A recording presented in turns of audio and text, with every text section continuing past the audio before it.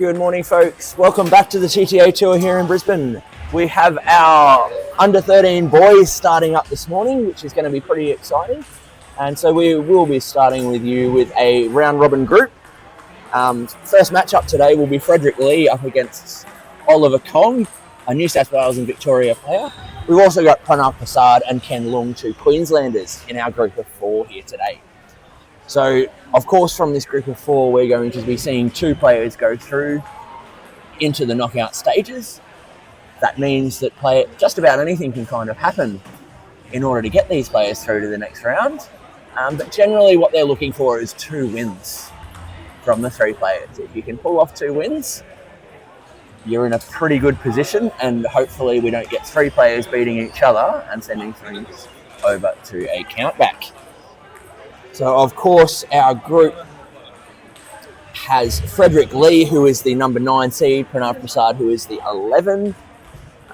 This is Group 9, and from this group, they'll be moving their way through to play potentially some higher seeds. So quite a bit of work here for these guys just in their group alone. Of course, we saw some of these players yesterday we saw Oliver Kong in the under 11s, Frederick Lee in the under 15s, as well as the other players in their group were playing yesterday as well. There's something very exciting to look forward to here. These players get ready to warm up.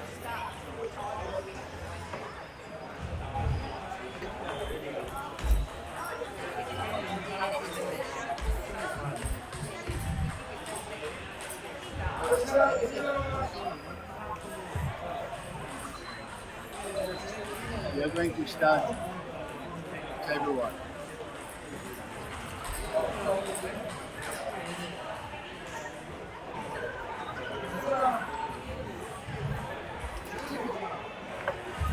And Frederick Lee to serve here in the first game to start off our Sunday here at the TTA Brisbane Tour.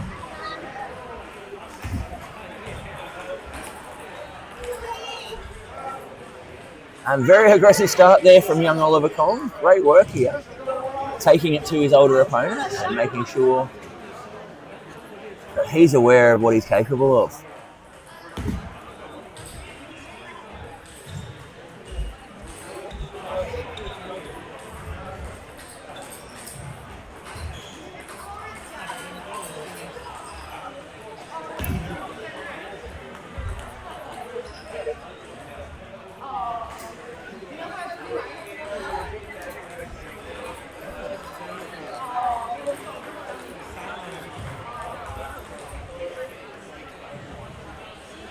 Looks like Kong has had his wheat bix this morning. He's come out screaming against Frederick Lee. Lee recognising immediately that he's got some work here to do with his young opponent.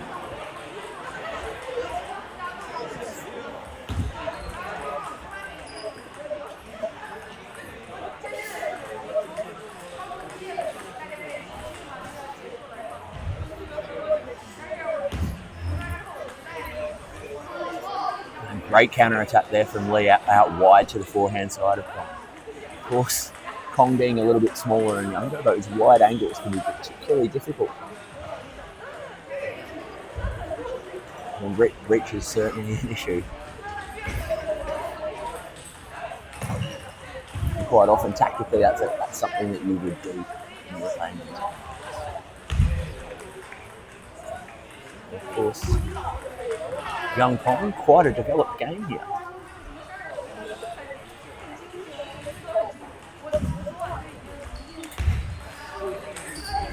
And you can see how well his game's developed by just on that receiver serve. He was able to read and change his racket angle based on what he saw with the ball coming over. It's quite impressive. 7-3 to young Kong there.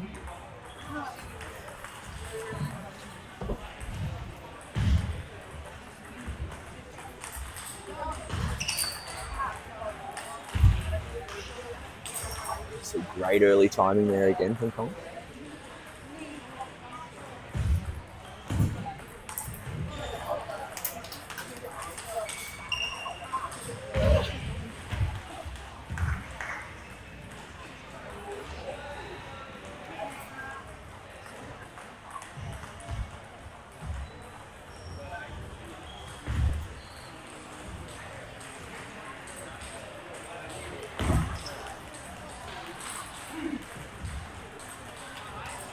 Frederick Lee putting a bit of focus here on the serves and making sure that he's able to get that little bit of extra spin, help set himself up for the serve. And great wide angle again out to the forehand, making life difficult for the younger opponent. 8-6 here to Kong. A fantastic counter attack, well anticipated wide ball there from Kong.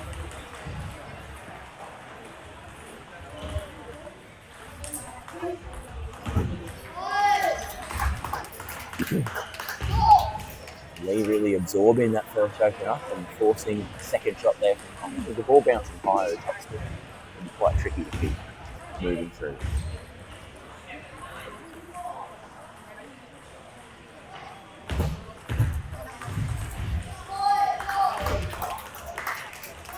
Be careful with the placement of that return to serve and not give Frederick too much.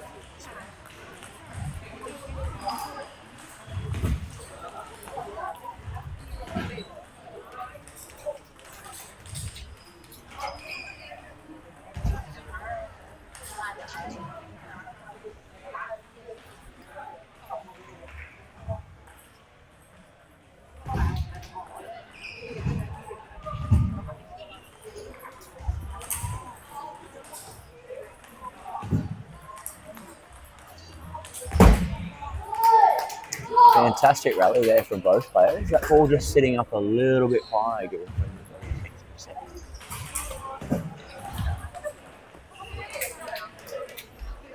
and again, strong countering point there from Oliver Collins. Just in terms of placement, giving Frederick Lee a little bit too much to work with over his last few points. But a really great start to his game.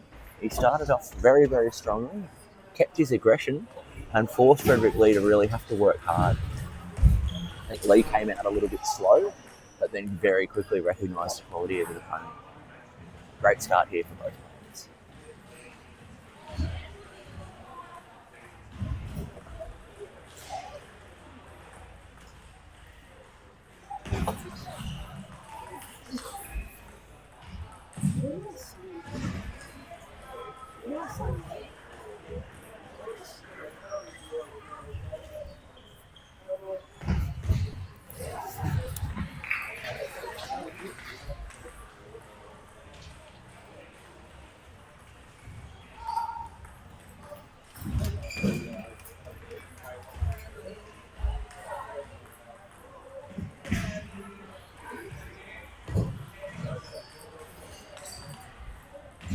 Excellent placement and decision making there from Kong, placing that ball out wide to the backhand instead. Really playing into the forehand box.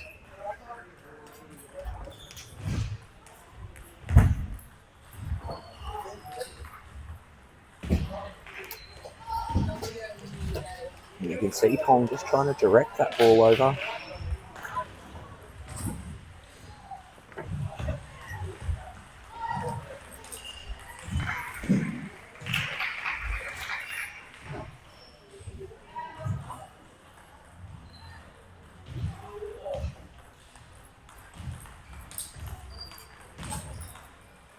And great distance and pace on the ball there from Kong to keep himself alive here.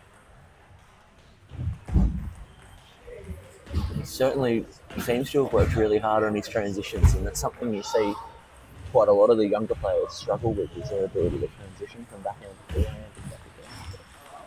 You can see we've got quite a quick transition. Just some shots that are just a little bit difficult to see.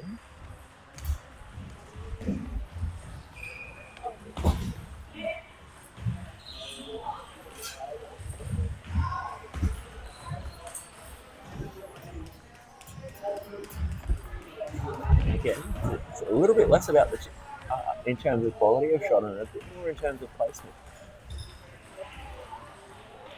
This time, just that little bit of extra time by taking it early with his backhand to keep himself in this here.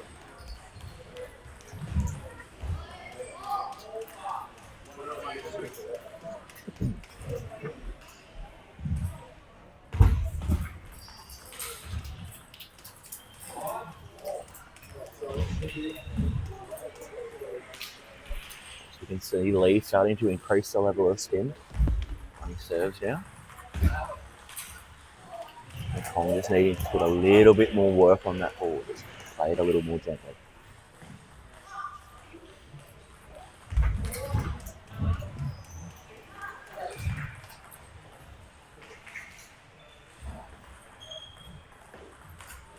And great slow top spin there from Kong.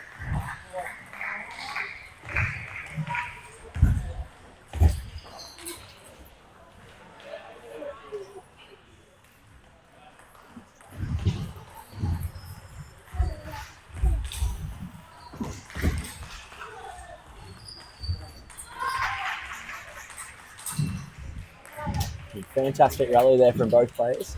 Sitting up in the commentary box there, I almost felt like giving him a bit of a clap myself there.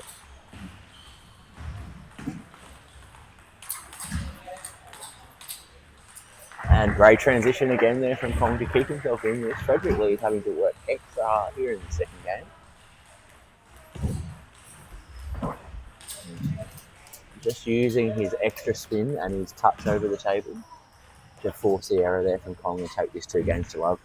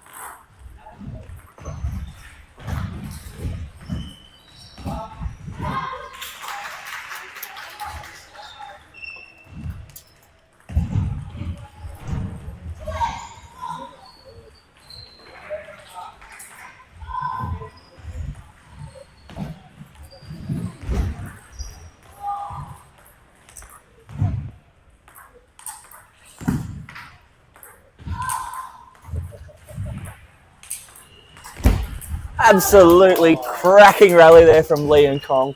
Oliver Kong airborne on those smashes as he's trying to make height on it. Fantastic handling from both players and excellent composure from Lee. You can see he's having to work extra hard here in this game and the quality of shots are showing.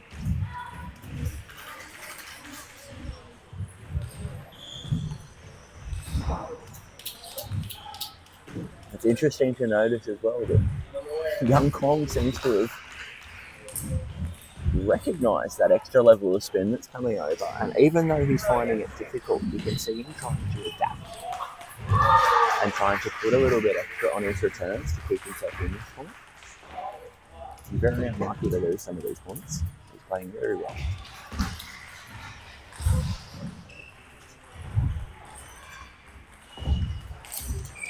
Just a little bit passive on that block there.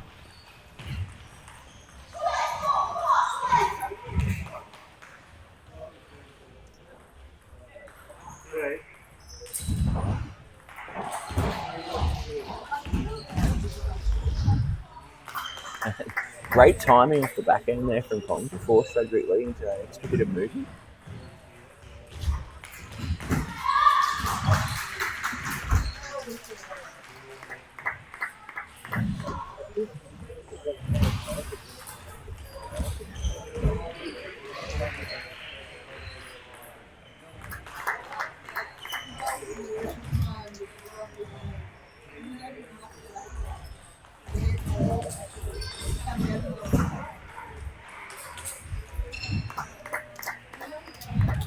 Again, just displaying that consistency and ability to stay on top of the ball with the top spin there. Kong playing himself back into this game. Frederick Lee having to play one extra shot.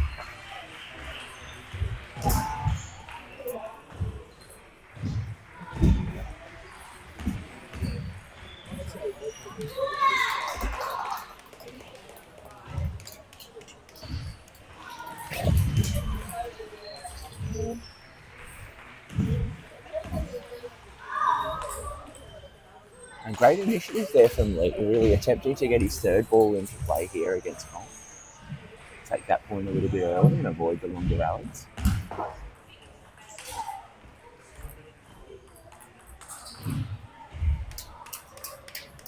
Great side-to-side movement into the forehand there.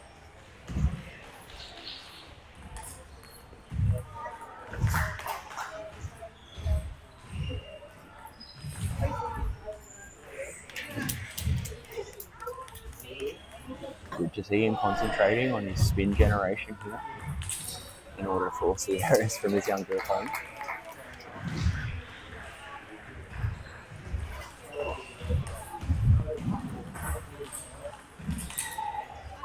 And strong finish there from both players. Frederick Lee having to display full effort to get through Oliver Kong in his first round. Certainly harder work than he was potentially anticipating, but a really great opening match here.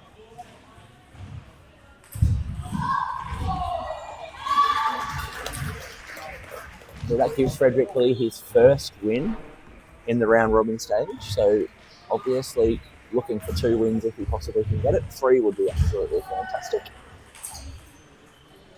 But that gives him a good start and in a pretty good position going forward into the next round. Looking forward to our next match now with Pranav Prasad starting up shortly up against Ken Leung.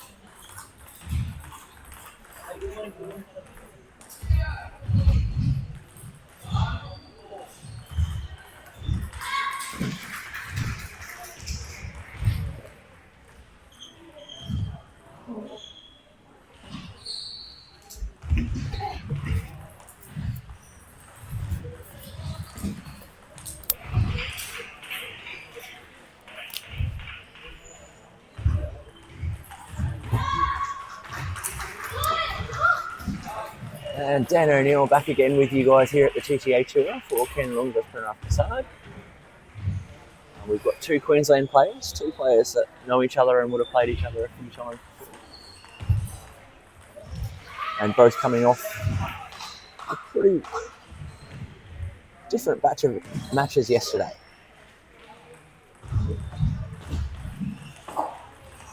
Ken Leung playing in the under 11s yesterday.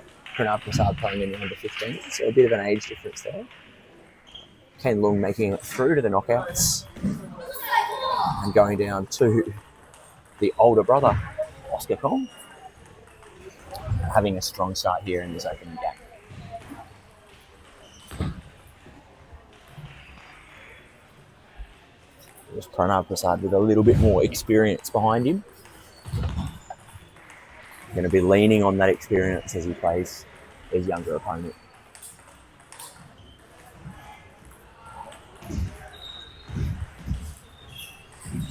And great timing on that forehand topspin there. That serve from Leung just popping up a little bit.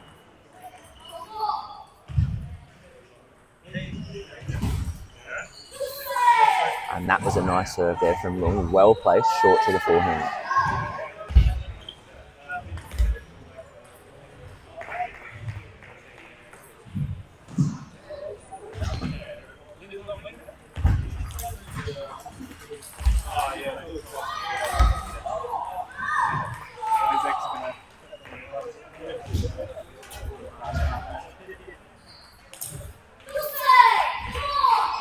little bit tentative on those returns there from the side, allowing them the opportunity to open up early in that point.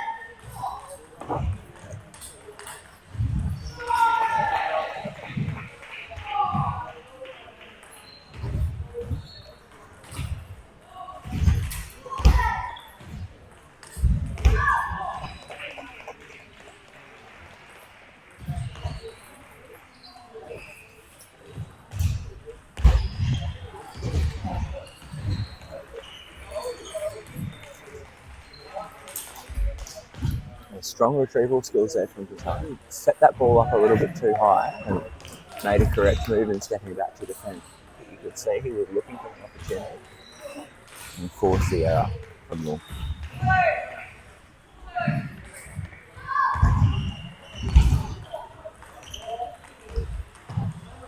You can see Prasad quite relaxed with his backhand and the way that he moves through that ball with spin. It's quite a nice little flick that he's got there.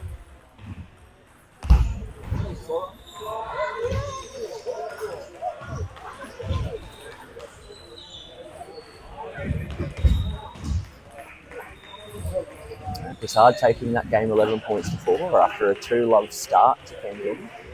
Prasad really locking in both on his serve and retrieve game to give himself the early advantage in the points. Overall, just putting that little bit of extra acceleration into the spin and into his serves. Really struggling to read and keep those returns at an acceptable level that Prasad can't attack the third ball. There's something to go away from here with room to work on his receive. And Prasad to be prepared for that extra ball to keep coming back over the table.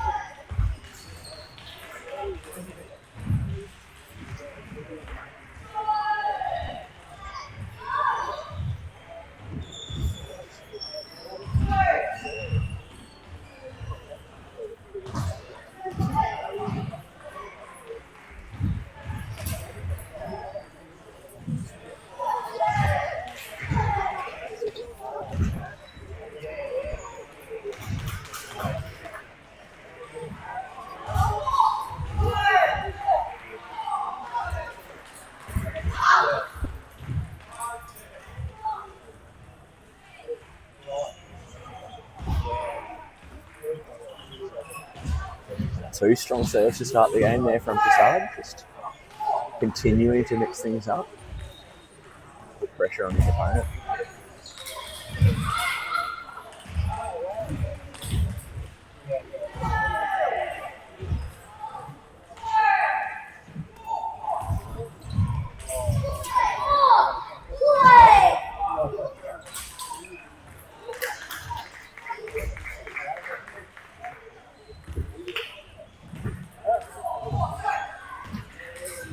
A little bit tentative on the block there from York.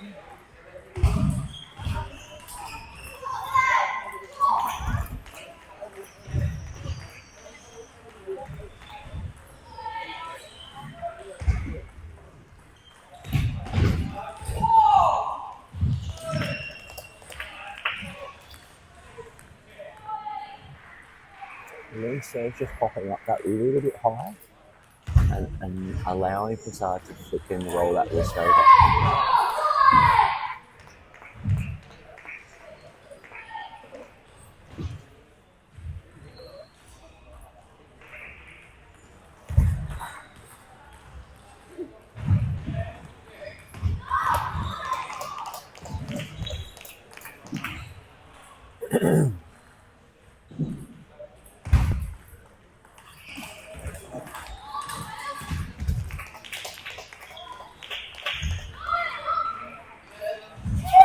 See Long finding it difficult at the moment.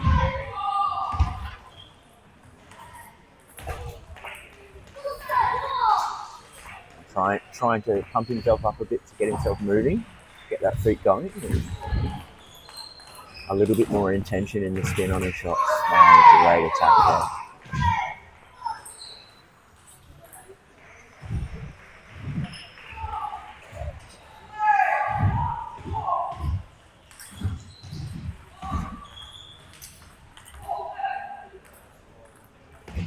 Again, just misjudging the spin off that serve and sending it up high.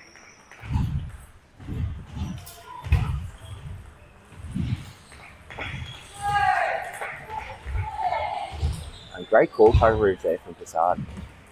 Able to handle wide to the forehand and backhand with topspin. A bit unfortunate with a fault there in the end, but same as the first game. 11 points to 4 by the way of Prasad. At the moment, he sees serious spin and control, plus Lung's difficulty with his service game, just creating too big of a gap to overcome. Even though we're seeing a lot of strong points from Lung, he's just not quite able to string it together at this point.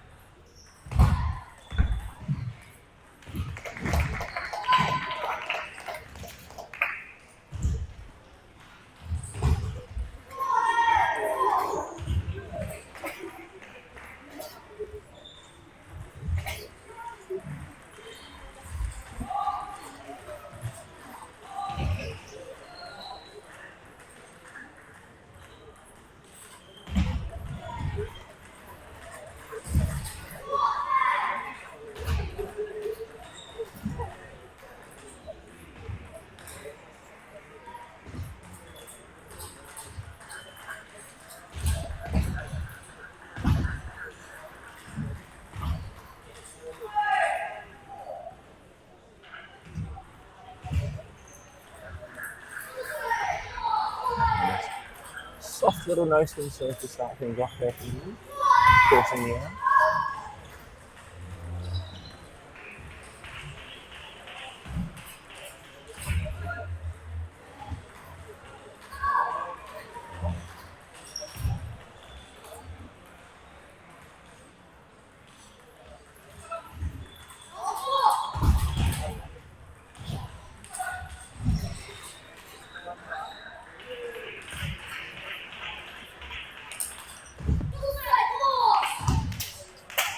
Confident start here early in this game for Lung.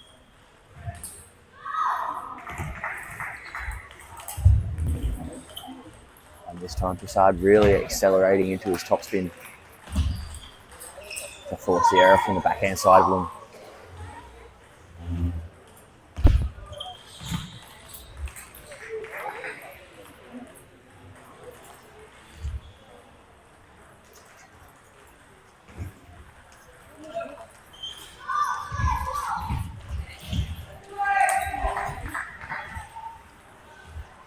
A little bit of extra spin.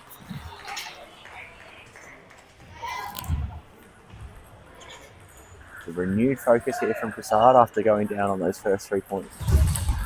Make sure he's spinning it enough to cause difficulty to his opponent. And well handled, great receive there from Lung. Really came in with a little bit of extra backspin.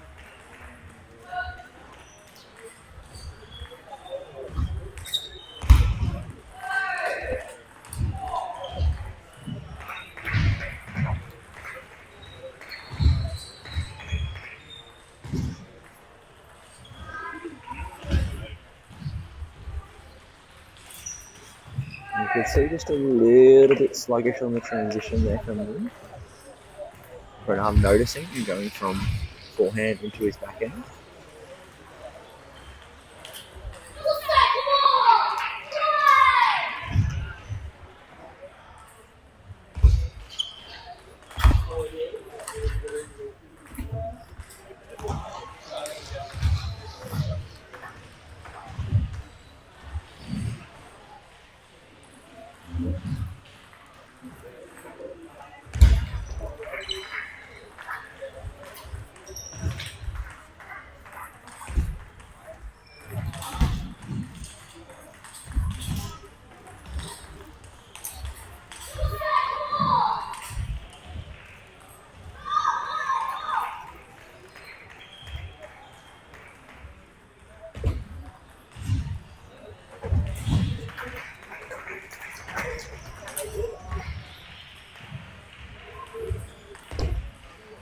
Much stronger game here from Lung in terms of how he's handling that spin.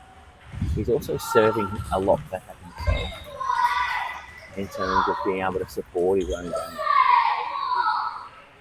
And this time, not going for quite as much earlier in the rally, preferring to wait and move that ball around for Sierra from Prasad.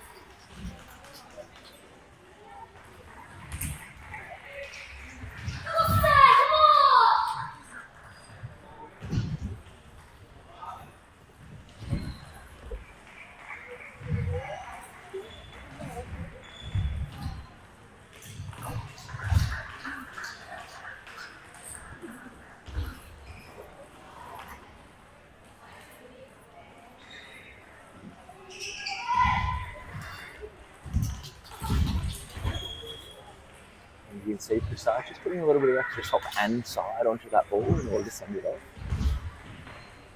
You're not quite relaxing with his hand enough to handle that heavier top. It's 2 match points here for Prasad.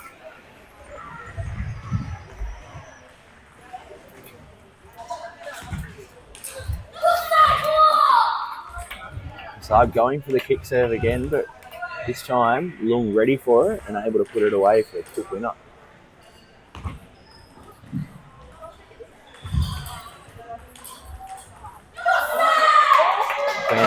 Best point of the match we've seen so far from Lung. He's timing off that backhand, forcing the error from Prasad. All tied up here at 10 points apiece.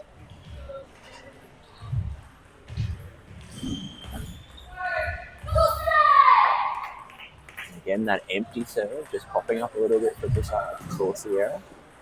Game point here for Lung.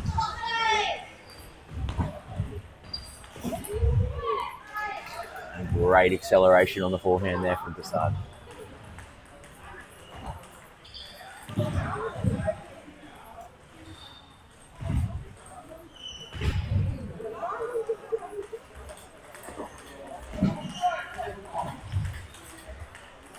You can see Prasad just slowing it down just a fraction rather than going too fast into that backhand. Lung can really send that ball very quickly. Place it right.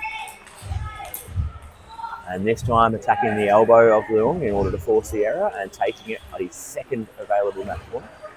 Third, I should say. And 13 points 11, 3 games to 0 for Prasad to get his first win. That should help him out pretty nicely on his pathway through to the next round. Of course, still 2 other players to play against and 1 other win will get him over the line.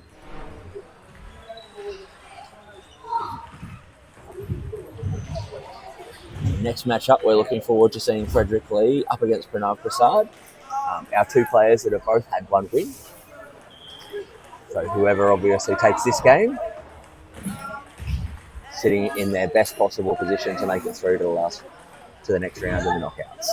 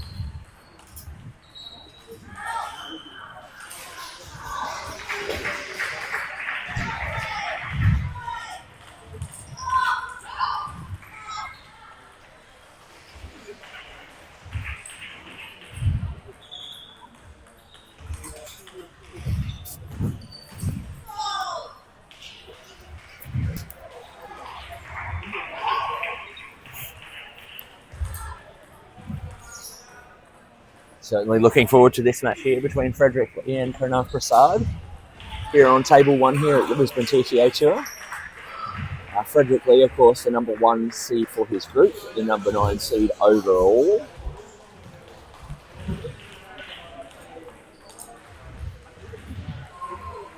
And in terms of ranking in Australia currently, Frederick Lee, number 14 in the under 13s in Australia.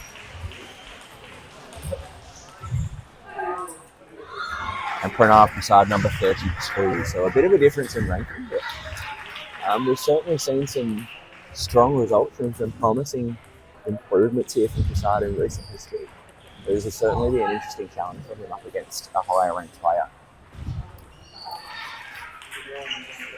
He'll be wanting to be showing his best, of course.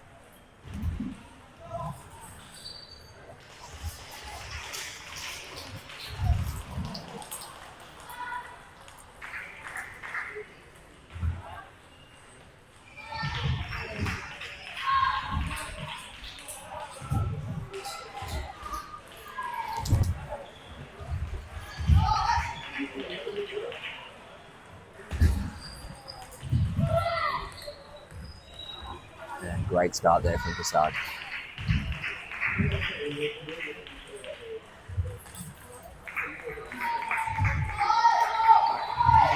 A little bit tentative on the block there, allowing Lee's spin to kind of work its magic as that ball floats out.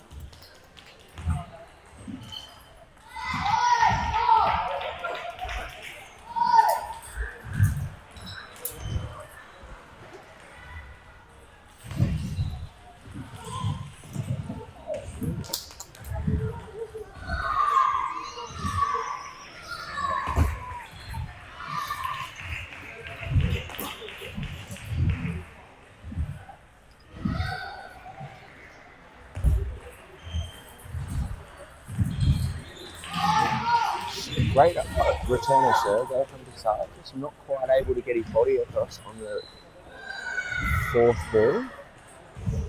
Sometimes that can be a little bit of a reliance on your last shot being hit. You need to remember, of course, that when you're up against a higher caliber of opponent, you're going to get their paws on a lot more balls. And strong counterplay there from Prasad.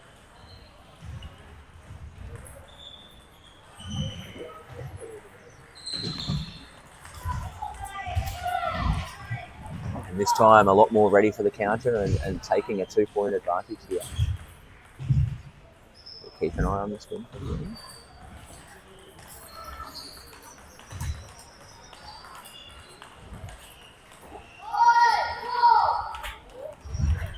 Particularly strong rally there from Lee and his ability to continue to creep forward and own the table.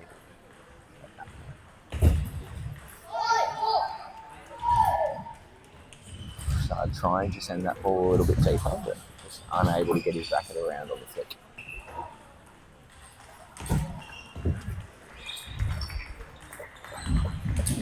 And this time ready for the forehand counter, able to continue on and hitting that ball down the middle. Strong attack there from Prasad.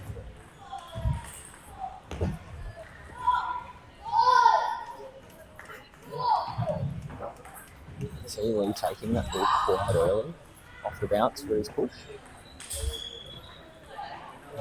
Maybe rushing Prasad a little bit on that return. All tied up at 6 points apiece here. Deceptive serves. And the serve return did pop up a little bit, but it was almost like Lee wasn't quite ready for the ball to be sitting up that high. Came in with the push and gave Prasad the opportunity to attack.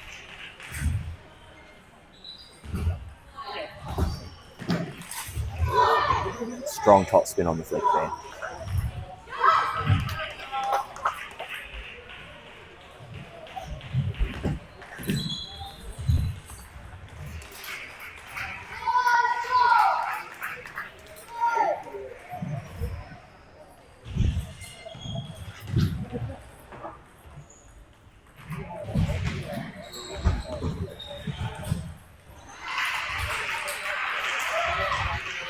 And this time Prasad keeping his position over the table to cut that ball off a little bit early. Keeping his 2-point advantage here. You've got to be careful with that backspin on that flick. You need to ensure he gets enough rotation on his flick to be able to send that one over. Great second counter there from Prasad, and fantastic placement out wide to the forehand. He's kept his 2-point lead here with the serve. Game point.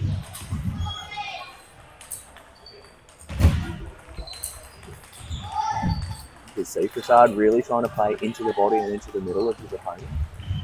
Lee continuing to move.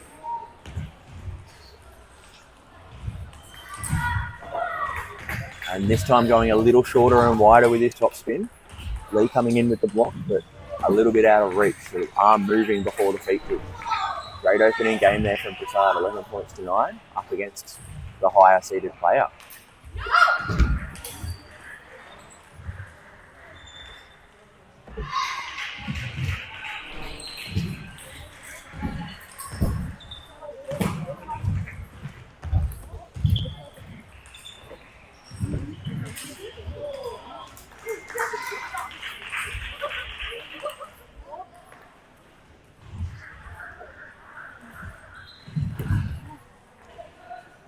Going to be interesting to see what changes are made as they make their way back out onto court. Prasad playing quite a smart game in the way that he was trying to place that ball. And Lee, of course, with a bit of superior spin here at this point. Wonder if he's going to be taking advantage of some of those serve receives from Prasad that we were seeing in the first game.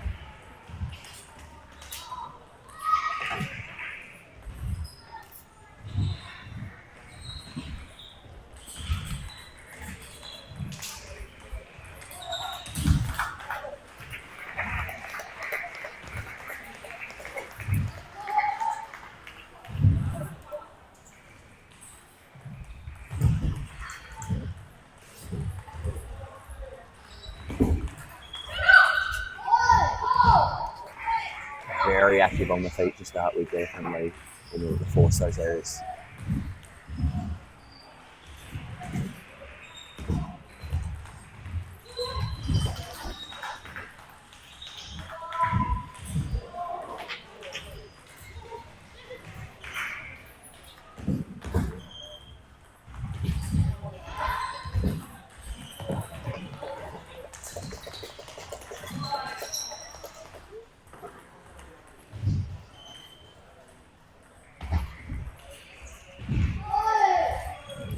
Just a little unbalanced on that backhand open up there from Prasad. His head moving back, body weight moving in the wrong direction as he was trying to swing through there.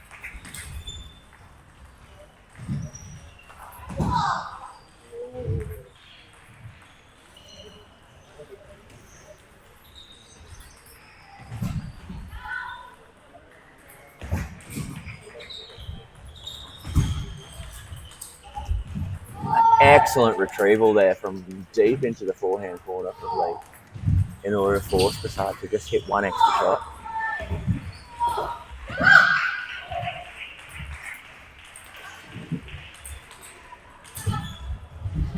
And this time Prasad really getting a hold of that ball and being able to send it almost around the net. Heavy side spin and top spin.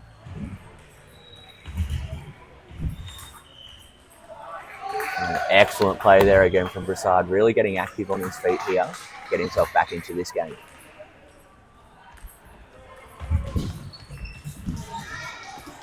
And Lee thinking that he's trying to move this ball over to the back end. Prasad one step ahead, a little bit of extra side spin on the ball to force the error.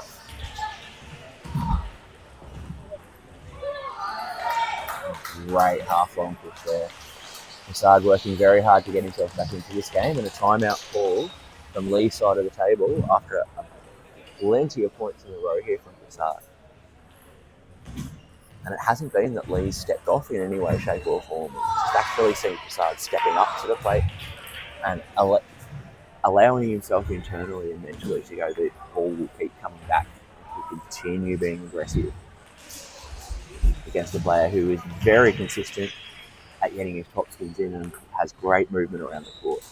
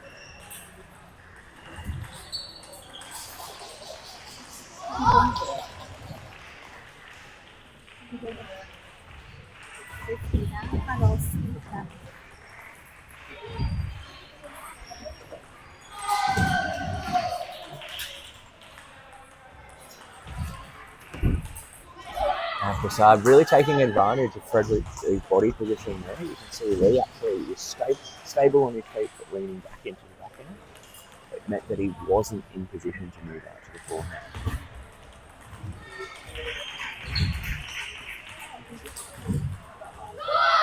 And great countering forehand there from Lee. Recovered with a couple of blocks and was just waiting for his opportunity to be able to hit that open up.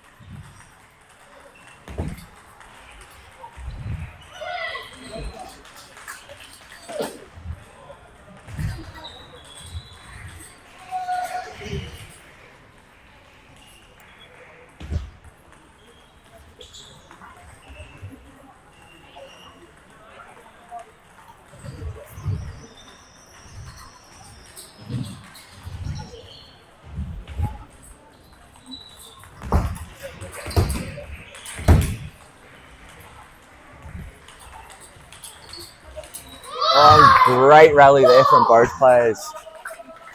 You could see Prasad trying to bring himself closer to the table in order to cut that angle off. Lee was handling those counter top spins from that distance very, very well. Lee just allowing himself to hit that one extra shot there.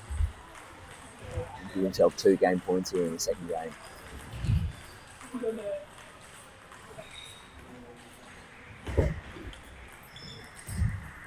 Takes it on his first opportunity with a long flick there from Prasad. Overall, Prasad should be pretty happy with the way that the back end of that second game was going after being down 6-1, playing himself back into it and only going down in some pretty tough rallies there towards the end of things. He's got a lot to take away from that, his aggression and using his legs to be able to look for the opportunity on his forehand and continue to keep topspinning against his opponent, knowing how strong Frederick Lee's movement around the back of the court is. It's something he's going to have to do going forward. Lee, of course, quite often not being the first to attack in these earlier rallies, so something going forward, having to think about is trying to be the aggressor a little bit more often and force the side back a little bit more.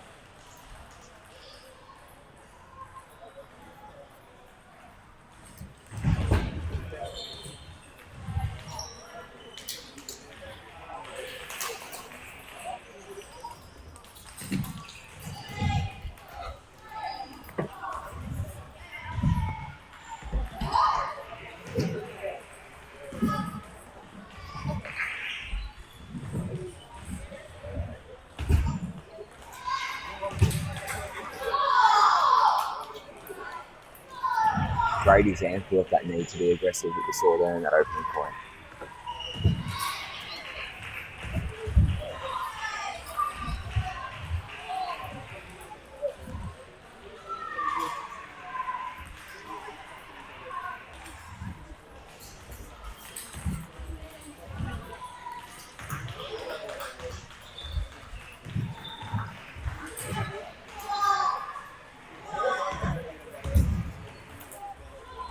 Great placement of that push into the elbow of his opponent, forcing a difficult ball.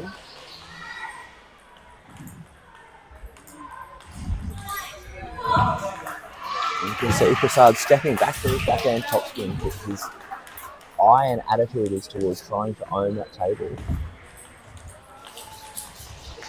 and keep himself as close as possible when he's attacking, like we just saw there with that great forehand.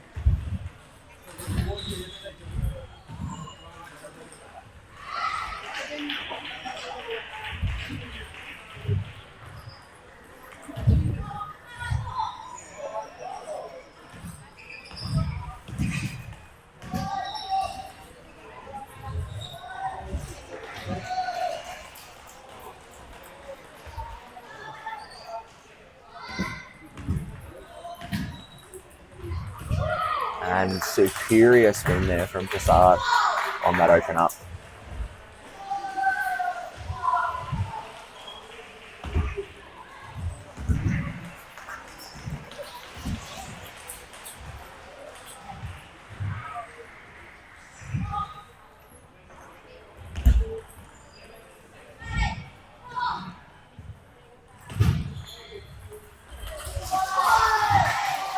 swinging a little bit early on that higher ball there. Bit of a missed opportunity.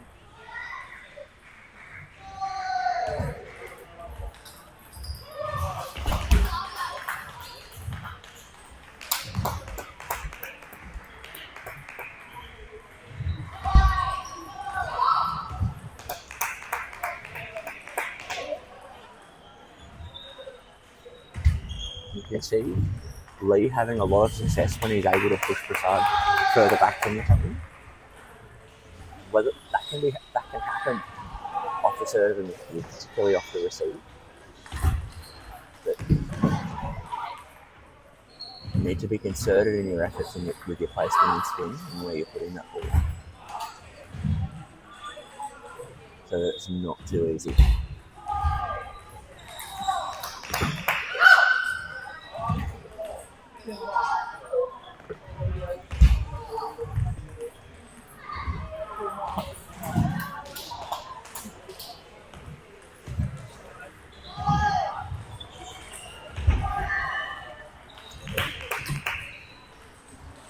Little rush on his last two returns here from Prasad. Just that little bit tight. Again, usually the sort of moment where I'd ask to shake it out and maybe it'll call the timeout. And Lee consolidating, bringing himself back into that game and tying things up at 9 points apiece. Prasad with the serve. Really needing to slow the momentum here and take this point, keep himself in the game.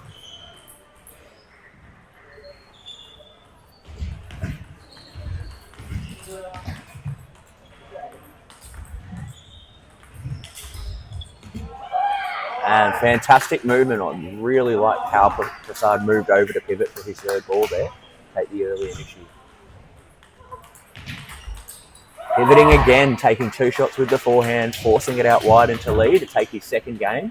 11 points to 9 for Prasad for a 2-1 lead against the number 9 seed.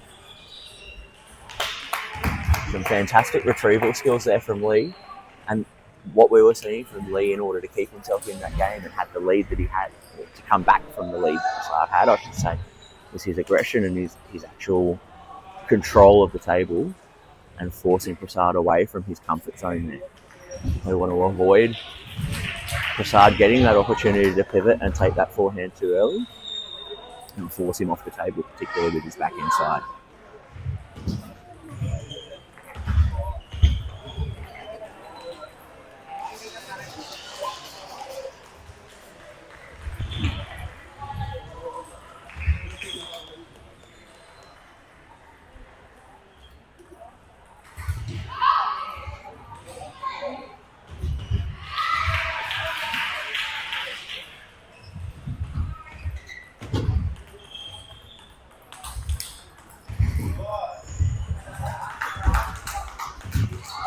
Strong point, even with the net there from Prasad. It's the way that he was able to hit that backhand down the line. And again, playing down the line with the backhand in order to force the error with his spin. Great point again.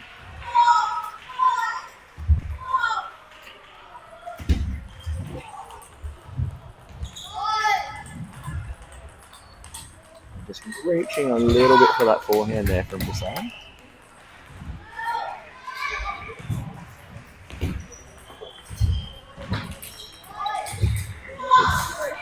Excellent acceleration of spin there from Lee on that forehand opener. You can see him really using his legs, push through and send that ball with maximum spin.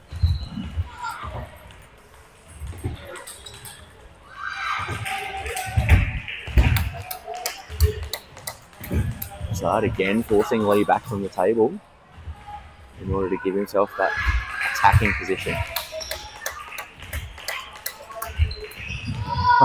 Strong forehand counter there from Lee. Not anticipated at all from Prasad. And then absolutely running in order to retrieve it.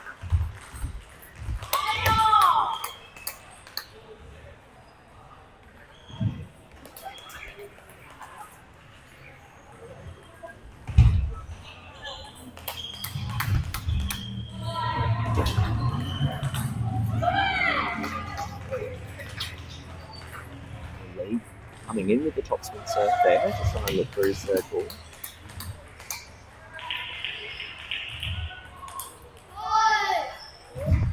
Having a bit more luck with his more standard style of points like we just saw, and forcing the error from Prasad.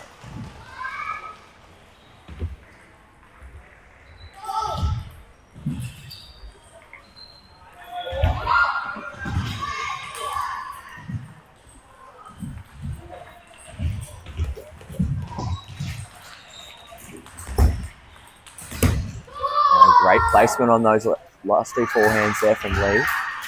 First peppering the elbow and then out wide in order to force the error. 2 strong points.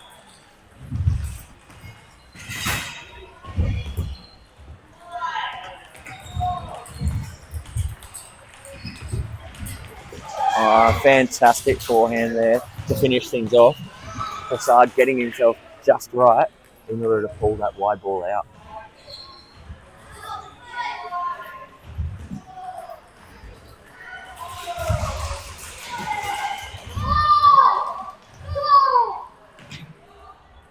You can see Lee putting a lot of work into moving it side to side and just forcing as much movement as possible of Prasad's side of the table here.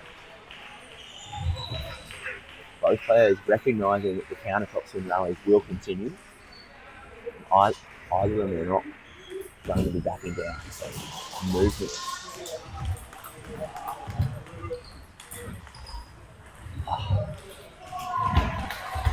Strong movement again there from Prasad to keep himself alive.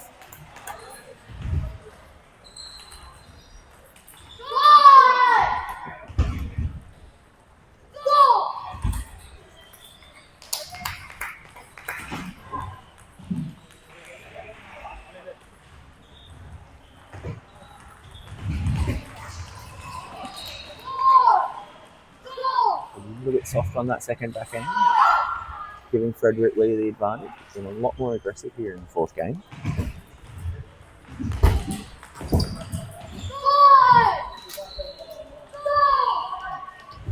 Really forcing Prasad to counter-attack rather than giving him that opportunity first. And it's really paying dividends with a 4-point differential. And able to close out the game on his first opportunity to take things to a 5th set here. Although both Prasad and Lee showing their form in ways, but Lee in particular in that 4th game being the aggressor the majority of the time, not backing down from the table and not allowing Prasad to take the early initiative here. Prasad needs to think about his tactics early on in the point, thinking about his serve and return misposition so that he can take that early initiative. See what happens here in the 5th.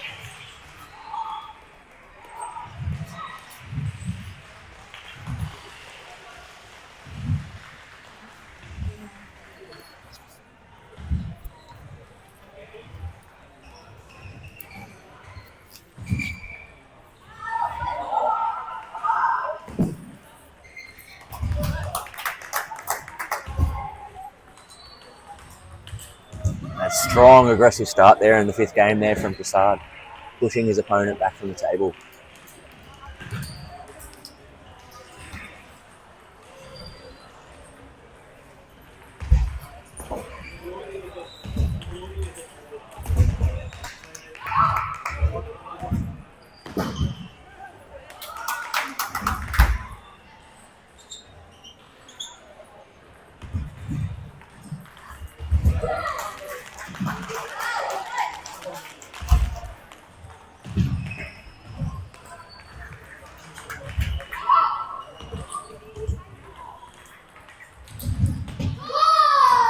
Ball just sitting up a little bit there for Lee, giving him a bit of an opportunity to move his backhand out in the other direction.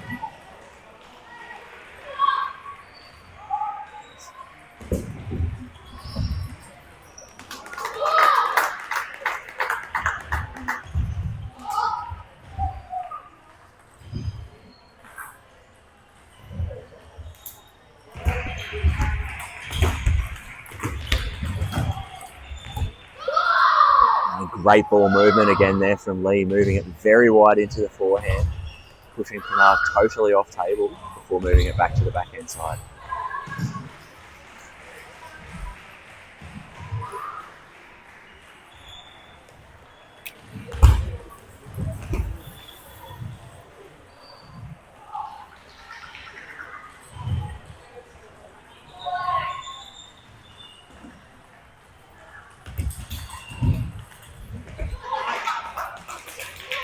Prasad taking opportunity of that higher ball there. Great control.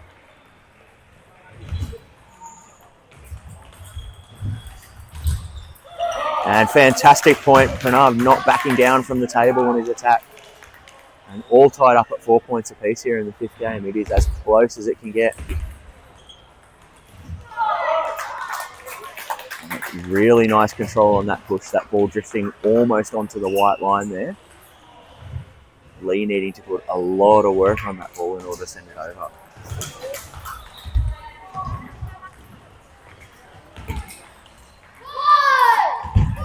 Just a little unbalanced there with that backhand foot. Just needs to Prasad to keep his head down there.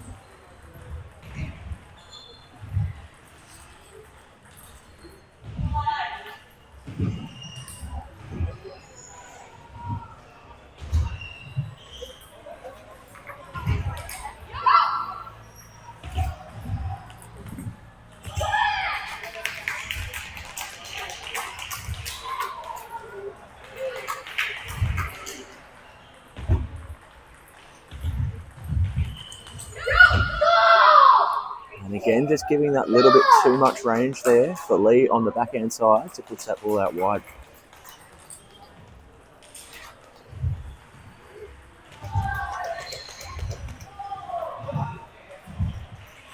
Both players here trying to keep their resolve in a very tight moment.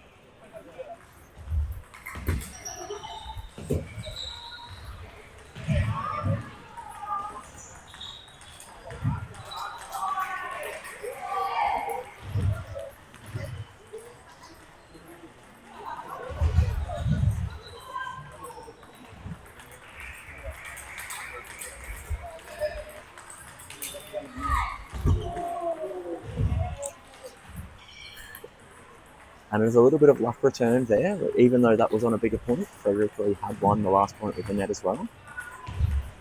Sometimes it is a game of millimetres, and those last few points are a great example of that. Another example of it being a game of millimetres is Lee hitting the top of the net and just not quite able to make it over. Strong movement again there from Prasad. 8-7 with the serve.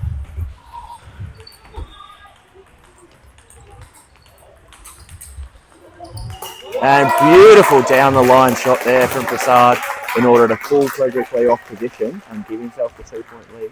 Lee with the serve.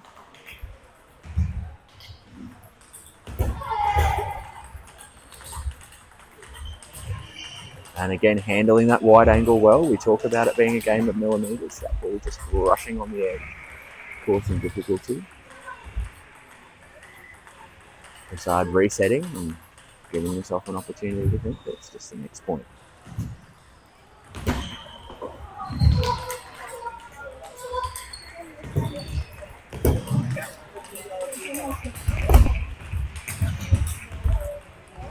Oh, a fantastic point there from both players. Frederick Lee hitting 2 extra shots that you were just not expecting to come back. And Prasad making a very smart decision on the drop shot.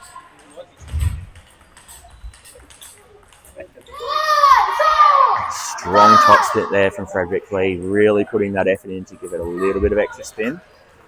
Prasad had saved his time out through this match for a moment exactly like this. 10-9 up, match point, heading over to his coach for some sage words of wisdom. Not just the words of wisdom though, it's potentially about calming yourself down, getting your breath back, getting your brain back with your breath. Frederick Lee also given an opportunity to take a second, think about what he's going to do, and how can he bring this back to juice and play this 1 point at a time. Focus for both players is on the individual point.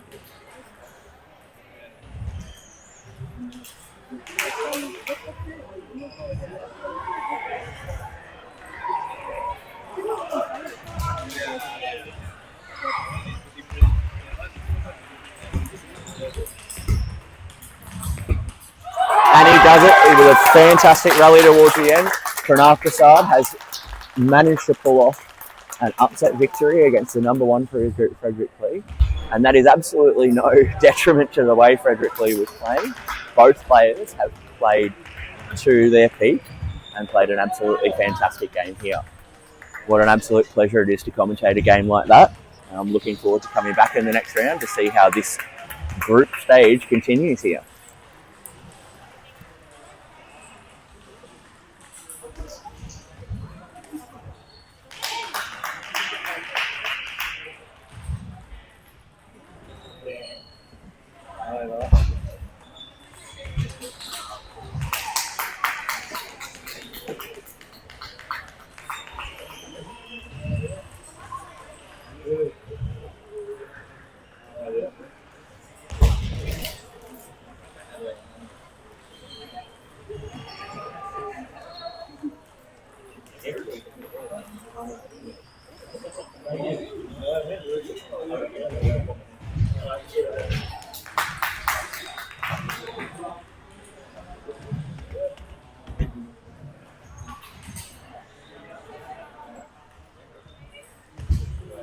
Well done.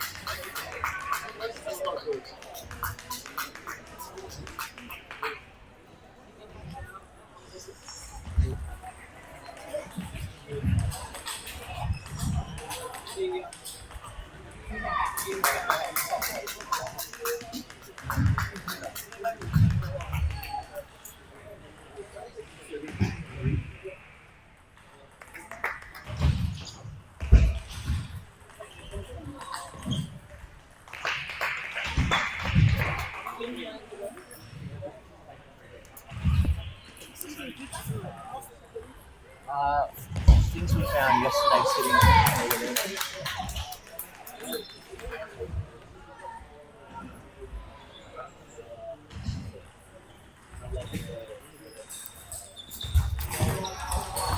And welcome back to our group stage here. Daniel O'Neill commentating the under 13 boys group. We've got Ken Long from Queensland up against Oliver Kong from Victoria here. Both of these players going down in their first matches of their group stage, so wanting to get that win to cement their position in the group and give them the potential opportunity to make it through.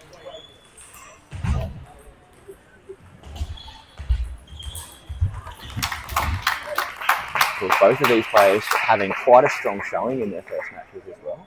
Even though they went down 3-0, we were seeing glimpses of what both of these young players, who are, of course, both under 11 players, playing in an older age group, we can see what they're capable of.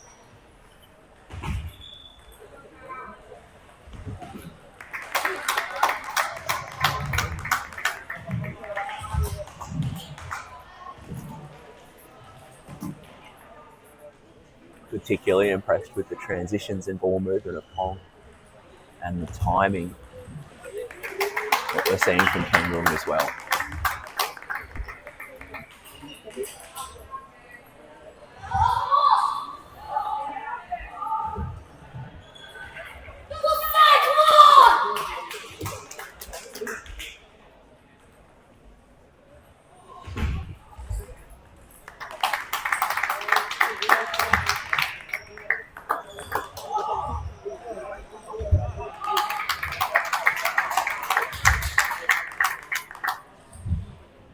showing some really good movement here. Give himself a bit of a differential. Smart decision there from Long, putting that ball out wide to the forehand.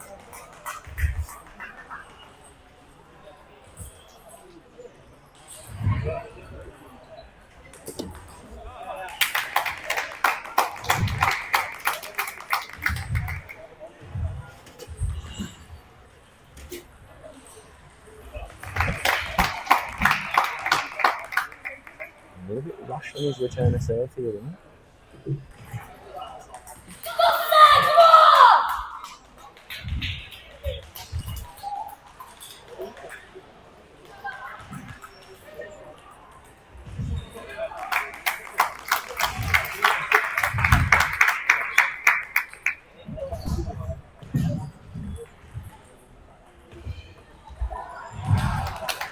Great short serve again. He's made a few of those serves in this particular game, and very short to the forehand there as well, in order to cause those errors. But overall, the superior movement side to side and in and out there from Cotton, his ability to handle those short balls, what forced the errors from Long early in that game in order to give him that 1-0 start.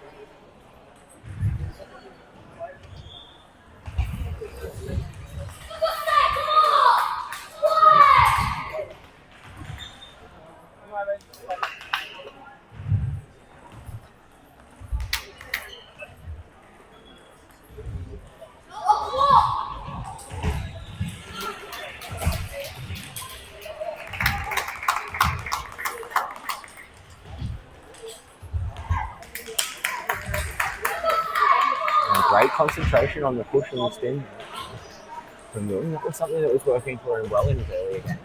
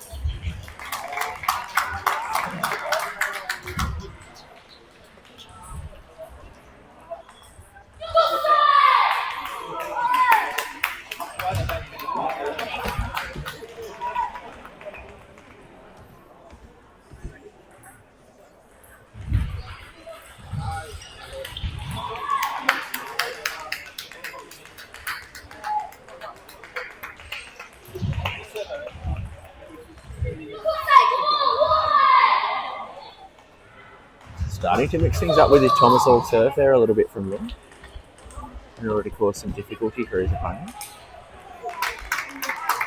And just unable to keep that ball down on his forehand.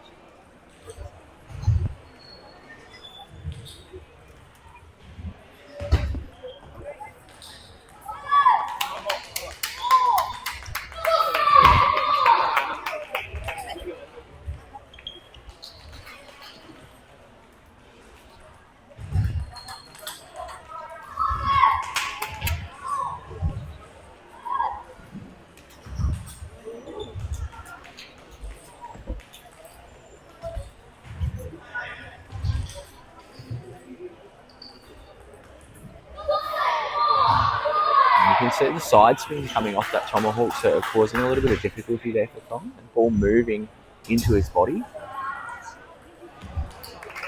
Well handled the second time around.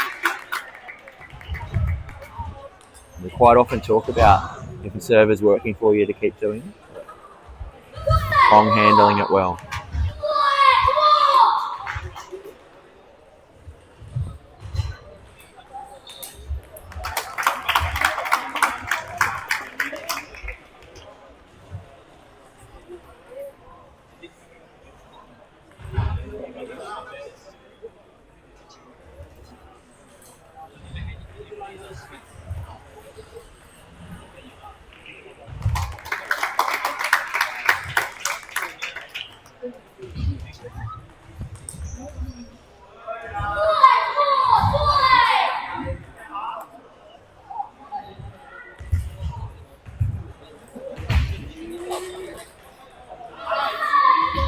Strong backspin there from Lung.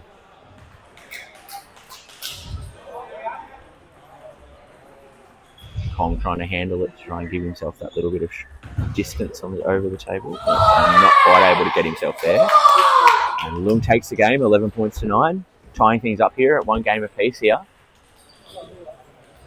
Got a little bit of a battle on our hands here between our under 11 players playing in the under 13s.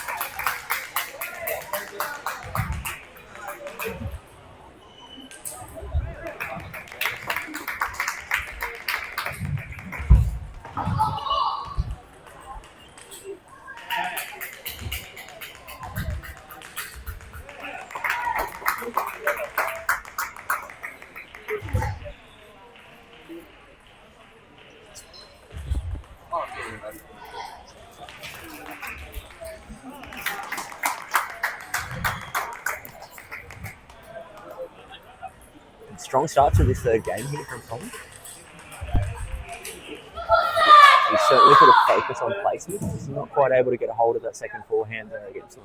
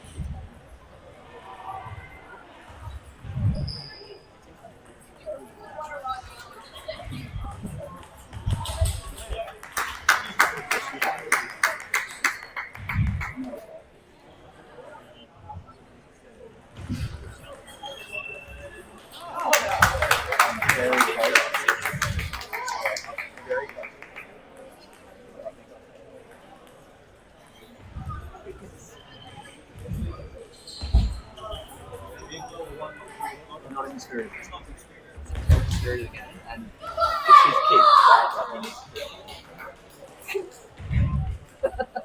I love the energy, but you gotta.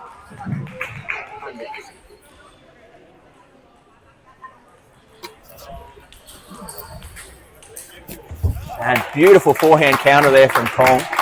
He's certainly founding his feet here in this third game in order to dampen the spirits of his opponent.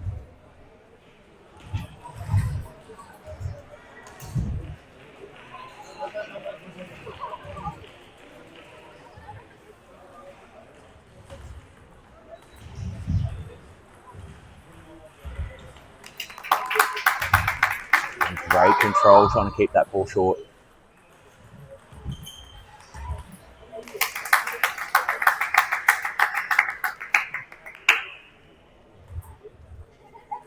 Kong doing very well to control the distance over the table here. He's able to keep that ball short or long and making some good decisions, giving himself 6 game points.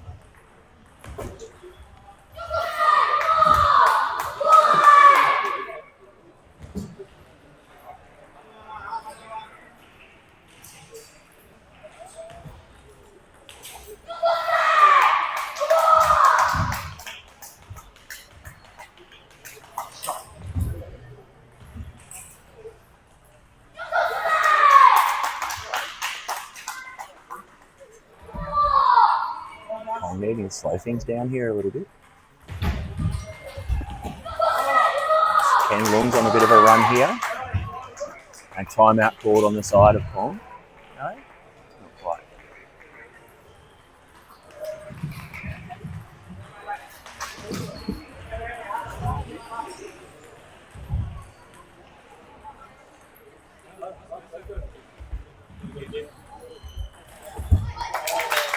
Great control of topspin and also controlling the pace of the game and keeping his calm in the face of nearly unstoppable attack on those last few points there from them. So Oliver Kong getting a 2-1 head lead, needing only one more set to take this game and get his first win in the group stage.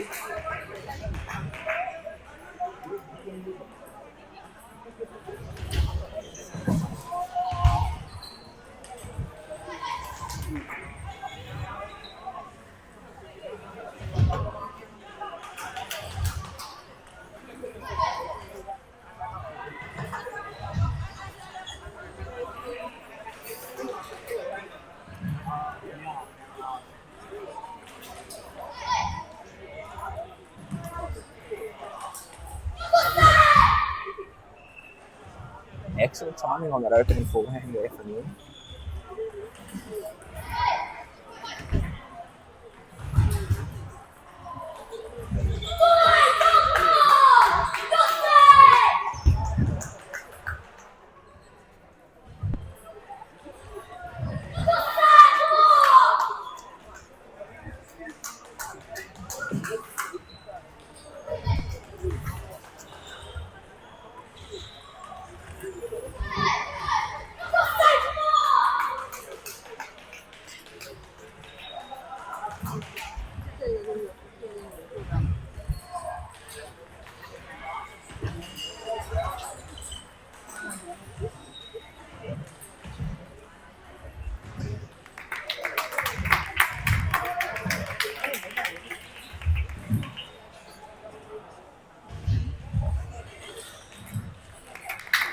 A couple of well-positioned balls there from Kong to keep himself in this game after a strong start in those first 4 points.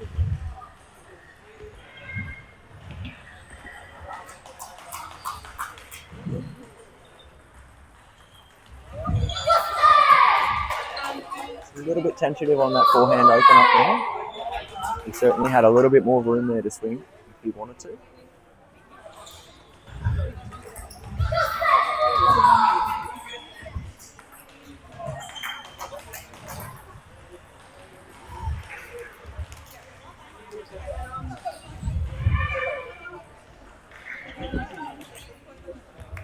Strong return of serve there from Kong to keep himself in it. has certainly been dominating the pace of the rallies here in this game. As you can see on that last shot, really trying to speed up as early as possible.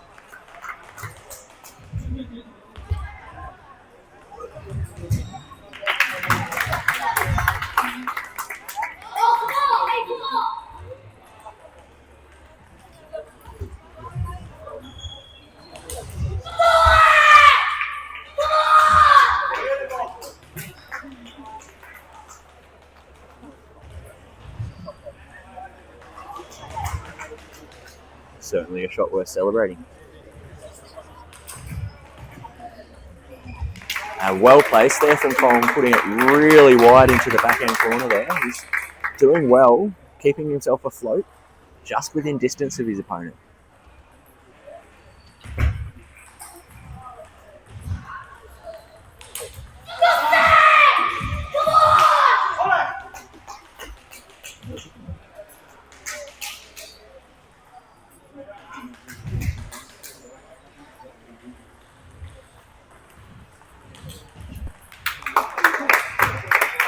Again, that extra top spin on the ball there from Colm, just forcing the error.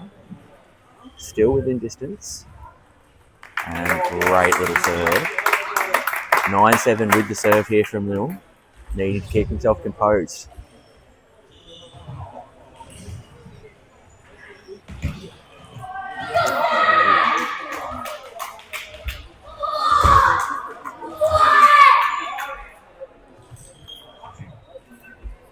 Three game points here to take this to a fifth. Fantastic backhand counter out wide there from Kong. Again, just refusing to give up and keep himself within the distance. Serve coming back now. And timeout call on Leung's end of the table on the receive at 10-8 up.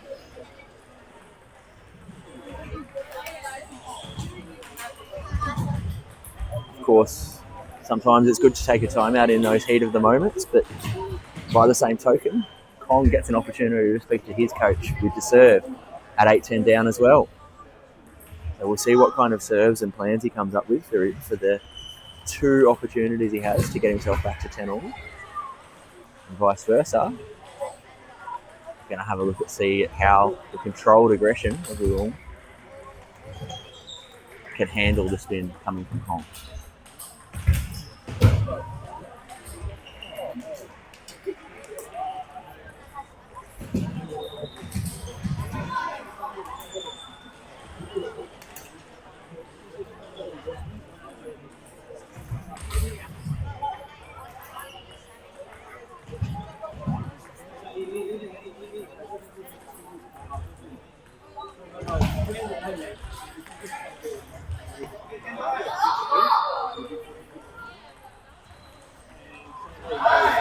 Strong backhand push, great control of the backspin there. Leung taking the game 11 points to 8 to bring this into a fifth. Both players here having to pull out all of their tricks to keep themselves in the game. Two under 11 players that fighting for that first win in their group. This is what table tennis is all about at a junior level.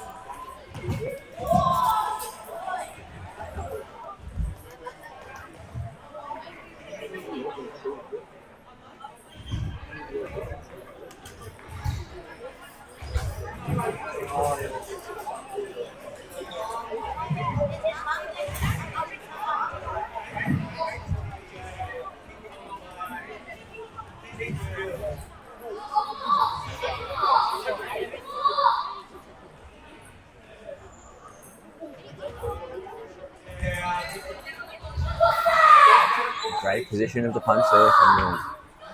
Right into the body of his opponent.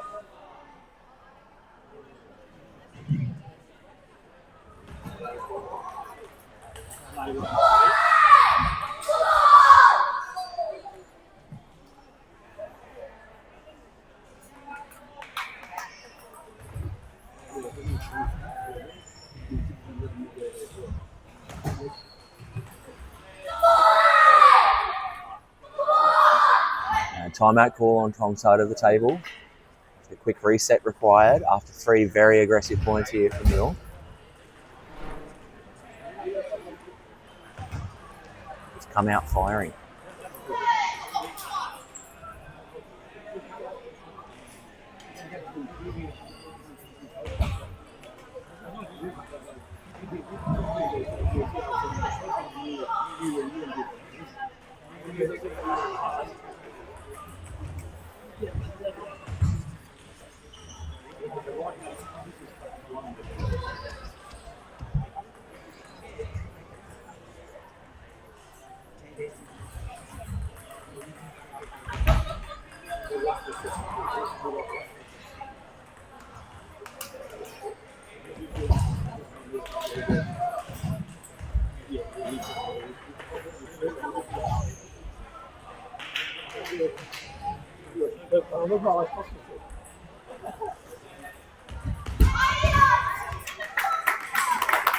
Great placement on that open up there from Tong to keep himself alive here.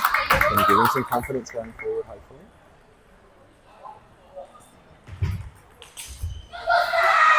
Milne, of course, just taking opportunity on every high ball that comes his way.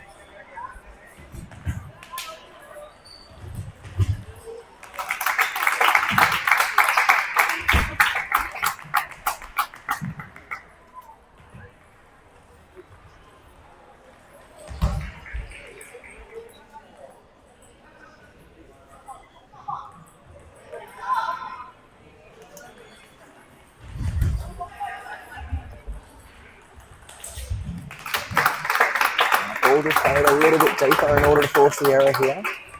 Tong working his way back into this game.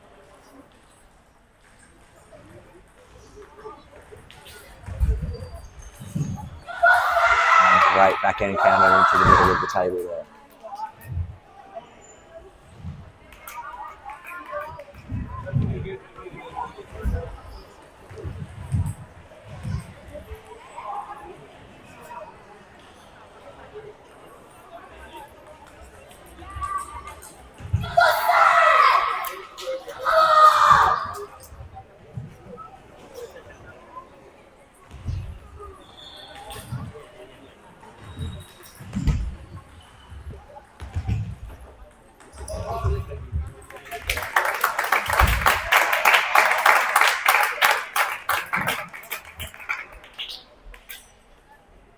Point needing to play on its individual merits here when it comes down to a couple of points in the game. 1 point at a time.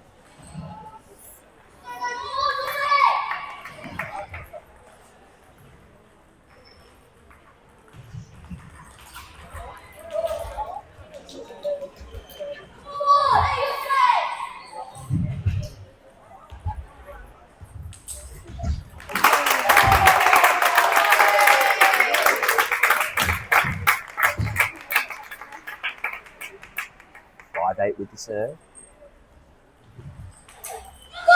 I'm just sitting that ball up a little bit too high again on that backhand flick.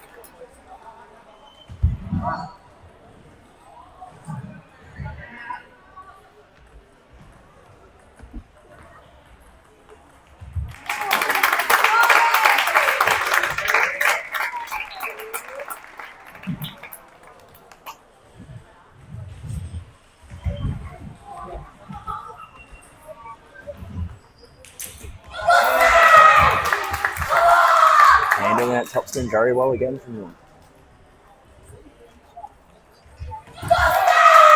And he is able to get it with a very strong flick towards the end. 11 points to 6. Congratulations to Ken Leung getting his first win here. In a very, very tough, long-fought battle there with the 2 under 11s.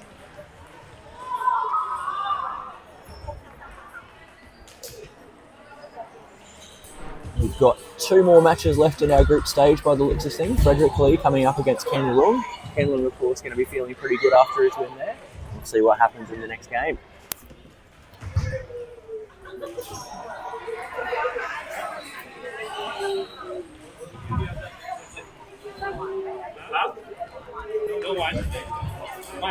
What I saw there was you getting in the back.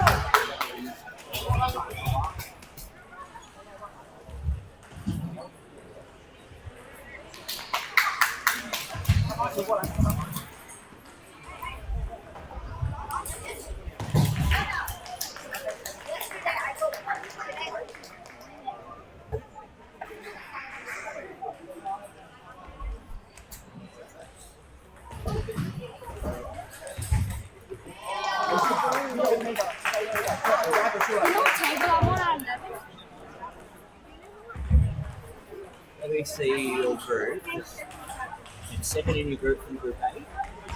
So,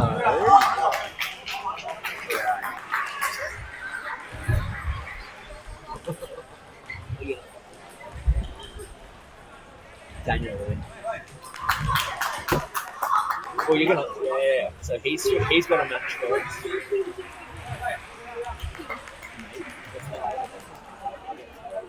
But let me see the schedule. It's the under 13 boys. I don't have any more after this until the semi-finals.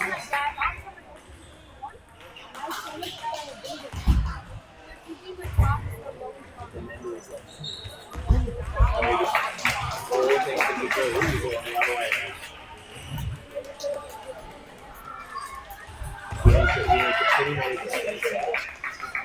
Get him away.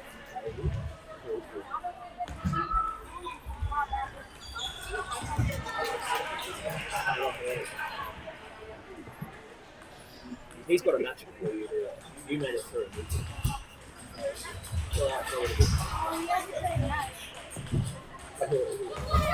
Unless it'll be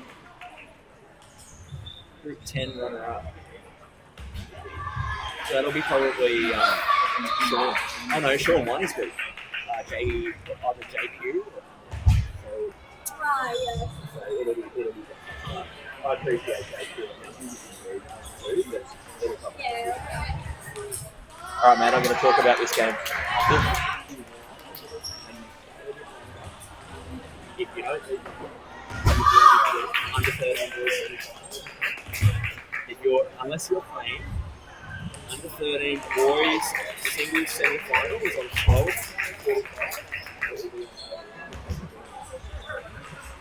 I don't think about it, if you feel like talking, probably the one.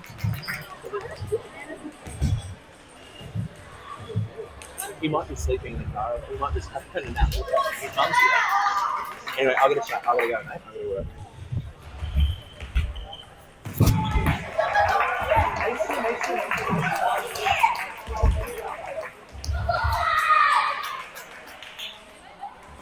And welcome back here, folks, for the second last match here in the under 13 boys round robin group. Frederick Lee up against Ken Wool.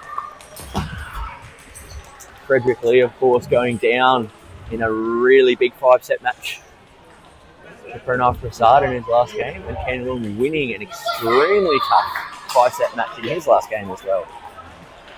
So both Ken, of course, seeking his second win. And Frederick Lee, well, really, both players in the same boat, really needing this extra win to get themselves into the next round.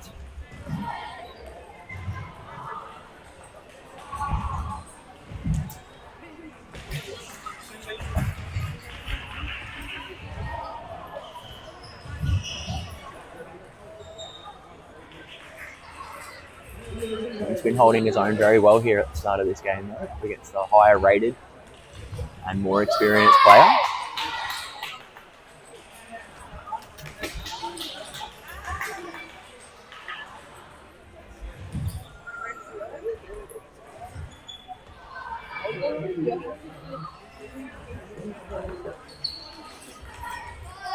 And strong spin there from Lee, played right back on the table in order to force the error.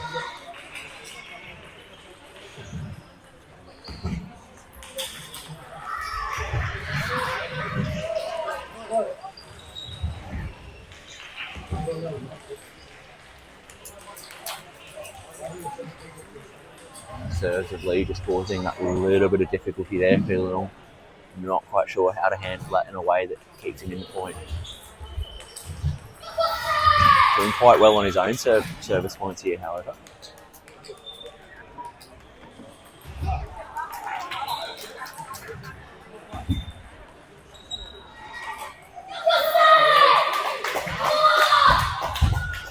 be careful, the placement of that top spin there.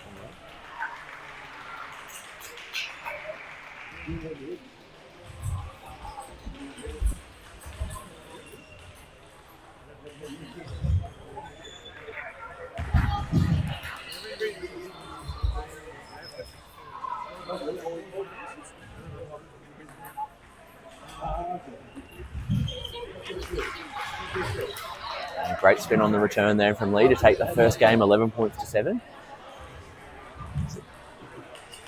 Trying to slow things down and cut the ball off, not giving any height to Will for him to be able to take that forehand that he really wants to be able to do. Will doing very well off the backhand side, particularly in his counter hits out wide, and trying to move Lee off the side of the table.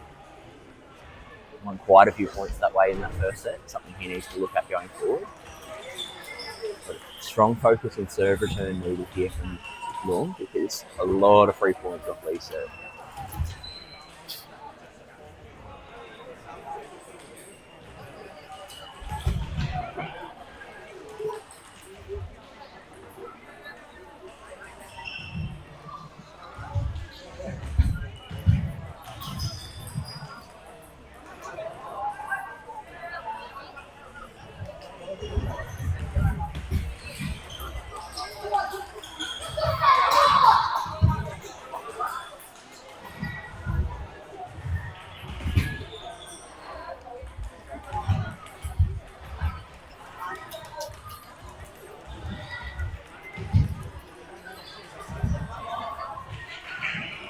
Lee, of course, well versed in these longer rallies. So if his ball gets to a counter top spin kind of game, I can see that he's certainly well prepared and able to get himself going there.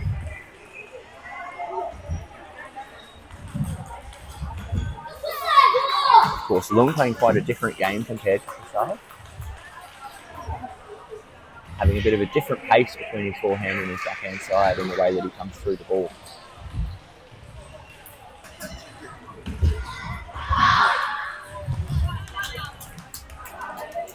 Strong spin off the backhand there from Lee.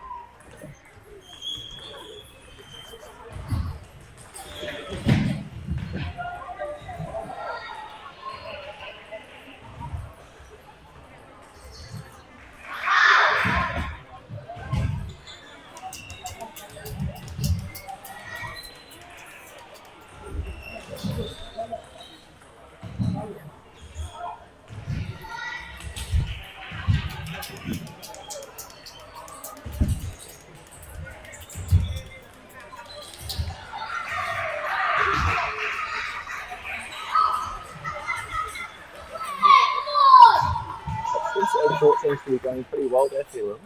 Had a couple of good points there where that ball popped up.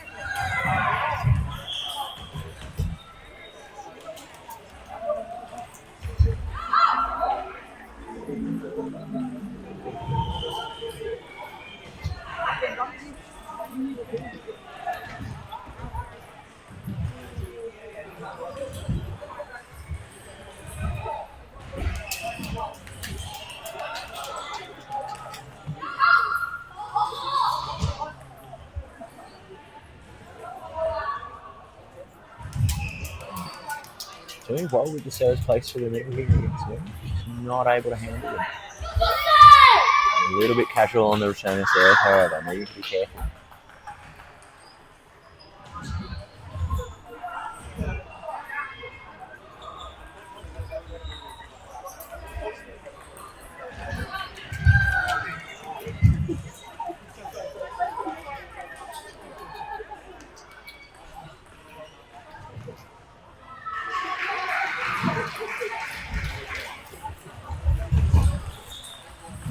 Great serve out wide there against Lung, just not quite in the body position for it, and a 2-love start here to Lee. We've seen some great serving again, so Lung just not quite able to get himself into the point early enough and find that forehand that he's definitely searching for. Very strong with his forehand, particularly the flatter hit from the middle of the table. He's not quite getting himself into the position that he needs to.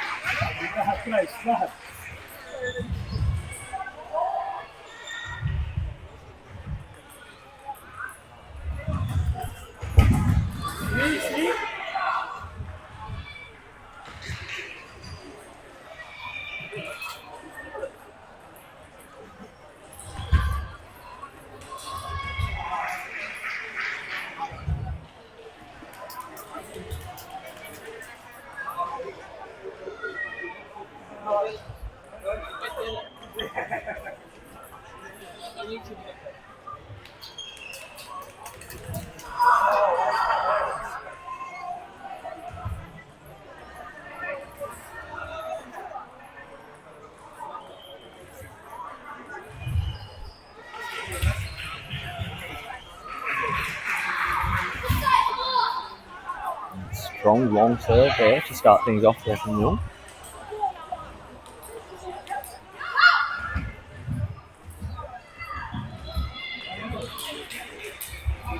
going for the long serve again, just in a different direction. This time Lee being in a much better position to send that ball out wide. And great backhand open up there, taking the initiative away from his opponent.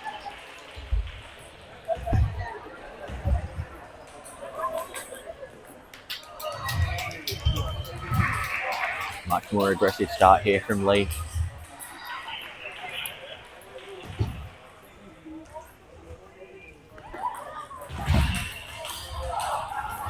Sometimes you can get a little bit rushed on those backhands and you're not quite getting the body in position, still trying to flip it through.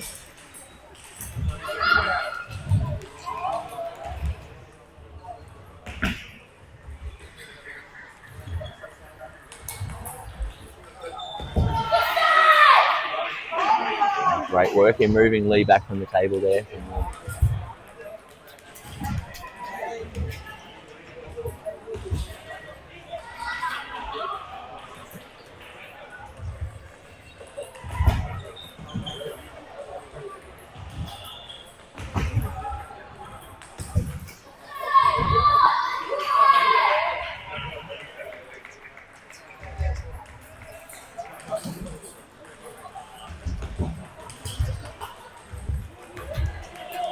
A little bit tempted on the push there from Lee. I'm not quite sure how much to put on it.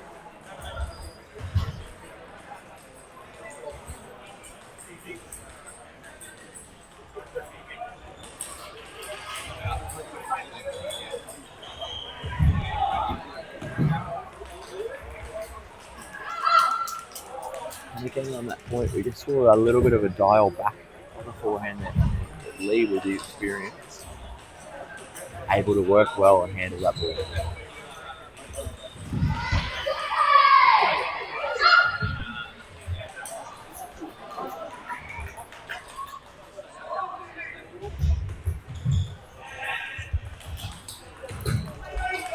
And those are the forehands he's been looking for.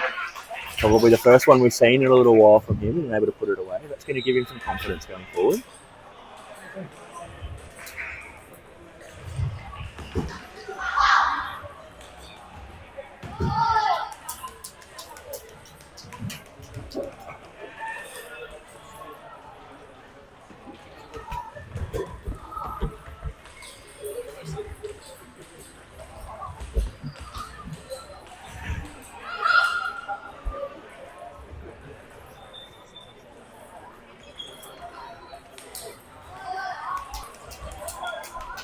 Taking that ball just a fraction too early there then, because unforced error, I would say.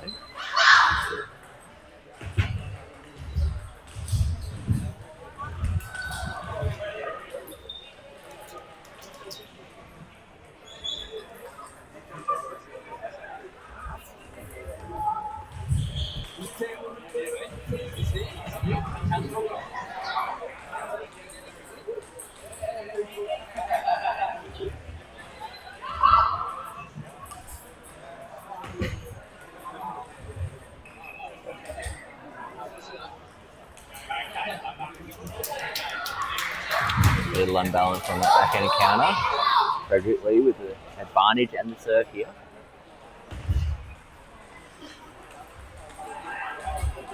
And well placed into the middle and the elbow there of Leon, not quite able to get out of his own way here.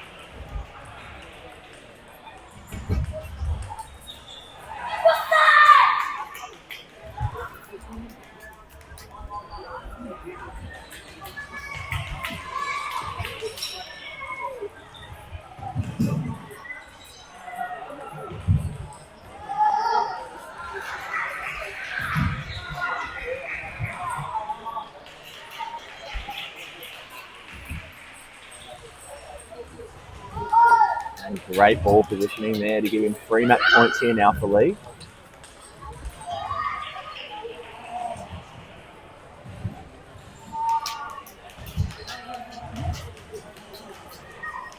He's able to do it on his first go, getting that second win. Congratulations, Frederick Lee. That has more than likely secured his position into the next round. I say more than likely, but of course the final match of the group, playing a very important role. Oliver Kong up against Pranav Prasad. Pranav with 2 wins. Kong not able to get any wins here, but if he is able to beat Pranab, changes the nature of things in the way of the group as well, of course. Let's see what happens in the next game. Starting back again with you shortly.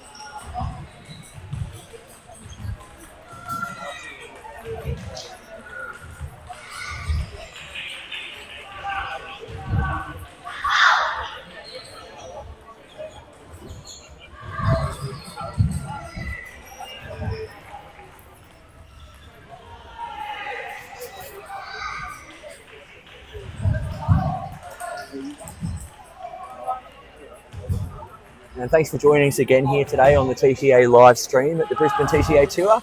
We're in the last match here of our under-13 boys singles group. And this match, of course, will impact what's going to happen from this point on. So something very interesting to see here. If Pranab Prasad wins, he gets through in first place. If he goes down, of course, that changes the nature of the whole group. So we'll see what happens here. Oliver Kong has done very well in his previous matches. He's put on a really, really good display. Obviously, being an under-11 player, probably a few years under 11 too by the looks of him. We have a little bit longer left in this age group. Everything here in the under-13s, of course, is going to be experience for him. Prasad coming out after his first game, playing very, very well to be able to beat the number one seed in the group.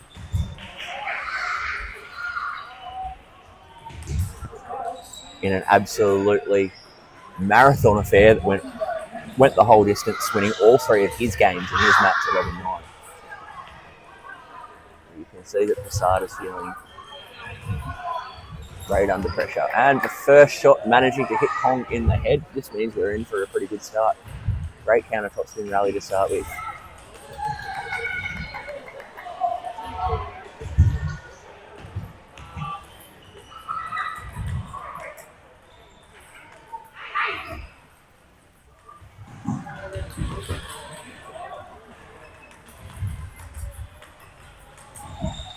Oh, nearly able to grab that table, that lunging out, nearly in a Superman position to try and handle that forehand back to Prasad.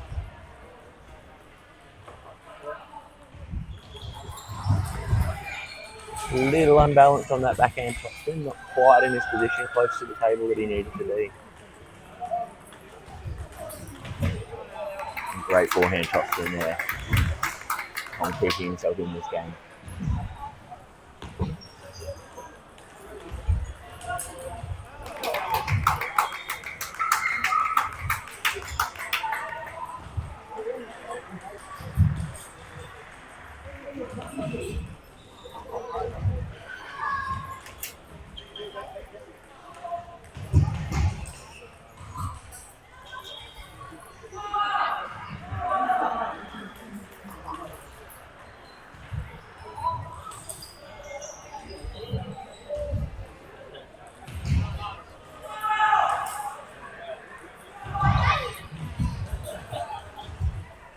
Well placed ball there from Prasad. Getting that really, really low and forcing a lot of work on it there. Having to work extra hard against the spin here at Prasad.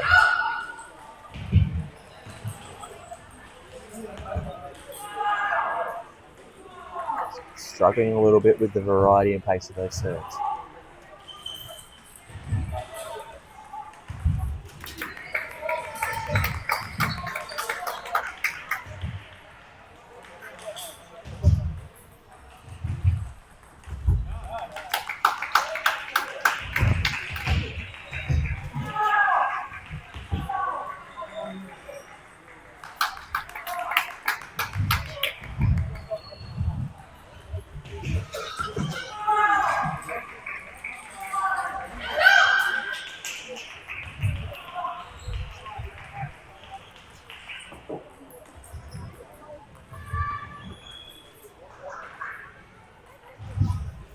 A couple of loose errors there to finish off that game there from Prasad, doing very well in keeping his composure and trying to stay the aggressor in that first game. Just really making sure that his younger opponent doesn't feel like he's making too many inroads against him as he continues and goes forward here into the second set.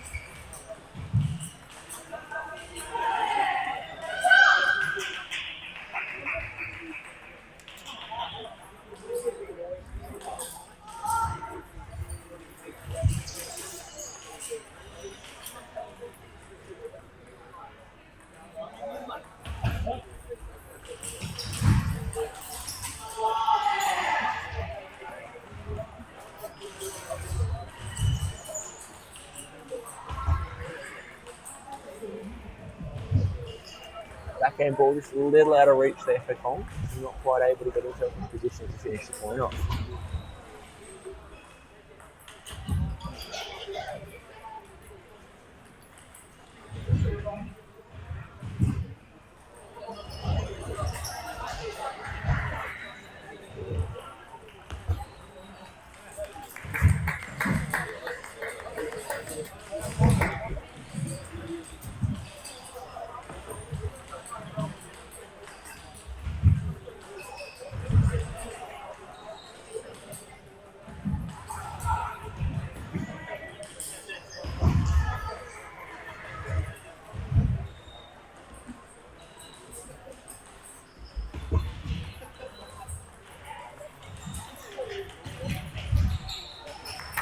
Great control of the block there from Kong. A little lucky to get the net.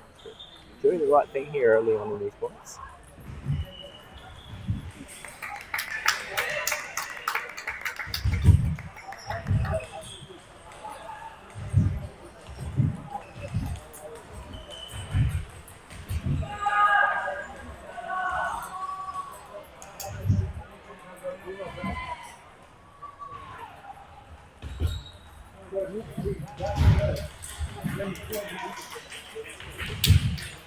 Strong forehand counter there from Kong to push Pranav out wide.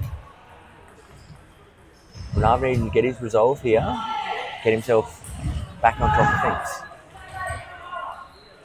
things. Seems that Kong's doing a lot better in returning serve this game.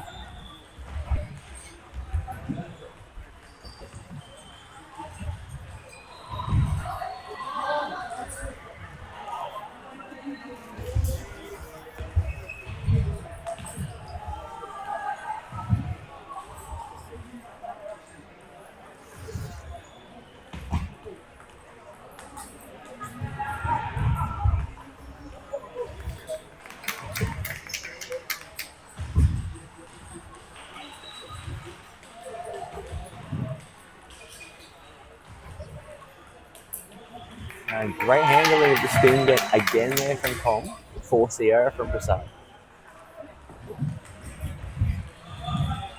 This time a little bit of extra pace and that return to serve.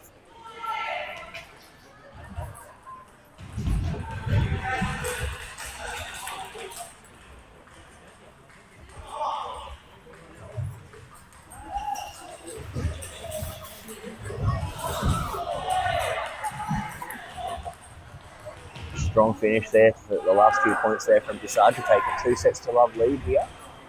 One more set to guarantee him the first place in his group and getting into a comfortable position leading into the knockout rounds. Kong, of course, coming back here, needing to give himself a bit of a mental reset, get some sage advice in handling the spin of his opponent.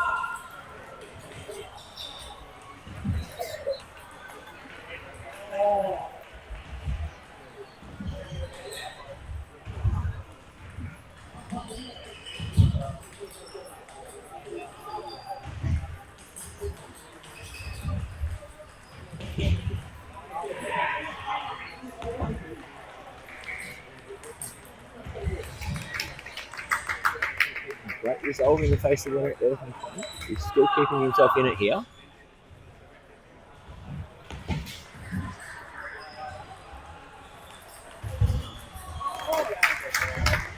So really trying to focus on getting that spin. But Kong making some adjustments into his receive game.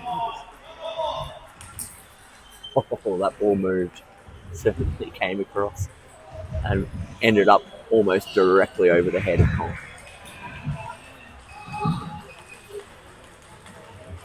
Oh, very sharp angle there from Prasad for Sierra. Great counter.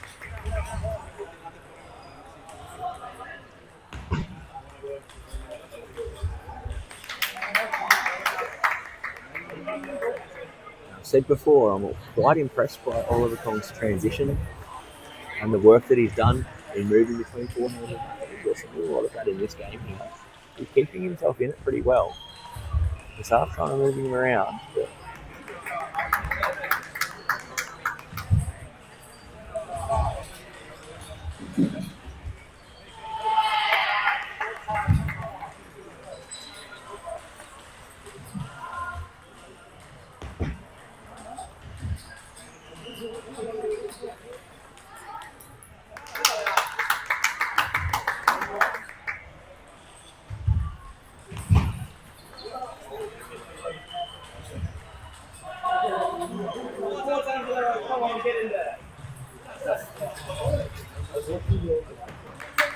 a great play again there from Kong. He's doing very, very well with his resolve to stay in this game.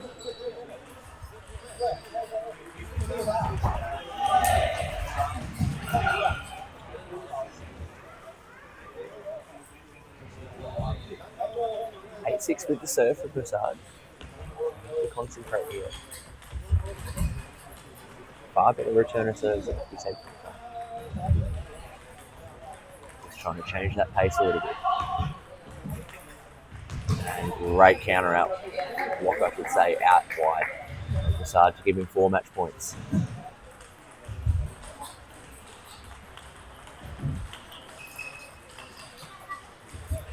And it lands on the table with just enough topspin. Great showing there from Oliver Kong, but also strong play from Pranav Prasad. And he's been able to get through with 3 wins to top his group. Having a little bit of a look at what he's got coming ahead of him. Let's take a bit of a squeeze before we move forward. So the winner of Group 9, Pranav Prasad, will be coming up against a fellow Queenslander and someone he trains with very well, Ian Carroll. So that is going to make for certainly an interesting match and something that Pranav needs to plan for. We will be back with you shortly for the round of 32 for the under 21 men's singles. I'll be joining you again soon.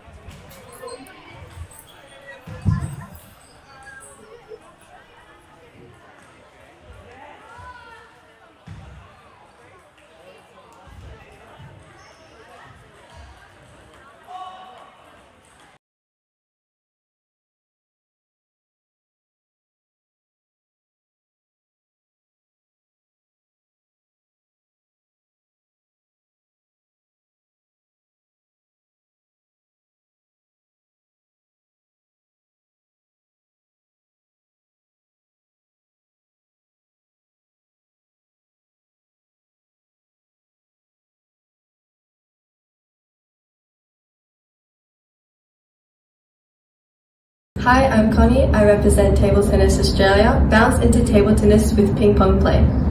Hi everyone, I'm Nicole Adamson, the CEO at Table Tennis Australia, and I'm excited to be here today to share with you our new foundation program, Ping Pong Play. Table tennis is a fantastic way to get students moving, engaged and having fun. That's why we've revamped our primary school program, making it even more accessible, active and enjoyable for young learners. And in secondary schools, we're introducing an exciting new format to allow students to get involved regardless of their interest. Whether that's coaching, umpiring or helping out with events, there's a spot for everybody in table tennis. Ping pong play is about more than just a sport. It's about teamwork, leadership and making table tennis a fun, inclusive experience for all students. We'd love to see your school get involved. Whether you're looking for a fun PE activity, a lunchtime social sport or a leadership opportunity for students, Ping Pong Play has something for everybody. So bounce into table tennis today.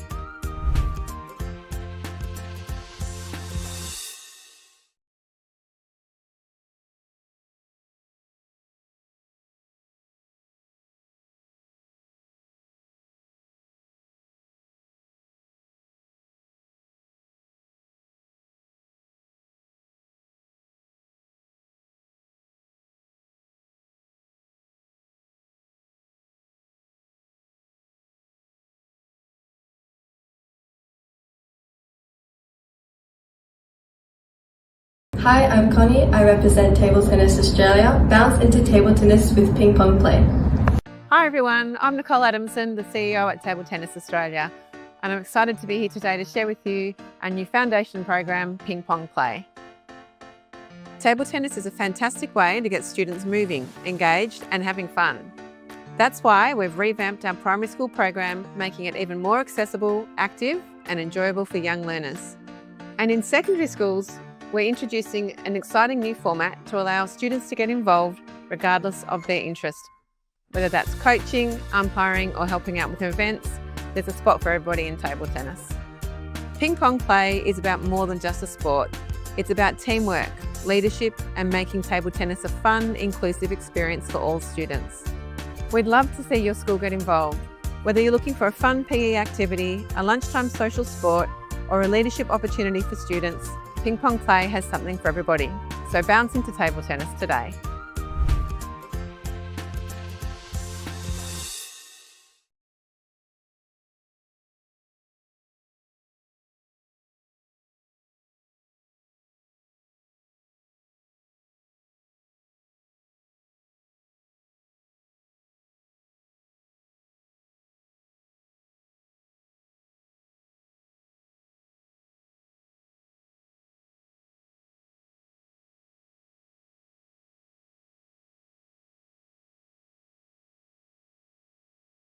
Hi, I'm Connie. I represent Table Tennis Australia. Bounce into table tennis with ping pong play.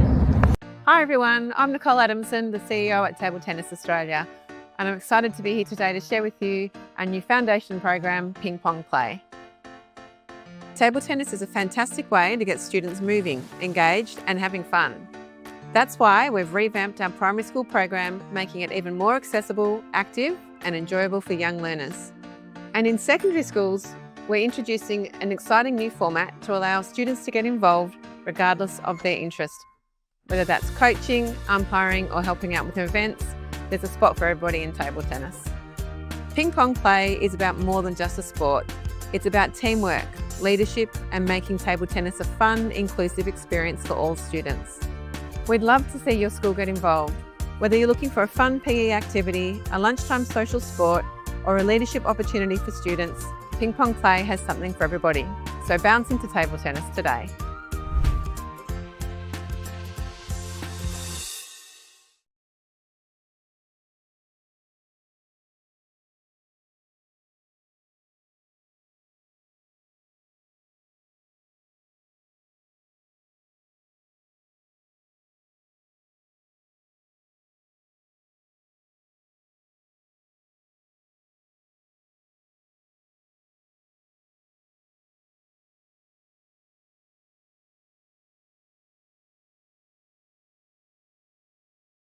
Hi, I'm Connie. I represent Table Tennis Australia. Bounce into table tennis with ping pong play.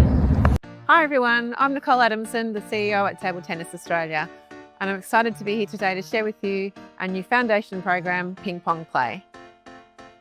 Table tennis is a fantastic way to get students moving, engaged and having fun. That's why we've revamped our primary school program, making it even more accessible, active and enjoyable for young learners. And in secondary schools, we're introducing an exciting new format to allow students to get involved regardless of their interest. Whether that's coaching, umpiring or helping out with events, there's a spot for everybody in table tennis. Ping Pong Play is about more than just a sport. It's about teamwork, leadership and making table tennis a fun, inclusive experience for all students. We'd love to see your school get involved. Whether you're looking for a fun PE activity, a lunchtime social sport or a leadership opportunity for students, Ping Pong Play has something for everybody. So bounce into table tennis today.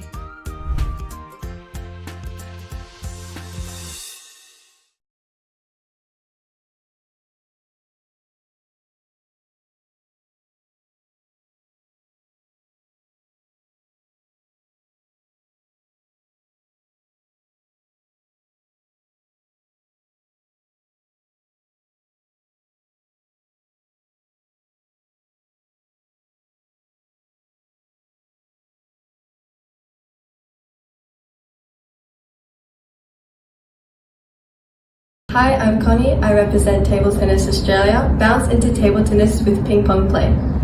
Hi everyone, I'm Nicole Adamson, the CEO at Table Tennis Australia, and I'm excited to be here today to share with you our new foundation program, Ping Pong Play. Table tennis is a fantastic way to get students moving, engaged and having fun. That's why we've revamped our primary school program, making it even more accessible, active and enjoyable for young learners. And in secondary schools, we're introducing an exciting new format to allow students to get involved regardless of their interest.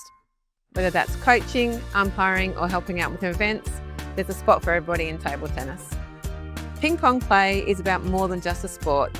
It's about teamwork, leadership and making table tennis a fun, inclusive experience for all students. We'd love to see your school get involved.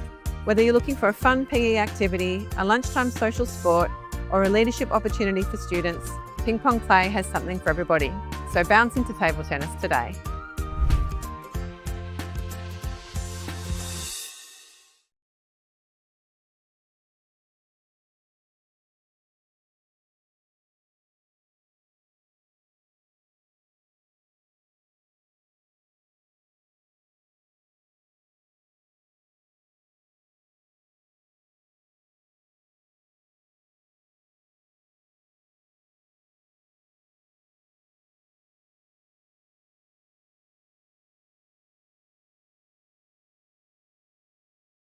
Hi, I'm Connie. I represent Table Tennis Australia. Bounce into table tennis with Ping Pong Play. Hi everyone, I'm Nicole Adamson, the CEO at Table Tennis Australia, and I'm excited to be here today to share with you our new foundation program, Ping Pong Play. Table tennis is a fantastic way to get students moving, engaged and having fun. That's why we've revamped our primary school program, making it even more accessible, active and enjoyable for young learners. And in secondary schools, we're introducing an exciting new format to allow students to get involved regardless of their interest. Whether that's coaching, umpiring or helping out with events, there's a spot for everybody in table tennis. Ping Pong Play is about more than just a sport. It's about teamwork, leadership and making table tennis a fun, inclusive experience for all students. We'd love to see your school get involved. Whether you're looking for a fun PE activity, a lunchtime social sport or a leadership opportunity for students, Ping Pong Play has something for everybody. So bounce into table tennis today.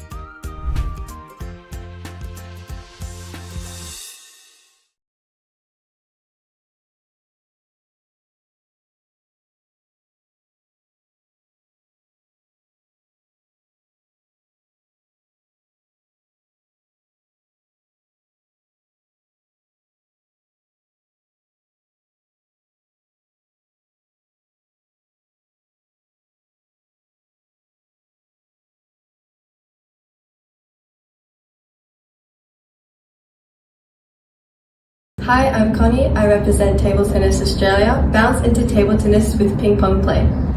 Hi everyone, I'm Nicole Adamson, the CEO at Table Tennis Australia, and I'm excited to be here today to share with you our new foundation program, Ping Pong Play.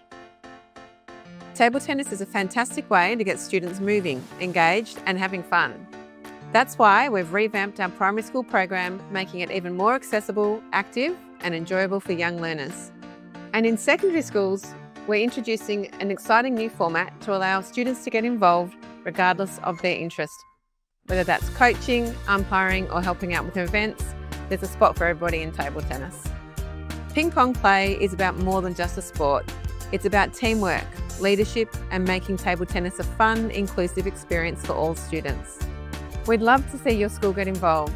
Whether you're looking for a fun PE activity, a lunchtime social sport or a leadership opportunity for students, Ping Pong Play has something for everybody. So bounce into table tennis today.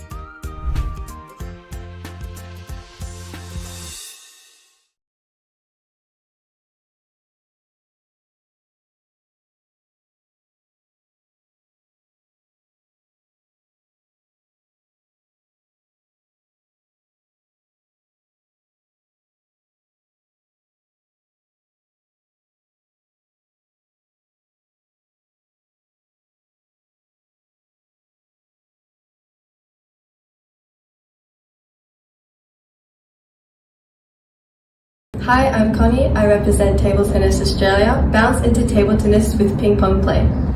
Hi everyone, I'm Nicole Adamson, the CEO at Table Tennis Australia, and I'm excited to be here today to share with you our new foundation program, Ping Pong Play. Table tennis is a fantastic way to get students moving, engaged and having fun. That's why we've revamped our primary school program, making it even more accessible, active and enjoyable for young learners. And in secondary schools, we're introducing an exciting new format to allow students to get involved regardless of their interest. Whether that's coaching, umpiring or helping out with events, there's a spot for everybody in table tennis. Ping Pong Play is about more than just a sport. It's about teamwork, leadership and making table tennis a fun, inclusive experience for all students. We'd love to see your school get involved. Whether you're looking for a fun PE activity, a lunchtime social sport or a leadership opportunity for students, Ping Pong Play has something for everybody. So bounce into table tennis today.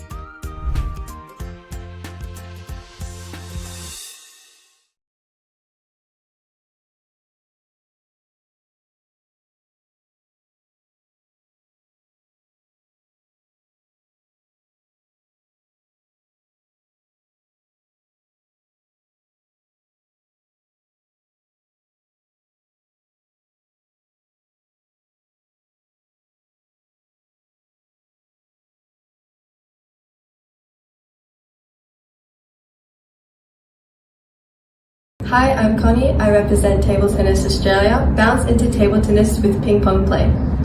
Hi everyone, I'm Nicole Adamson, the CEO at Table Tennis Australia, and I'm excited to be here today to share with you our new foundation program, Ping Pong Play. Table tennis is a fantastic way to get students moving, engaged and having fun. That's why we've revamped our primary school program, making it even more accessible, active and enjoyable for young learners.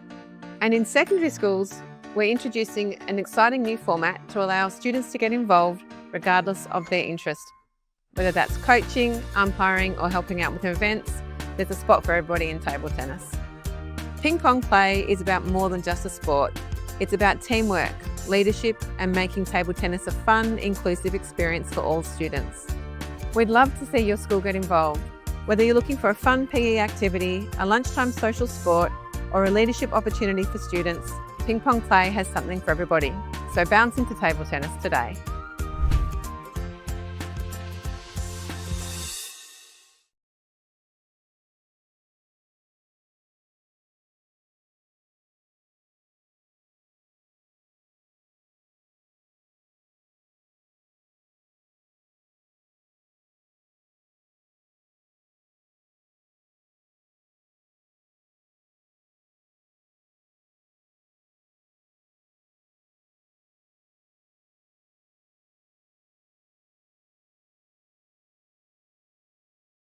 Hi, I'm Connie. I represent Table Tennis Australia. Bounce into table tennis with Ping Pong Play.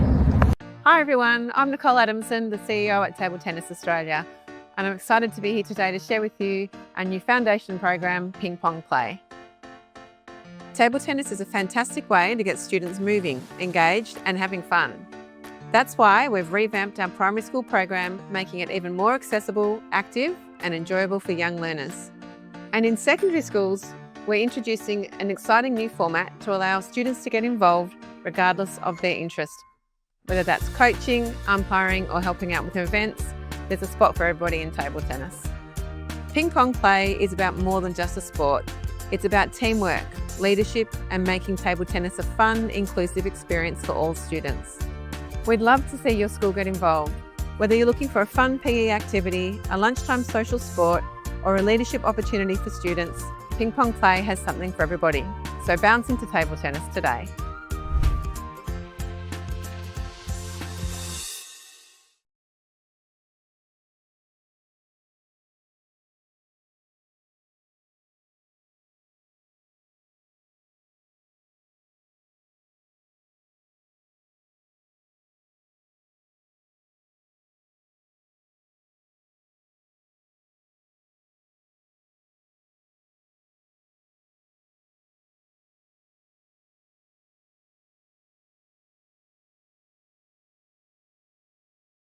Hi, I'm Connie. I represent Table Tennis Australia. Bounce into table tennis with Ping Pong Play.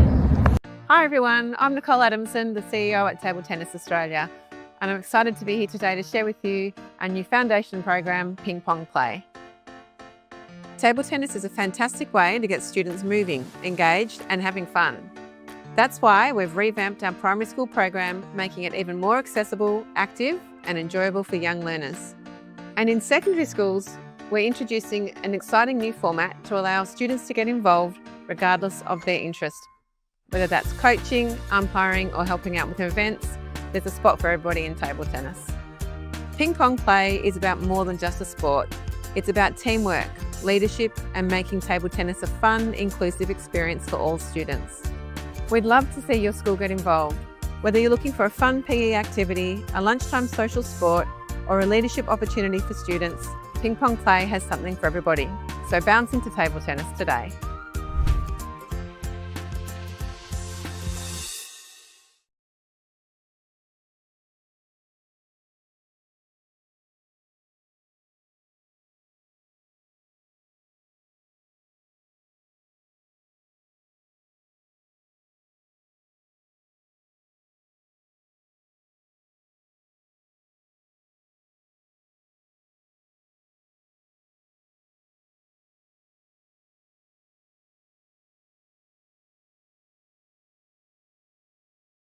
Hi, I'm Connie. I represent Table Tennis Australia. Bounce into table tennis with Ping Pong Play. Hi everyone, I'm Nicole Adamson, the CEO at Table Tennis Australia, and I'm excited to be here today to share with you our new foundation program, Ping Pong Play. Table tennis is a fantastic way to get students moving, engaged and having fun. That's why we've revamped our primary school program, making it even more accessible, active and enjoyable for young learners. And in secondary schools, we're introducing an exciting new format to allow students to get involved regardless of their interest. Whether that's coaching, umpiring or helping out with events, there's a spot for everybody in table tennis. Ping pong play is about more than just a sport. It's about teamwork, leadership and making table tennis a fun, inclusive experience for all students. We'd love to see your school get involved. Whether you're looking for a fun PE activity, a lunchtime social sport or a leadership opportunity for students, Ping Pong Play has something for everybody. So bounce into table tennis today.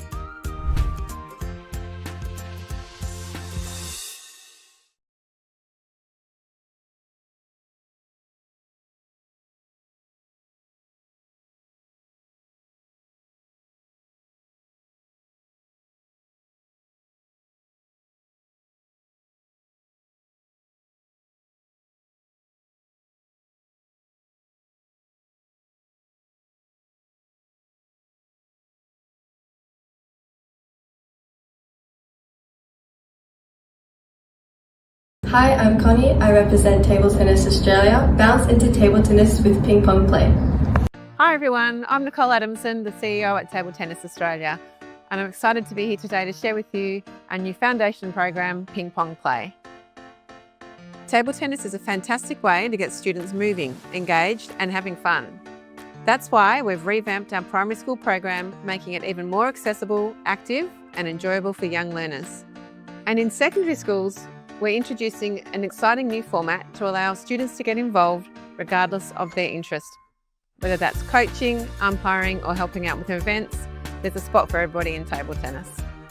Ping pong play is about more than just a sport. It's about teamwork, leadership and making table tennis a fun, inclusive experience for all students. We'd love to see your school get involved. Whether you're looking for a fun PE activity, a lunchtime social sport, or a leadership opportunity for students, Ping Pong Play has something for everybody. So bounce into table tennis today.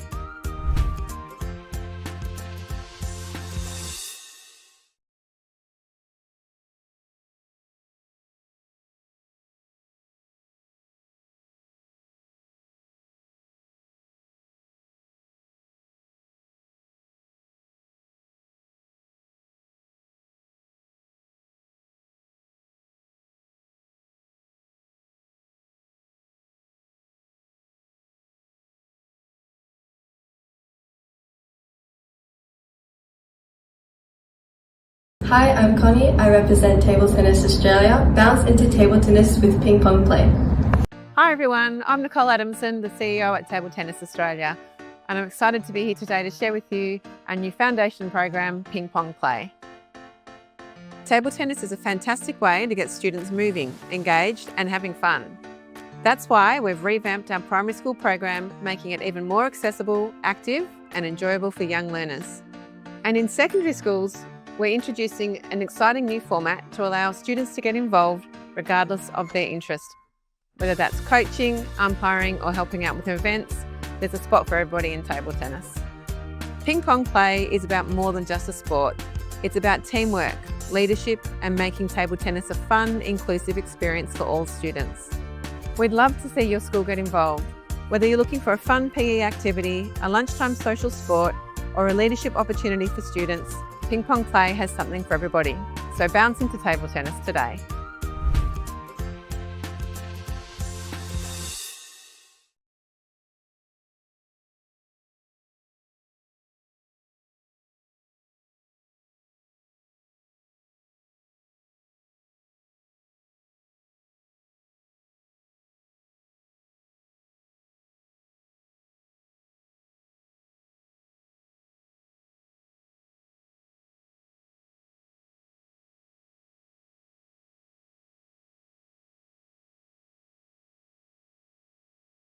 Hi, I'm Connie. I represent Table Tennis Australia. Bounce into table tennis with Ping Pong Play.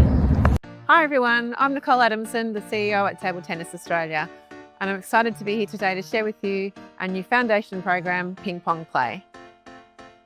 Table tennis is a fantastic way to get students moving, engaged and having fun. That's why we've revamped our primary school program, making it even more accessible, active and enjoyable for young learners. And in secondary schools, we're introducing an exciting new format to allow students to get involved regardless of their interest. Whether that's coaching, umpiring or helping out with events, there's a spot for everybody in table tennis. Ping pong play is about more than just a sport.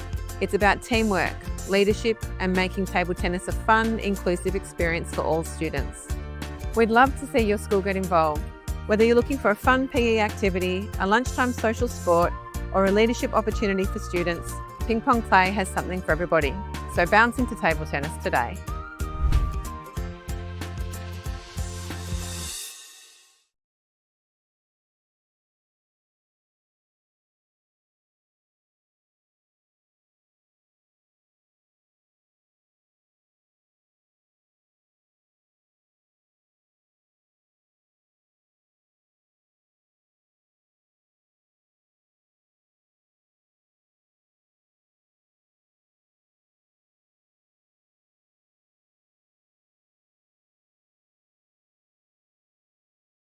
Hi, I'm Connie. I represent Table Tennis Australia. Bounce into table tennis with Ping Pong Play. Hi everyone, I'm Nicole Adamson, the CEO at Table Tennis Australia, and I'm excited to be here today to share with you our new foundation program, Ping Pong Play. Table tennis is a fantastic way to get students moving, engaged and having fun. That's why we've revamped our primary school program, making it even more accessible, active and enjoyable for young learners. And in secondary schools, we're introducing an exciting new format to allow students to get involved regardless of their interest. Whether that's coaching, umpiring, or helping out with events, there's a spot for everybody in table tennis. Ping pong play is about more than just a sport. It's about teamwork, leadership, and making table tennis a fun, inclusive experience for all students. We'd love to see your school get involved. Whether you're looking for a fun PE activity, a lunchtime social sport, or a leadership opportunity for students, Ping Pong Play has something for everybody. So bounce into table tennis today.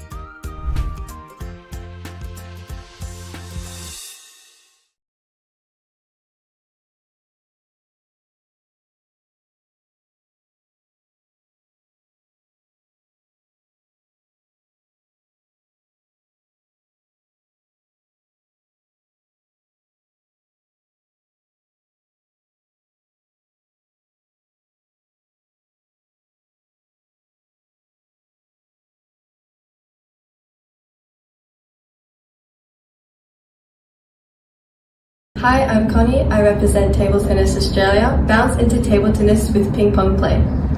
Hi everyone, I'm Nicole Adamson, the CEO at Table Tennis Australia, and I'm excited to be here today to share with you our new foundation program, Ping Pong Play. Table tennis is a fantastic way to get students moving, engaged, and having fun.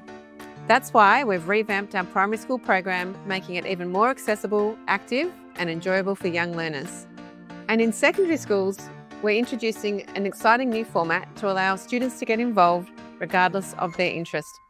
Whether that's coaching, umpiring, or helping out with events, there's a spot for everybody in table tennis.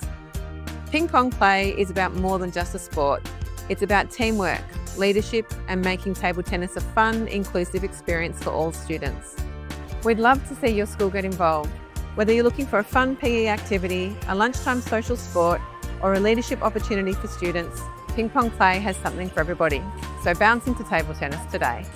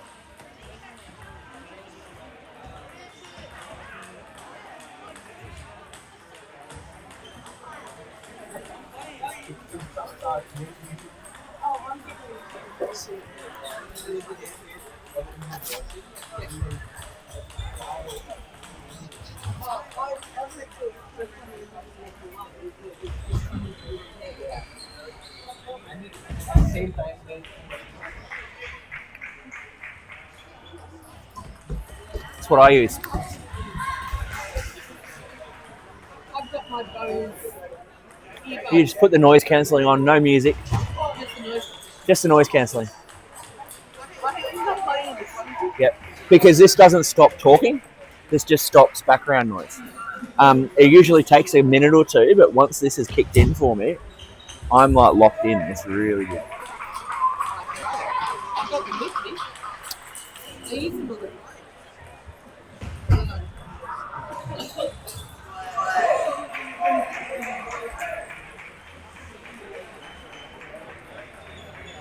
Welcome back here, folks. We are moving through to our knockout rounds here in the morning session at the TTA Tour here in Brisbane, and we are lucky enough to get the quarterfinals here for the under-21 women's singles. Looking forward to this game. We've got Bud Hadassah, the number 1 seed, up against Talisha Gator, a Queenslander. So this should make for a pretty interesting affair. These two guys have played each other a number of times, of course, in the past. Gator in there looking for a bit of an upset win here after coming second in her group, having to work pretty hard.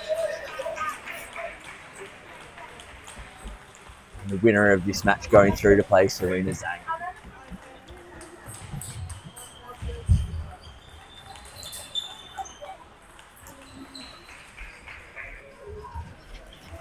Good her does. So obviously here to sort of rewrite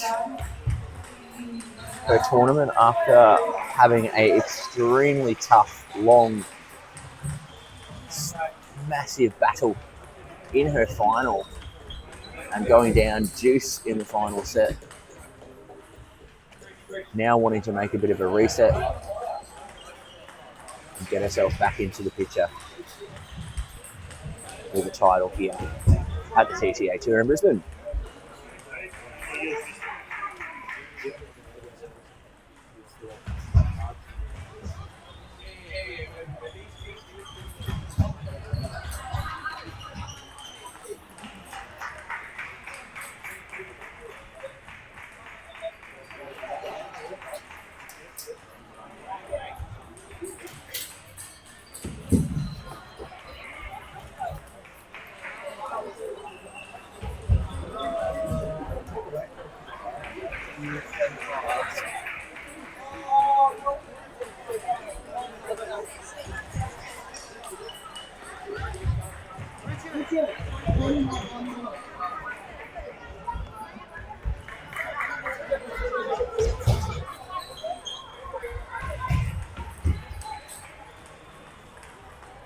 Good Hadassah, extremely experienced at that quick play there. Talisha Gator hoping to get a bit of a surprise in, but her opponent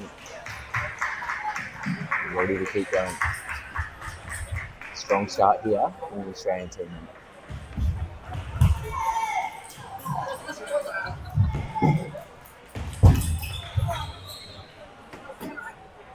And that wide forehand ball, something that was exposed quite often there for Good Hadassah before. Not quite able to get wide enough. It's being put under consistent pressure here, Gator.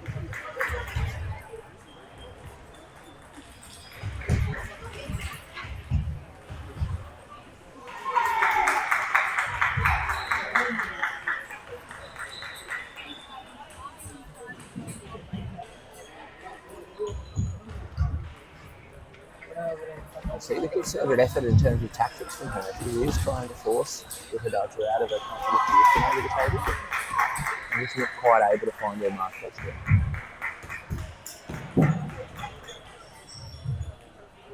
A lot of these balls very, very close to what she's doing.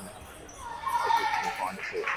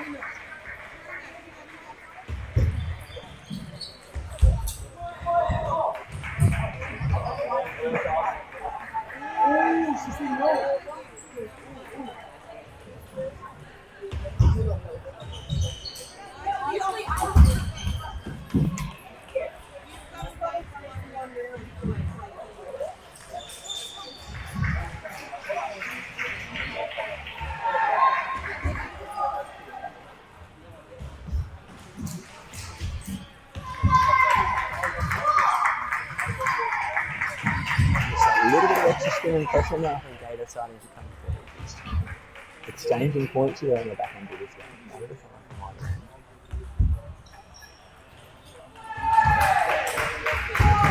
Great speed up there off the back end side.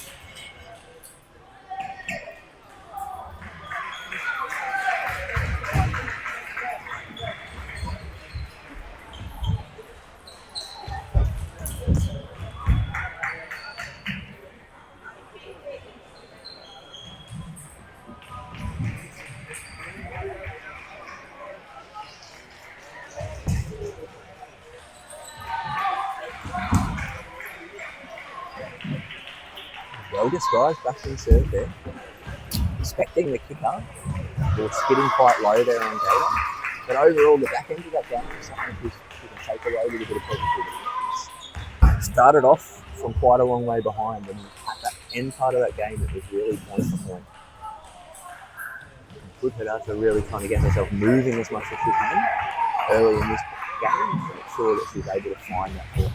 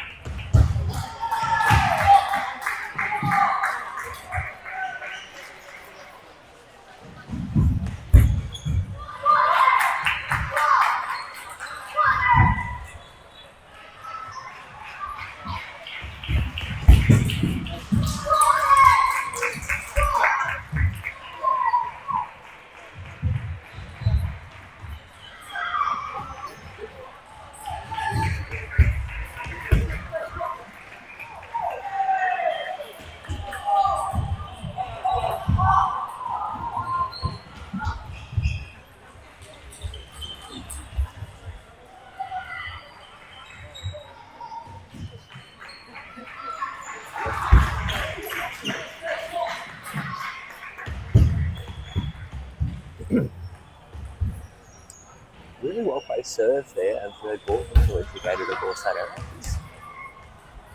Finding her range quite nicely here in the serve. That was a really good example of just that little bit too short on the half line, forcing the error.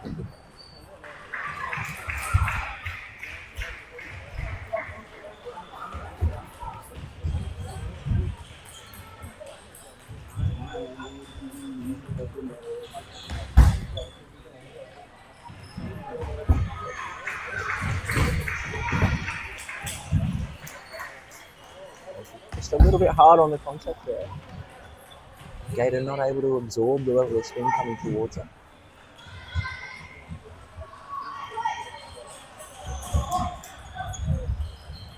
These last couple of points really controlled well, got with the spin.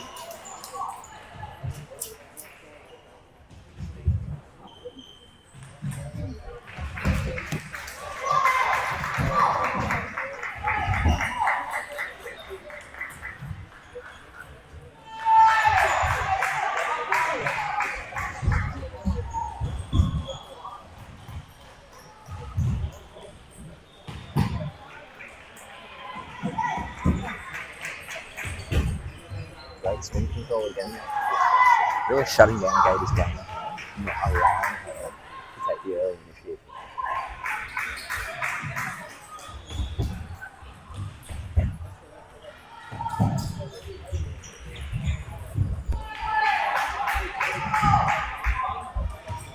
Much better spin control there from Gator.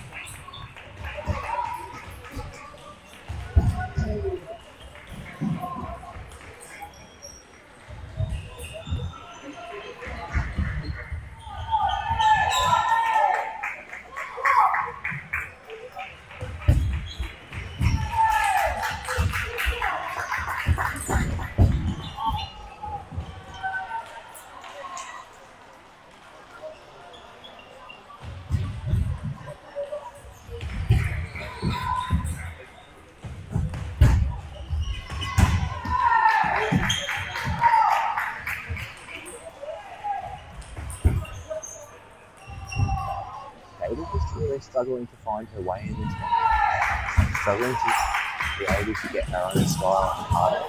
She guys are really being the aggressor throughout the game.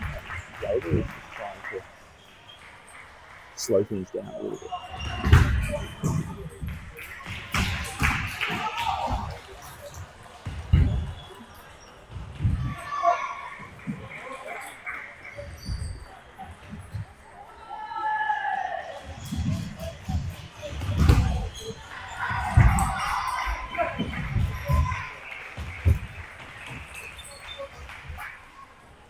Great preparation, I think, a little bit lucky, a little bit unlucky, I should say, with that net flipping the net on the way through.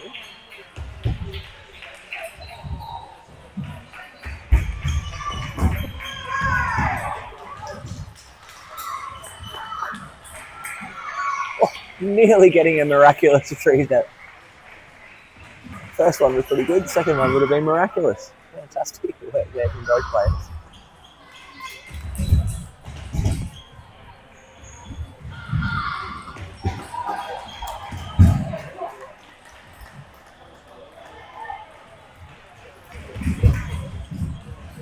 Strong second game there with Hadassah to really keep control and control the pace and spin of everything that's happening on her side of the table.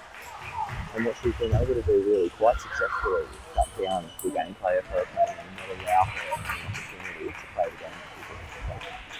Gator being forced to play a counter and slower game, and then unfortunately at this point out hit. Something she needs to consider going forward is how can she impose herself and what she does more on her opponent.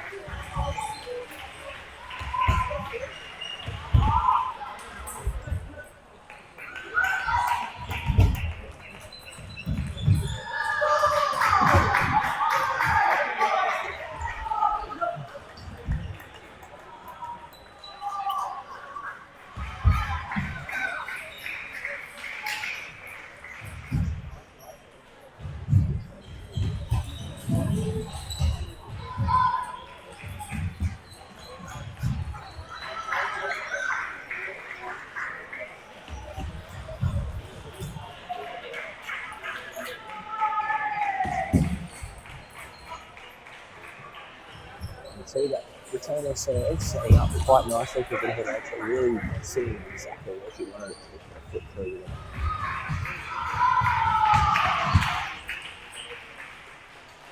They were really attempting to move that ball into a different spot. Quite able to get hold of it.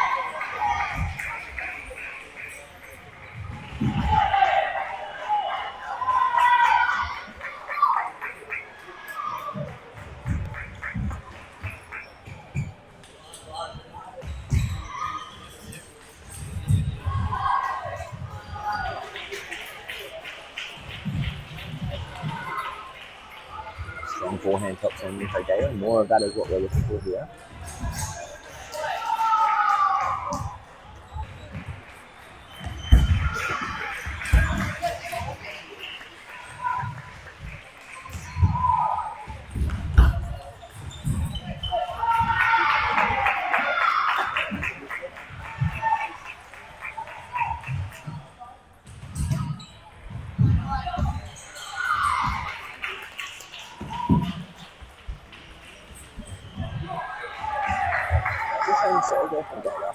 Really well handled and adjusted on the spin. He's keeping himself alive a lot better here in this third quarter.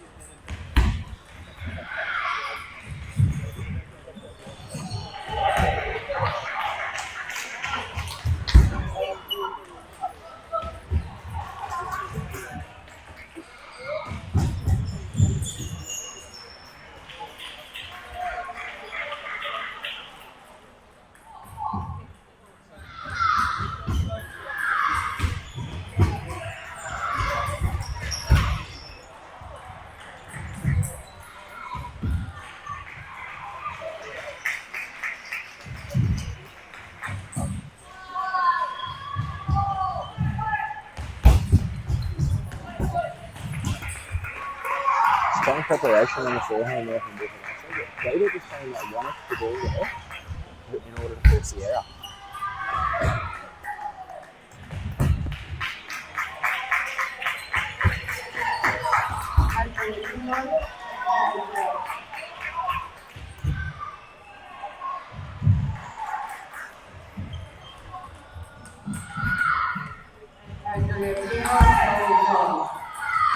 Strong back end attack there. Really trying to set herself up here for success.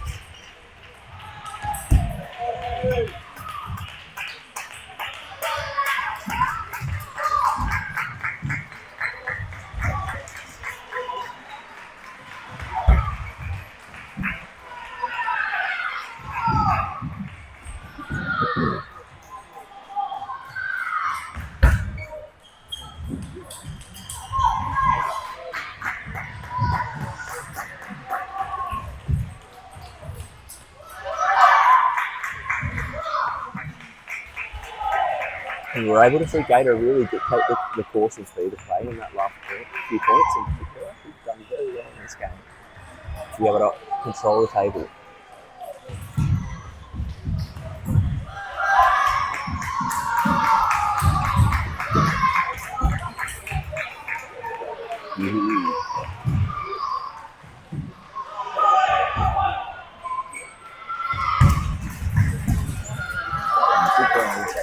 Very, very quick though.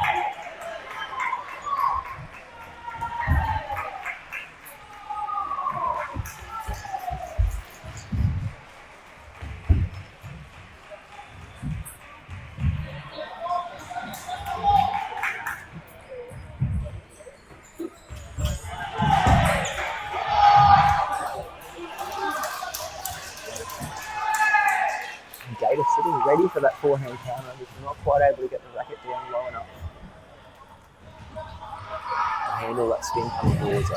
All tied up here at 8 points apiece.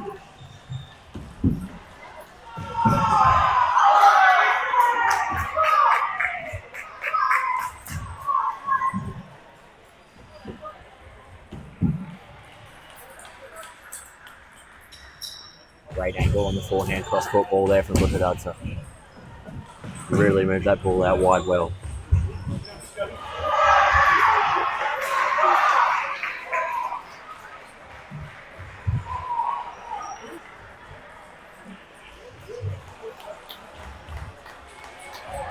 Great control of the shot spin there. Gator not going away here, not letting it down easy.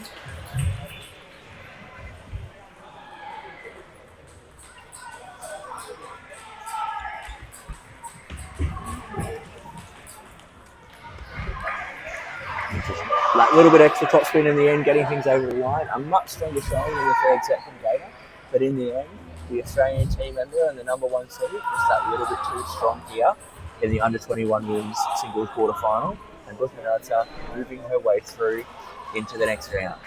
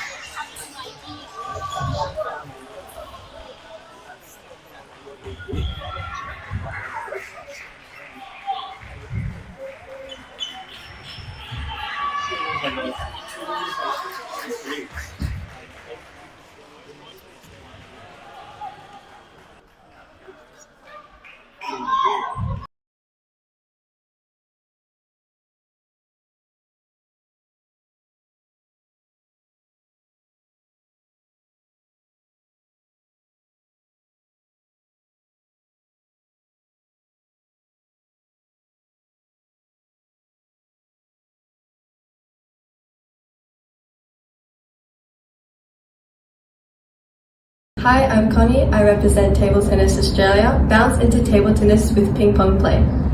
Hi everyone, I'm Nicole Adamson, the CEO at Table Tennis Australia, and I'm excited to be here today to share with you our new foundation program, Ping Pong Play. Table tennis is a fantastic way to get students moving, engaged and having fun. That's why we've revamped our primary school program, making it even more accessible, active and enjoyable for young learners.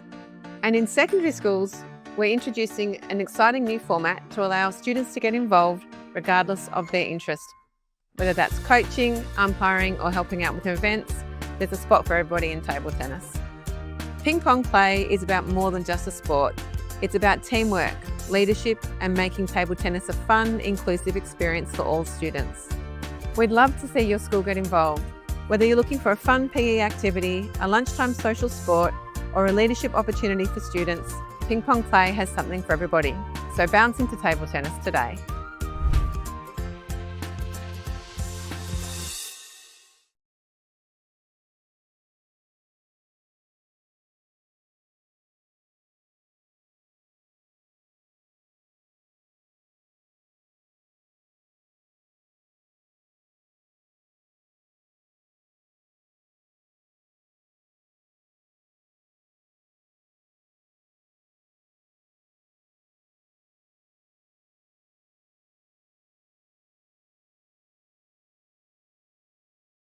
Hi, I'm Connie. I represent Table Tennis Australia. Bounce into table tennis with ping pong play.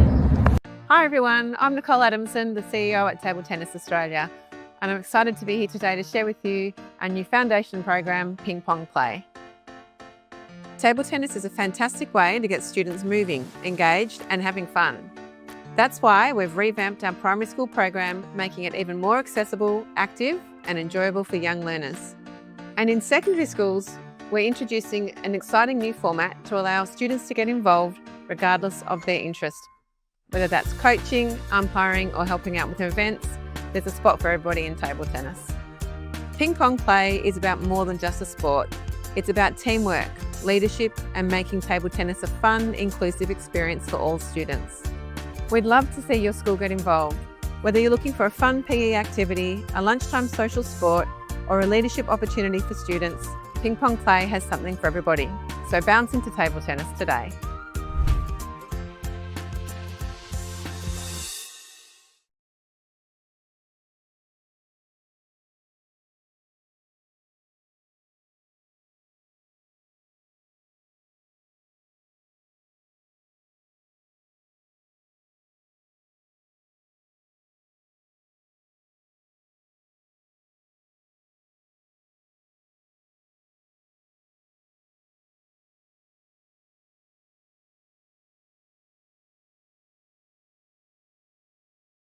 Hi, I'm Connie. I represent Table Tennis Australia. Bounce into table tennis with ping pong play. Hi everyone, I'm Nicole Adamson, the CEO at Table Tennis Australia, and I'm excited to be here today to share with you our new foundation program, Ping Pong Play. Table tennis is a fantastic way to get students moving, engaged and having fun. That's why we've revamped our primary school program, making it even more accessible, active and enjoyable for young learners. And in secondary schools, we're introducing an exciting new format to allow students to get involved regardless of their interest. Whether that's coaching, umpiring or helping out with events, there's a spot for everybody in table tennis. Ping Pong Play is about more than just a sport. It's about teamwork, leadership and making table tennis a fun, inclusive experience for all students. We'd love to see your school get involved. Whether you're looking for a fun PE activity, a lunchtime social sport or a leadership opportunity for students, Ping Pong Play has something for everybody. So bounce into table tennis today.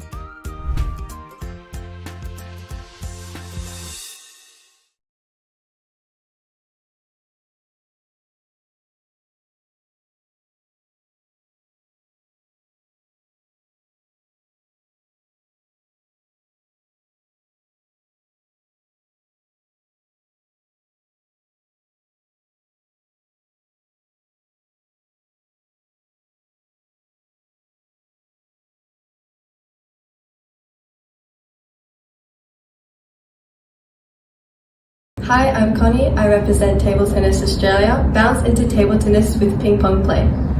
Hi everyone, I'm Nicole Adamson, the CEO at Table Tennis Australia, and I'm excited to be here today to share with you our new foundation program, Ping Pong Play. Table tennis is a fantastic way to get students moving, engaged and having fun. That's why we've revamped our primary school program, making it even more accessible, active and enjoyable for young learners. And in secondary schools, we're introducing an exciting new format to allow students to get involved regardless of their interest. Whether that's coaching, umpiring or helping out with events, there's a spot for everybody in table tennis. Ping Pong Play is about more than just a sport. It's about teamwork, leadership and making table tennis a fun, inclusive experience for all students. We'd love to see your school get involved. Whether you're looking for a fun PE activity, a lunchtime social sport or a leadership opportunity for students, Ping Pong Play has something for everybody. So bounce into table tennis today.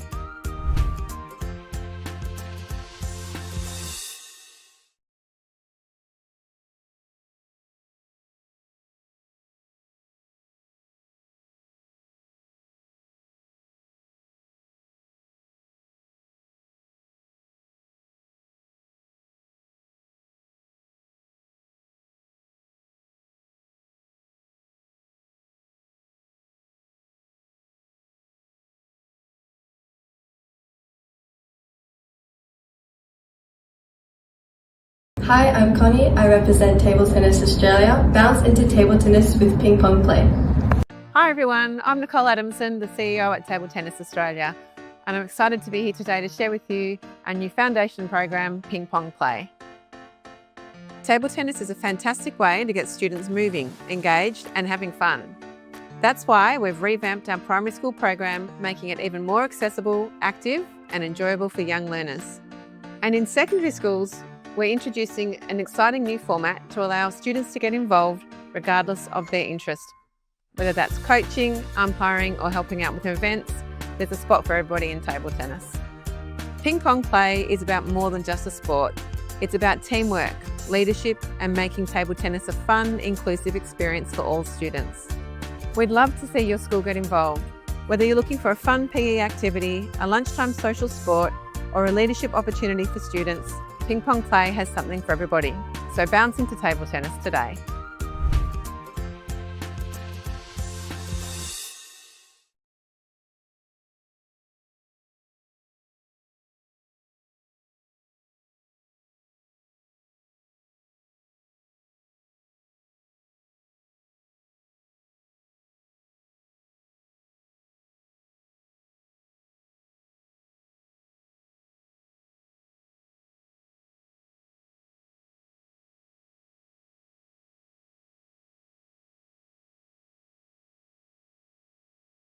Hi, I'm Connie. I represent Table Tennis Australia. Bounce into table tennis with Ping Pong Play.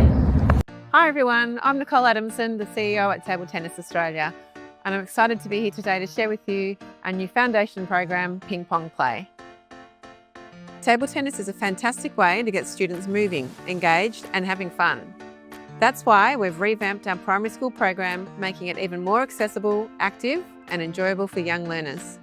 And in secondary schools, we're introducing an exciting new format to allow students to get involved regardless of their interest.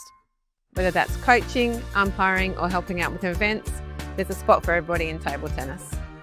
Ping Pong Play is about more than just a sport. It's about teamwork, leadership and making table tennis a fun, inclusive experience for all students. We'd love to see your school get involved. Whether you're looking for a fun PE activity, a lunchtime social sport or a leadership opportunity for students, Ping Pong Play has something for everybody. So bounce into table tennis today.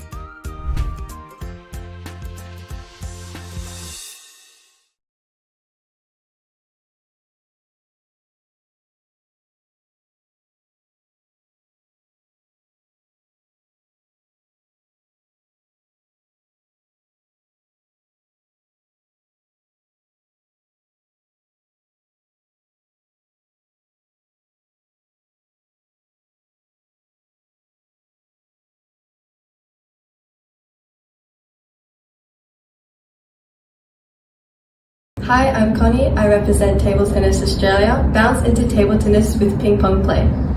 Hi everyone, I'm Nicole Adamson, the CEO at Table Tennis Australia, and I'm excited to be here today to share with you our new foundation program, Ping Pong Play. Table tennis is a fantastic way to get students moving, engaged and having fun. That's why we've revamped our primary school program, making it even more accessible, active and enjoyable for young learners.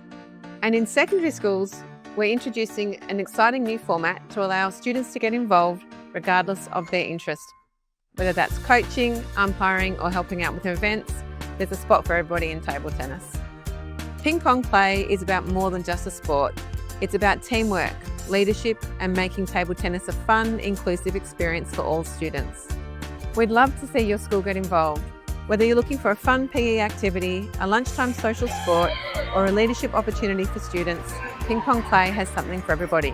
So bounce into table tennis today.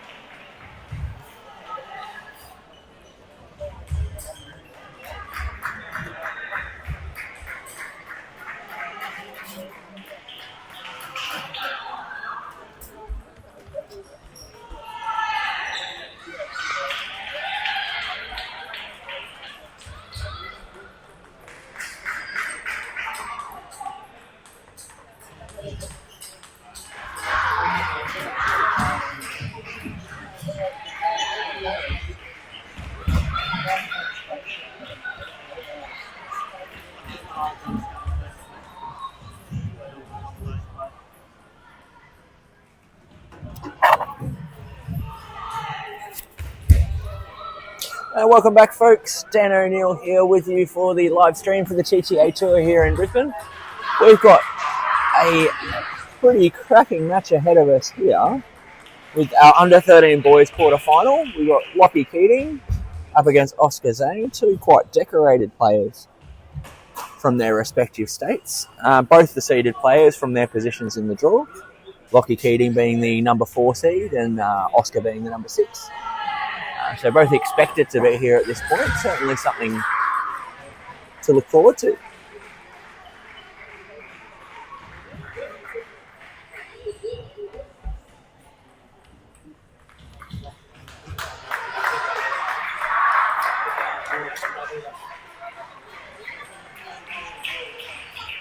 Lockie Keating using long pimples off his backhand side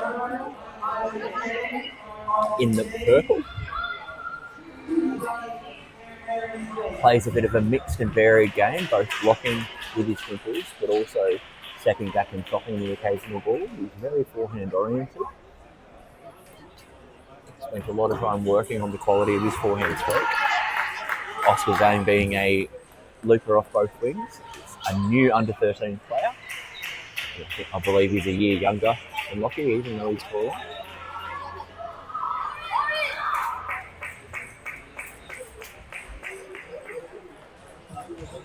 Both players, of course, being in the top 20 for the states overall in rankings, with Lockie being number 5 ranked. And Oscar being ranked number 17 for under 13. Lockie would deserve.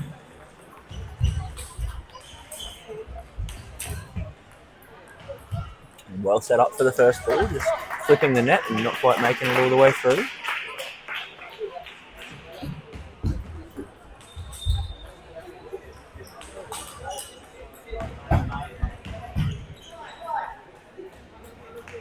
Fantastic recovery there from Zane.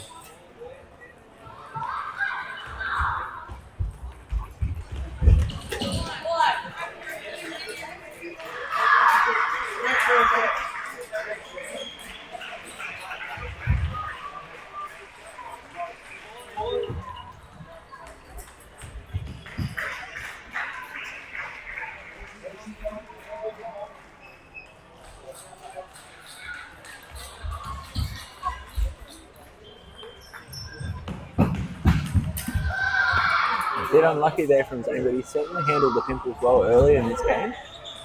Seems to have a good understanding of the spin as he's watching it go over the tank.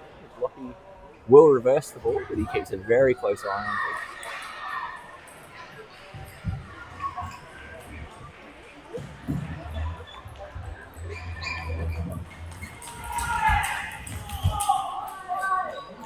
It's another one just flipping the net on the way through. Right idea there from Keating, but not quite able to hit with the spin that he required for it to not hit them.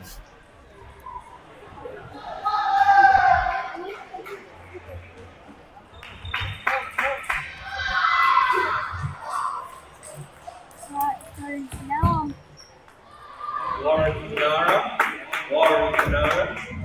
Under 13 goes to this quarterfinal. Fernando Isaac, Leanne King.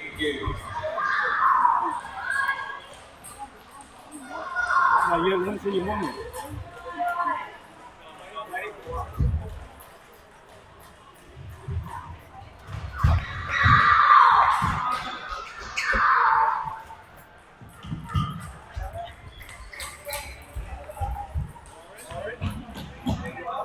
And great reflexes and reversal of spin there. As soon as Zane hitting it over with backspin, Lockie Keating sending it away for a winner. Great hand.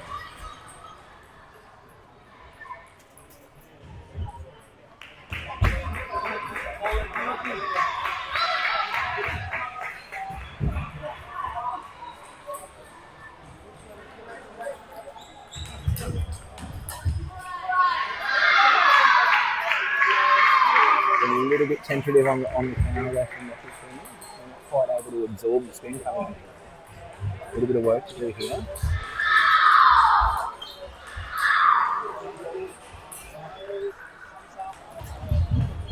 And great angle there on the wide forehand there from Keating.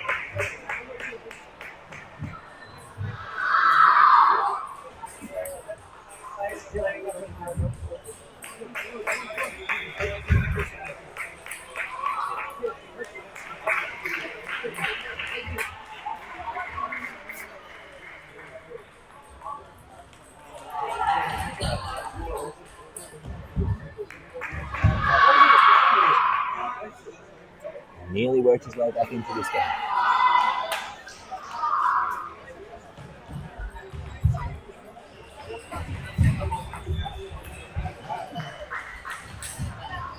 And that last one coming over off the forehand smooth rubber, so quite heavy with backspin. All tied up here at 7 points apiece after a slow start.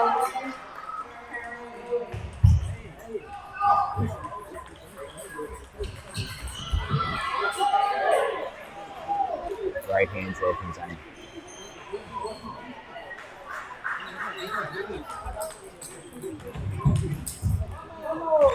And supreme acceleration there from Keating, just giving an extra fraction of a second and able to accelerate with his forehand to put that ball away at the right moment.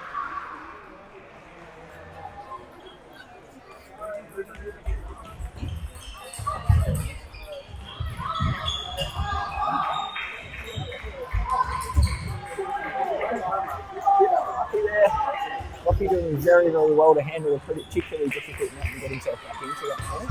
All tied up here. 8-9 with the serve.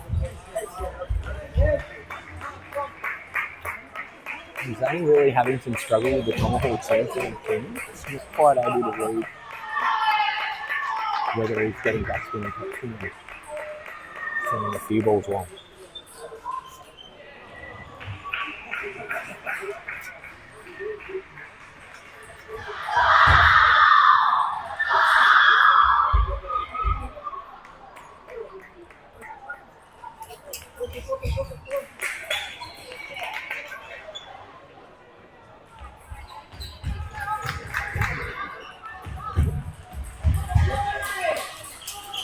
And great backhand there from Zane to tie things up here at 10 points apiece. One serve each for both of these players.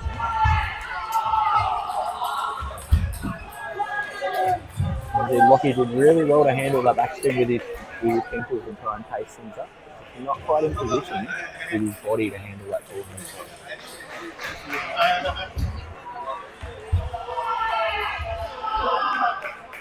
Got to be careful with the backspin serve there, Zane, that it doesn't sit up too high. The moment that backspin gives a little bit of height for Keating, he's able to punch through with his punches.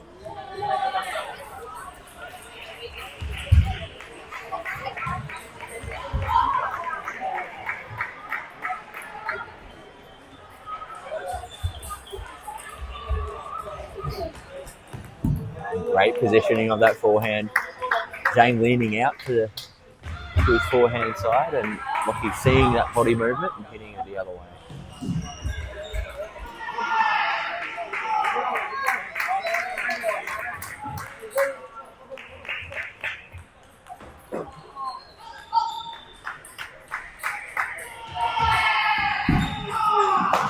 And again, that backspin serve just sitting up a little bit too high and very comfortable for Lockie to be able to punch through.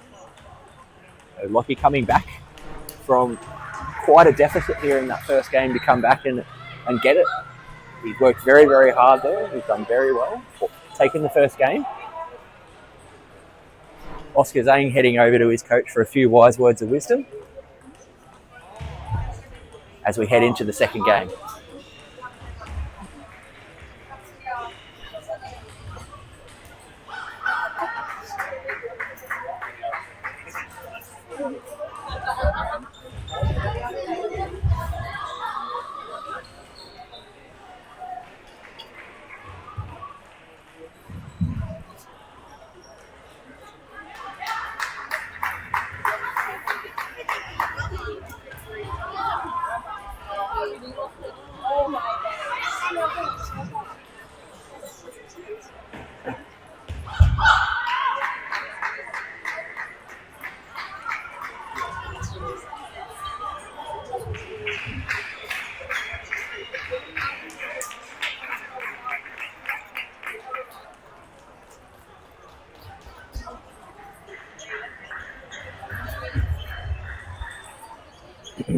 Now, if we head into the second game, I thought Zane would have been talking about the positioning of his serve with his coach in order to set himself up for success. So we saw that first serve going over the Lockie's forehand side. Naturally, that's where his smooth rubber is and gives an element of predictability for his third ball. Obviously, Lockie is stronger off his forehand side, but if John is confident with his serve and where he's positioning that ball, set himself up that little bit easier. Strong start in the third game for the game.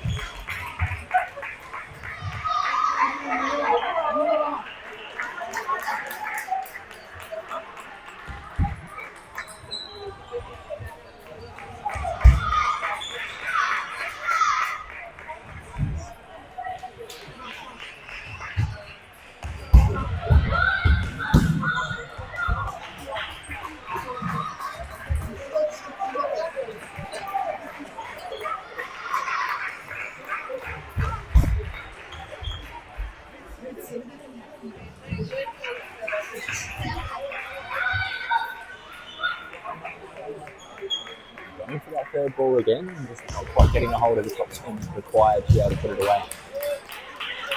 A 5-1 start here to Jung in the opening game. You can see his change of tactics, so all of his serves going out.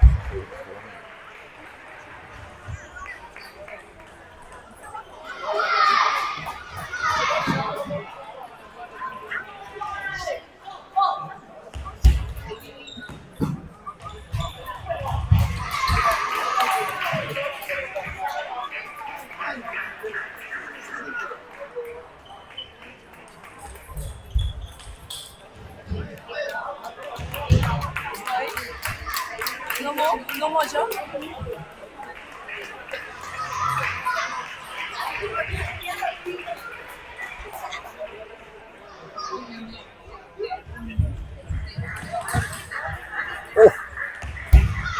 Great hands there from Keating and handling of that ball, putting it wide into the corner and forcing the error.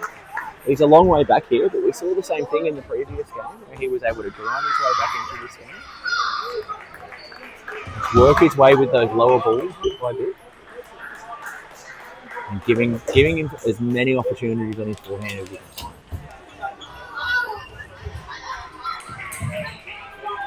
That one just sitting up a little bit too high, a little too comfortable for that. Doesn't matter the level of backspin. If it's high, it's something you can put away.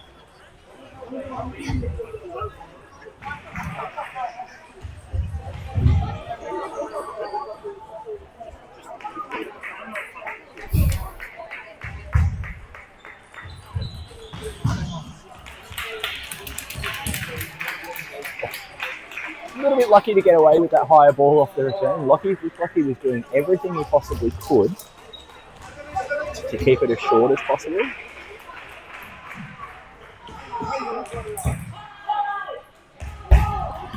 And the second time around, of course, James getting himself in position and handling it well. 9-5. 5-9.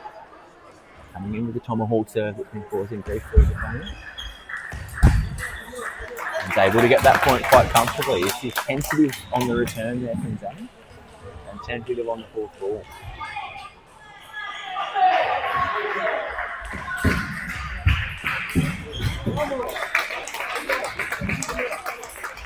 Strong attacking play on both of those points there.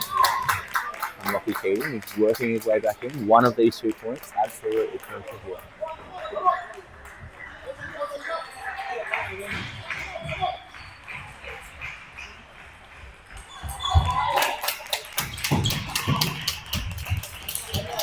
And really heavy backspin off that shot there from Lockie. Jane getting himself as close to the ball as possible, but not able to get down and lift up the top spin.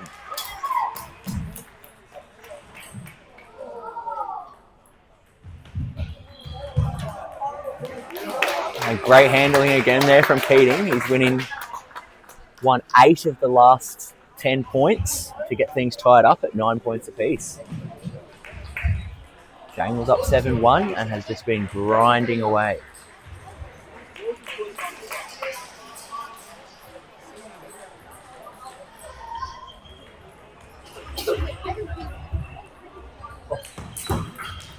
Well handled to getting up that backspin ball, but Lockie Keating just sending back one more over the table and giving himself a game point at 10-9.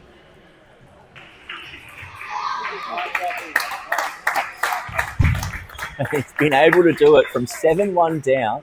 He's come back and taken that second game, 11 points to 9. So we've had 2 juice games here at this point. Lockie's been fighting very, very hard, seeming to find the gas button about halfway through the game after being down, and then hitting his straps, finding his forehand and keeping the ball on the table.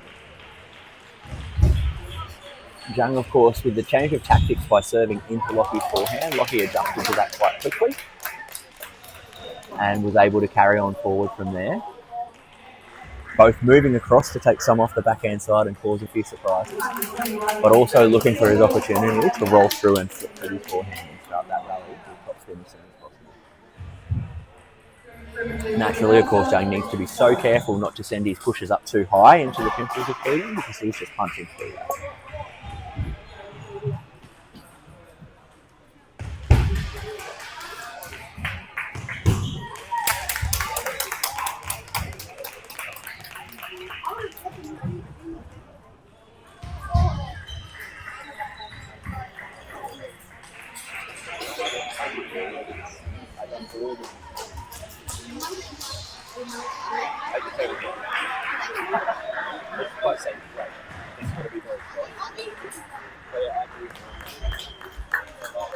This is how I say it.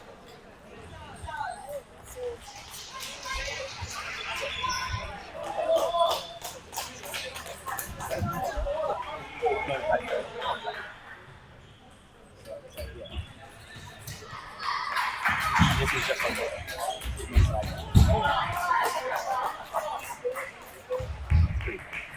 it's a good way to stay involved.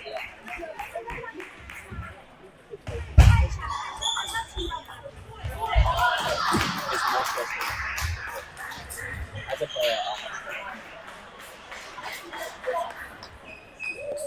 you can't control it. Especially you just so many times they've gone with real advice and they're going anyway, I think so.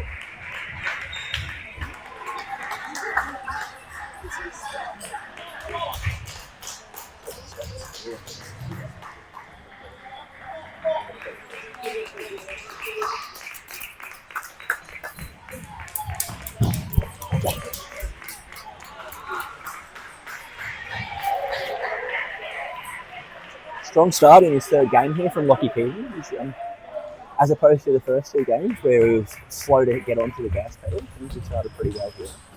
Needed to keep his composure for the full set.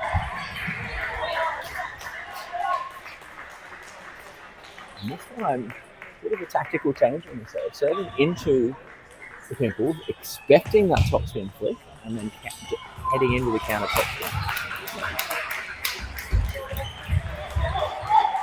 Tactically a pretty smart move, and to be honest, as a player who plays a fairly similar game to Keating, this is a tactic players would use against him fairly regularly.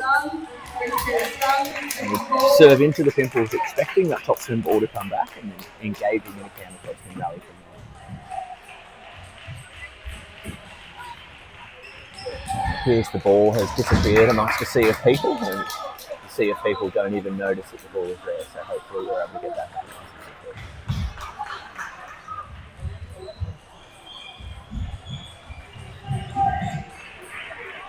And we've given up and just grabbed a new one off the umpire. Smart move.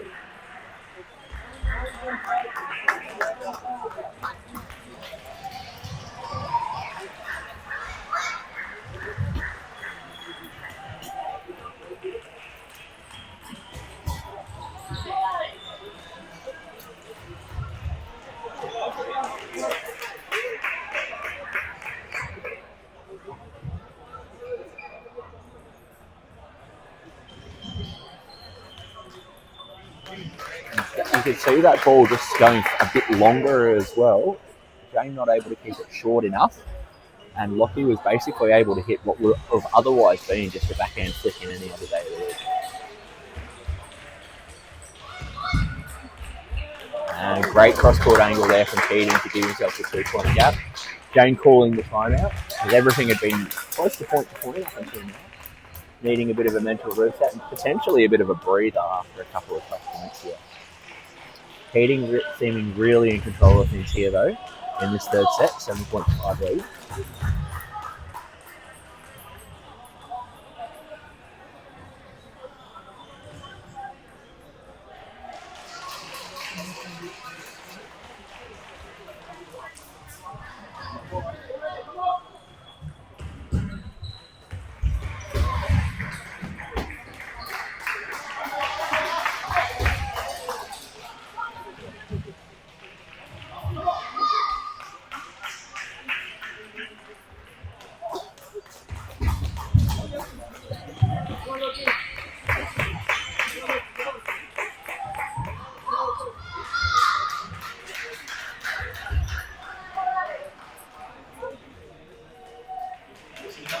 And a quick reversal of the timeout. Timeout called now on the other side of things for Lucky Keaton. Very interesting call in the timeout.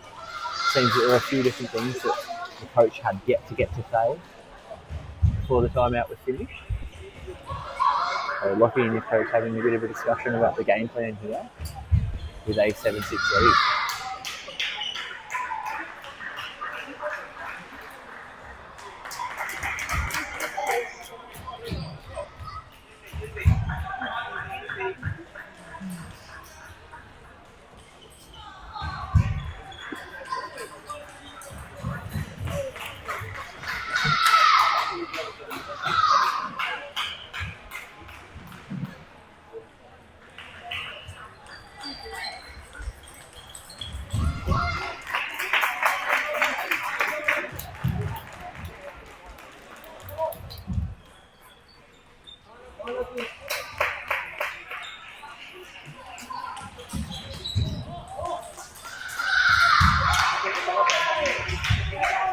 Strong placement on that return serve there from Zane.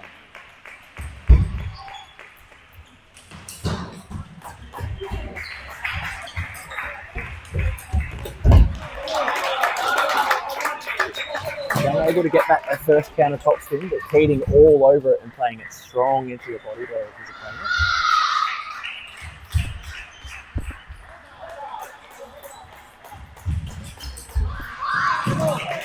Great distance on the table there. That block going half long. Young needing to drop a little bit lower than comfortable in order to top spin that one back on.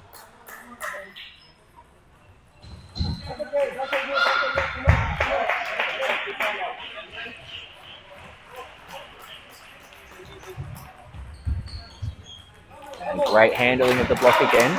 The distance on the table being what caused Zane a little bit of grief on those last few shots. Not able to step back because that ball was dropping low, needing to use his legs to get back up and over it.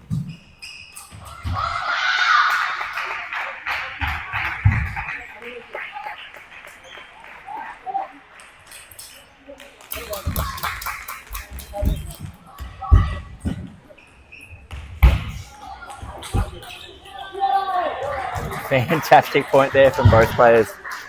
Lockie doing just about everything to get himself through that point, but Jane being relentless in attack.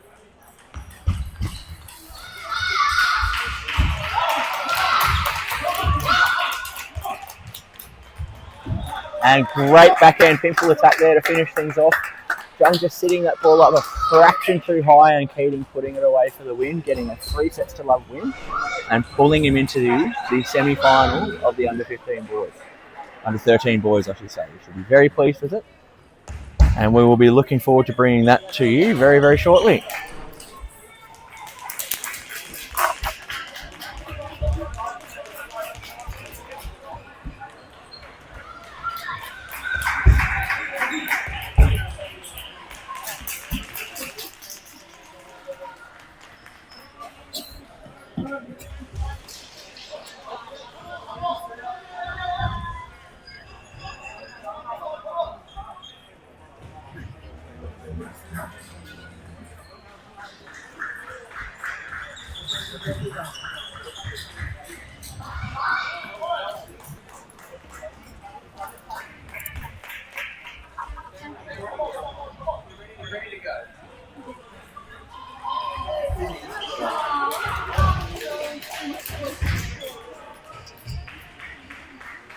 Sanaya Ponedasa, Araria Dingra from the final of the under-21 women's singles. Take a look.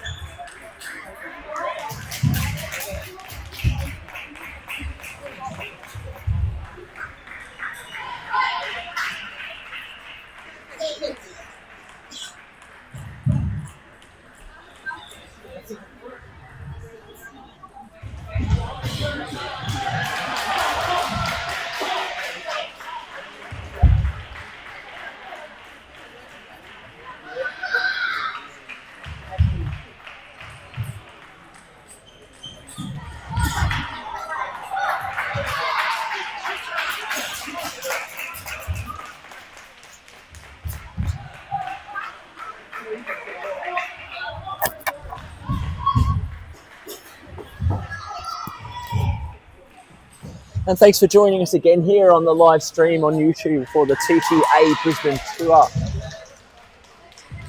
We are getting through to the serious business here and the business end of our morning session. We've got our under 21 women's singles final here between our number 1 and 2 seeds, Hadassah and Dingra. Certainly players that have seen a fair bit of each other over the years, or the recent history, I should say.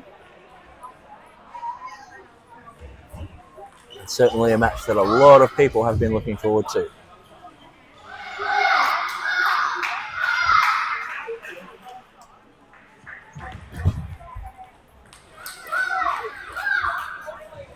Was definitely a contrast of styles between the two players. With Hadassah playing a very quick, fast, top-spinning game from each corner, and Dingra with the long pimples on what looks to be the black side of her rubber today. But yesterday it was on the red side, so just to mix things up. And coming in with it with what is quite a fast and flat forehand on any of those balls that are sitting up. So Dingra starting very strongly.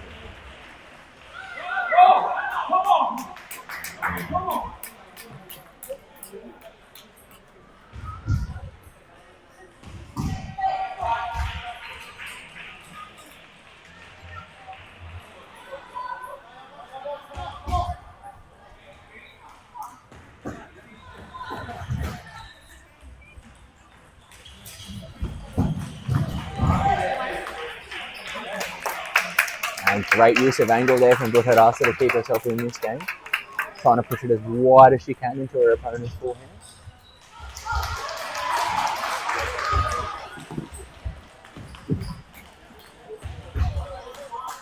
Of course, being able to play with as much power as possible into the pimples rather than the spin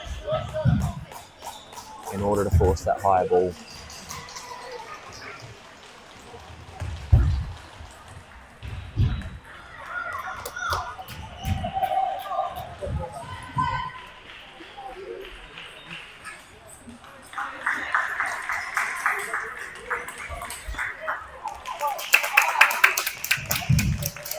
Hagasa working her way back into this game now and tied up at 5 apiece.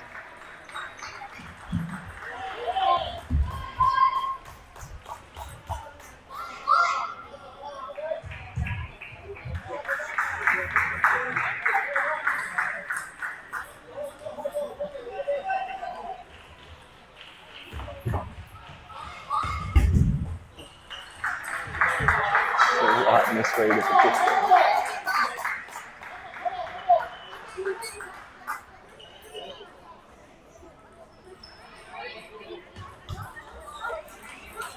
And this time Dingra waiting on that forehand side for the counter shot. Feeling a little more comfortable able to play it into the body of her opponent.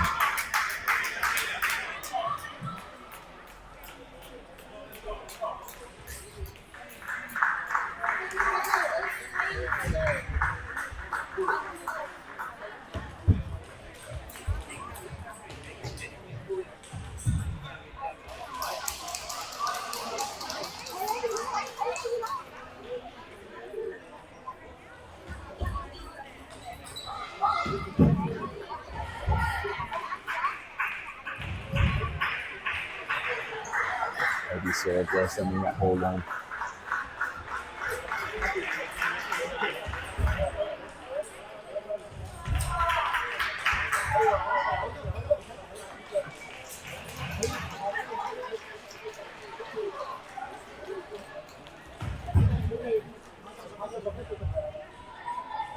We're just looking for that 1-2 attack and swinging back in too early here.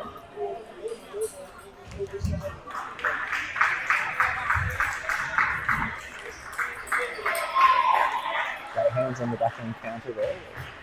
With it also ready and playing it into the body after she noticed that twiddle.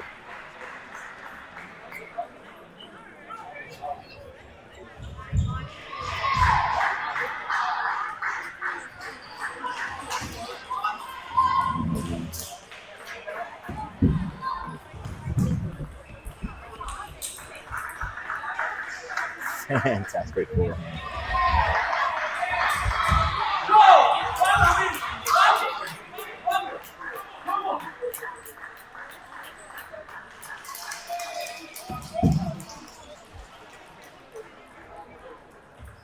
First game going the way of the number 1 seed in a particularly close affair. Both players really playing to their strengths as much as they could. And keeping things away from their opponents at every opportunity. But it's all about looking for your own opportunities, particularly when the level is very similar. You can see that Dingra is playing at a level that can keep up with the standard of Butarasa. She's really just staying right there amongst it. It's all about taking those opportunities when they arise and doing the best with everything that you've got in front of you.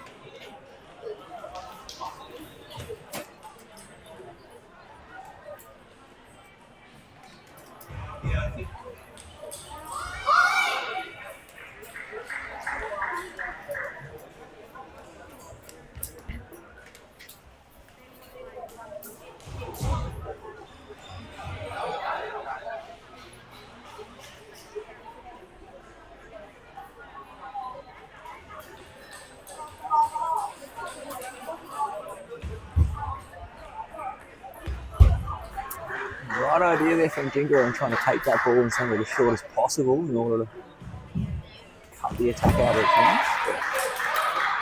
Probably maybe going for a little bit too much, just like with Hadassah in that second forehand.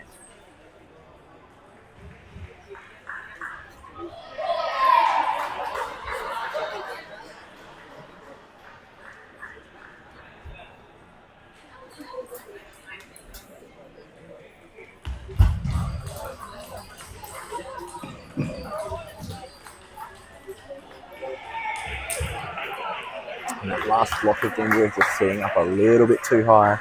And giving Buddhadasa plenty of room to be able to choose wherever she puts her forehand here.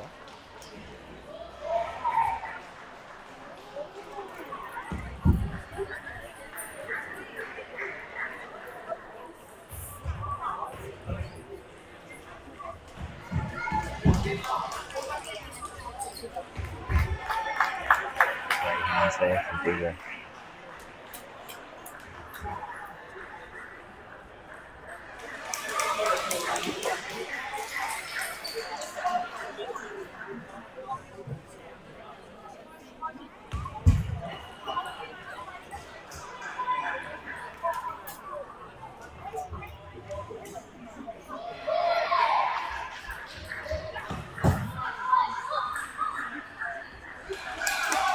Great work to get herself back into this game here.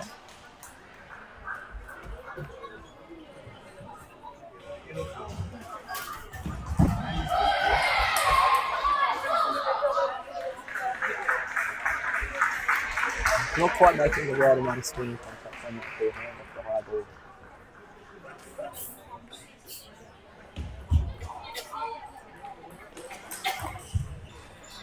Great placement around attack.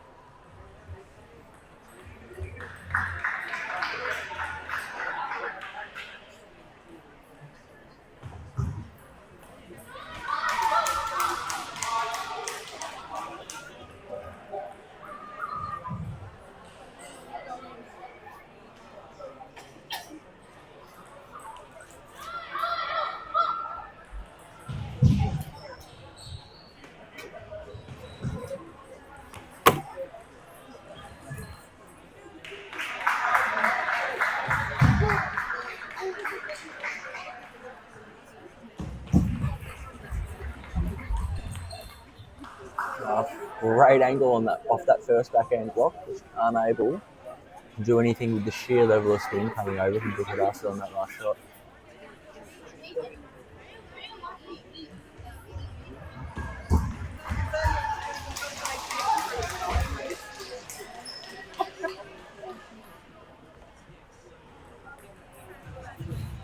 Dinka with the serve at 8-6.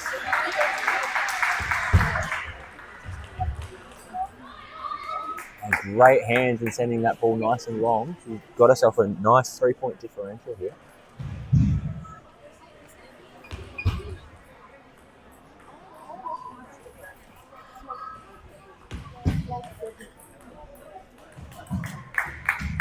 Sitting up a little bit too high.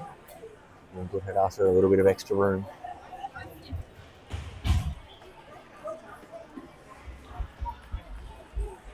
It's not all pictures of you. Photo of him working.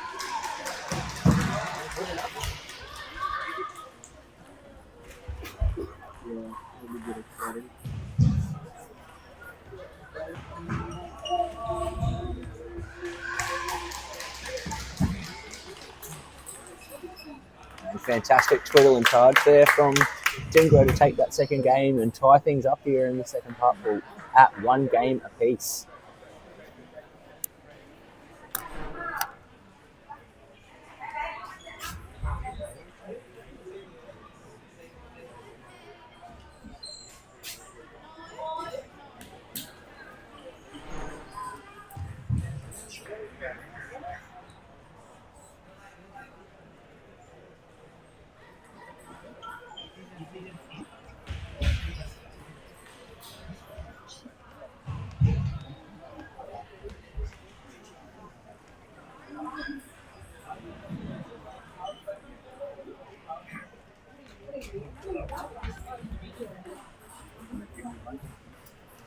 And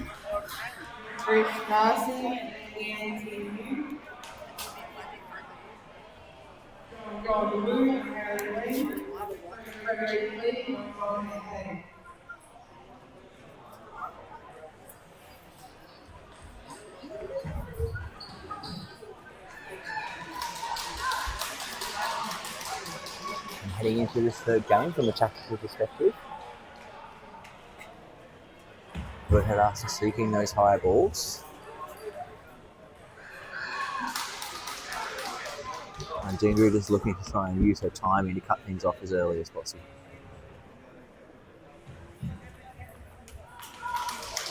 Just like we saw on that last point, just not able to clear that net off the backhand foot. Great decision, keeping the smooth on the backhand for the counter.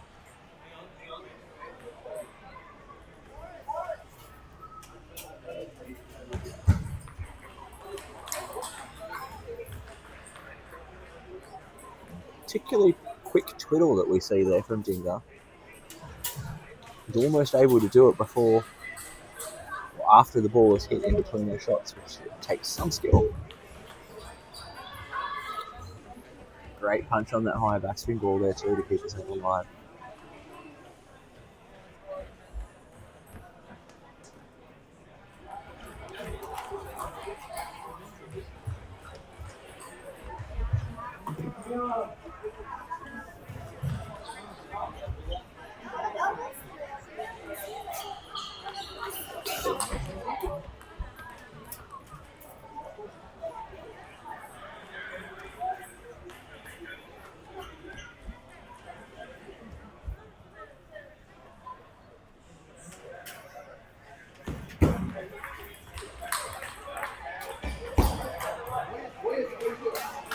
Great placement on that forehand counter top spin there from Dinga.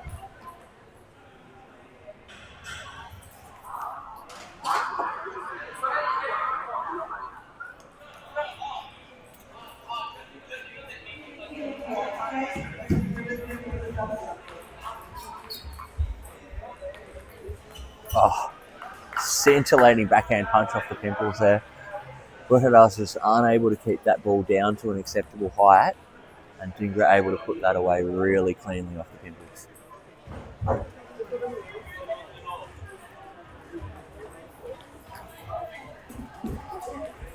A little bit more control required there from Buhadas' side of the table.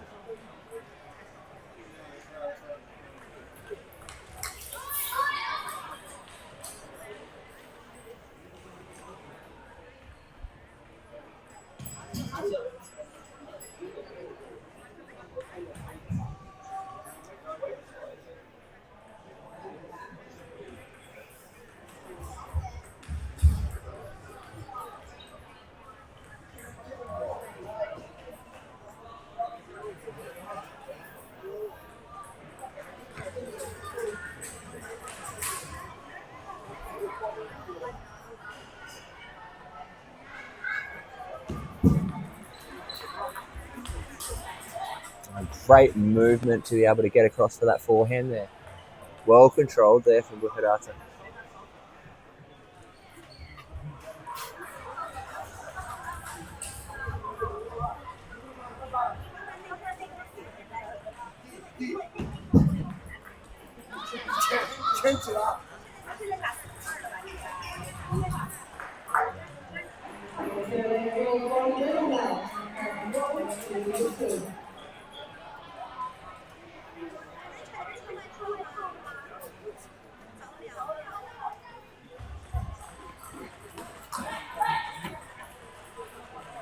Buhadasa really grinding our way back into this game.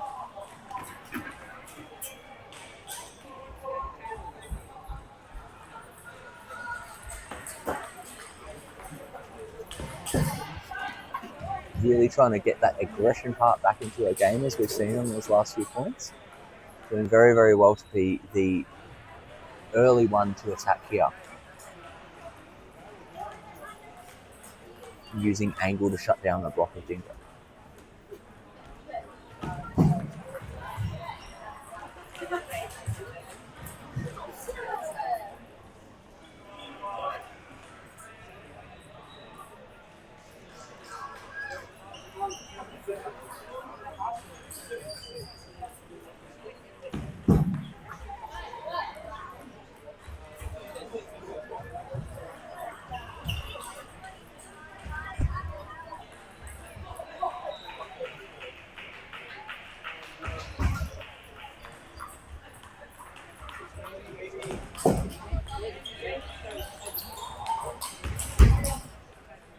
Fantastic recovery over the course of that point there from Dingra. Just unable to be able to get herself back into an attacking position. Bukarasa absolutely relentless in finishing off that game and taking it 11 points to 6. Giving her one set away now from being able to take the championships and avenge her position from yesterday in the Opens.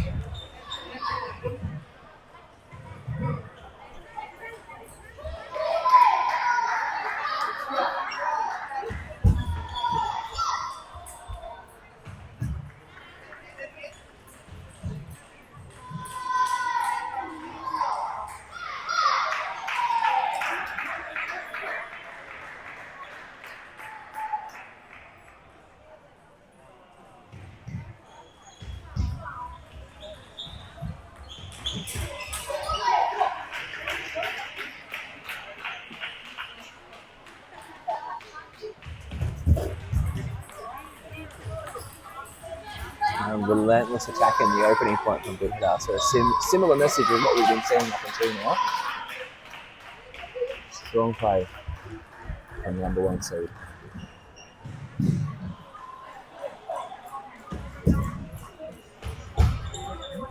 And this time, Dinkley jamming that block into the hip of her opponent, giving her no space to open up on the ball.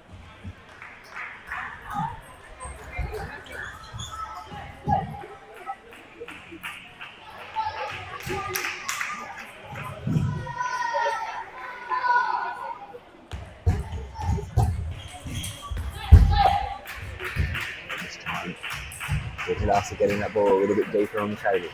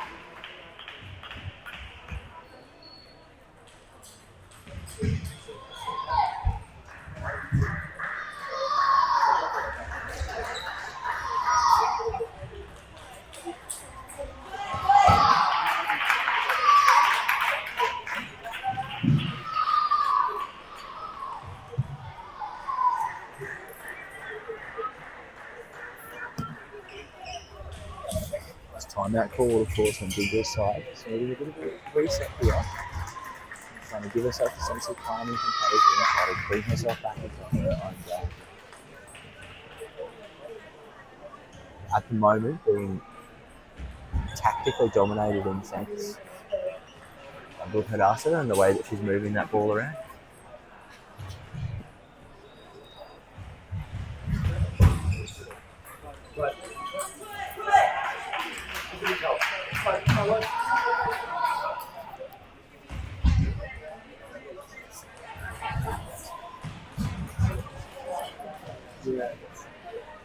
Yeah.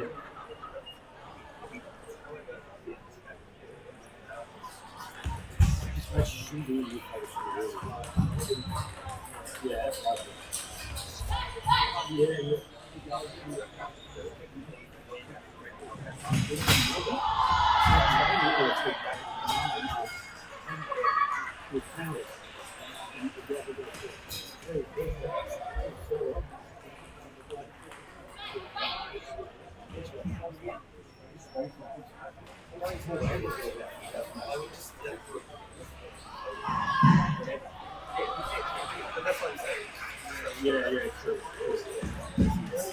You got 44 for one. Yeah.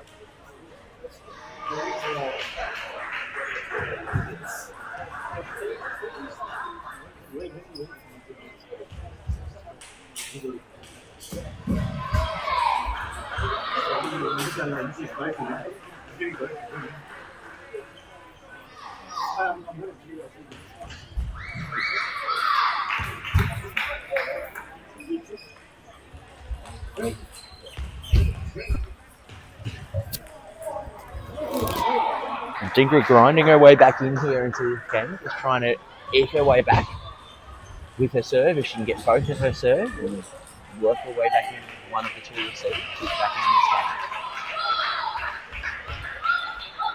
game. Just what she was looking for there on that serve.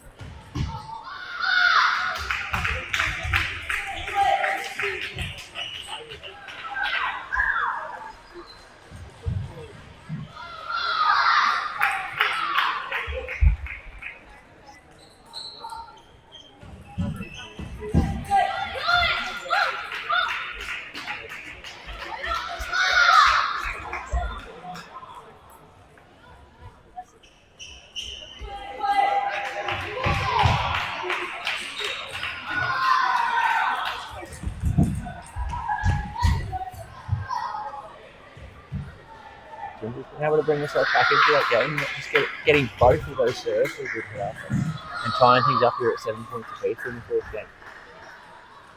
Strong focus. A beautiful angle off the backhand punch. You can see after her serve how she positioned herself into the middle of the table, moved right across that wall so that she could hit the backhand in over direction.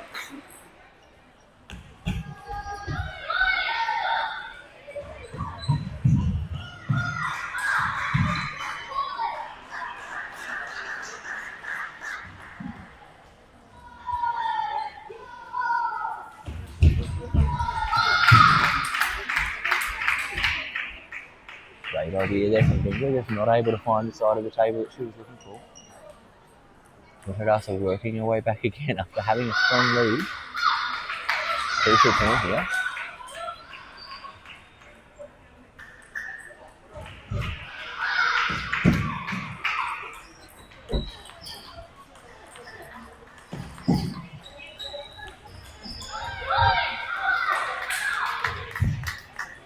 Supreme control from Dingra's side of the table there. You could see the patience as she was walking through that ball, just waiting for that one to become a little bit softer, shuffling forward, well controlled.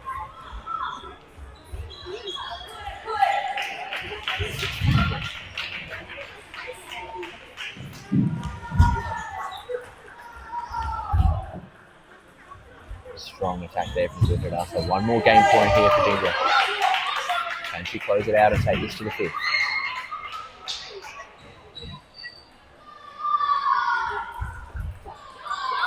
And she does. Heavy no spin serve by the looks of things, getting sent off the end. And all tied up here. 2 games apiece in this under 21 women's singles final. Fantastic game here from both players. Seeing a real contrast of styles and a real contrast in tactics as they shift and change throughout the course of this match.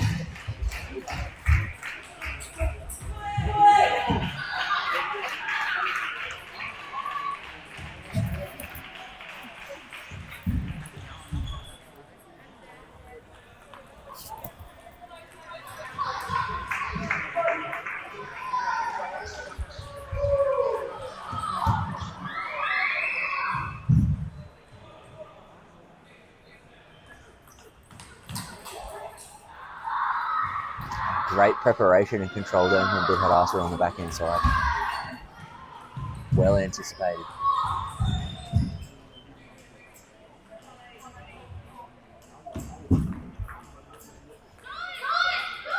And this time Dingra able to get that ball a little wider than she had on her previous couple of balls.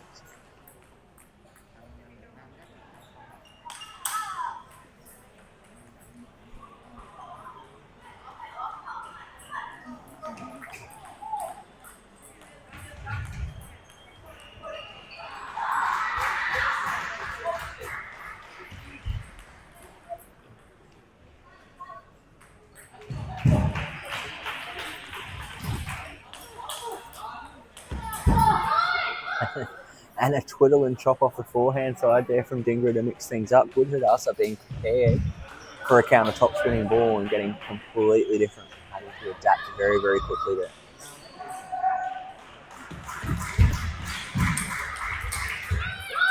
Again, another very fast twiddle to be able to take it with the smooth on the backhand side and punch through. And Budhadasa has called her timeout, expectedly so, with a 3-point gap. 4-1 now to Dingra in this set from some very aggressive play.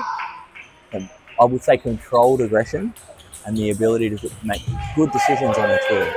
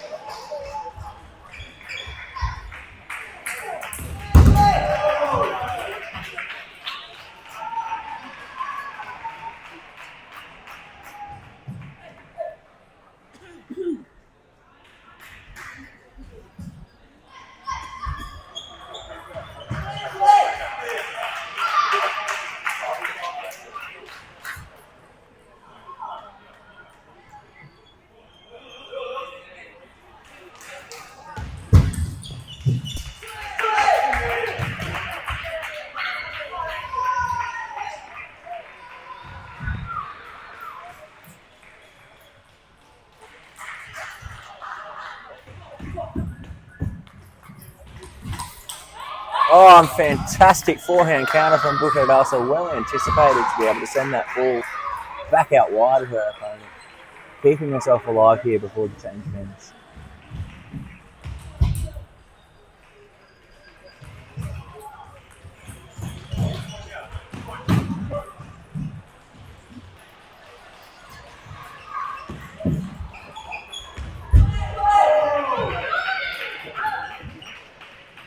Dingra capitalising there. Able to take the lead with 5 points to 2 at the change of ends.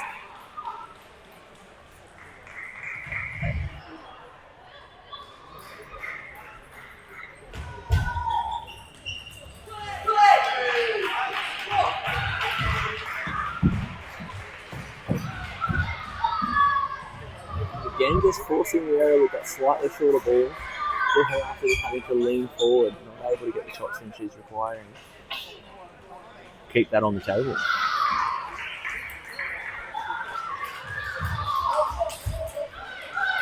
And great reversal of affairs there with the twiddle again there from Dingra, surprising her opponent.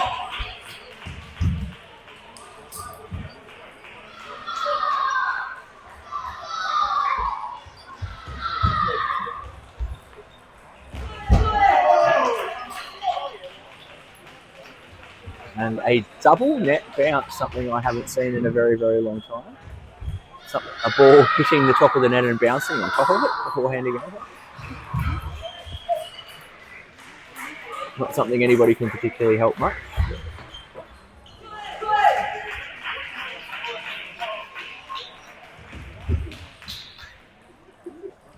Strong deep serve there from Budhadasa. 1 point at a time here.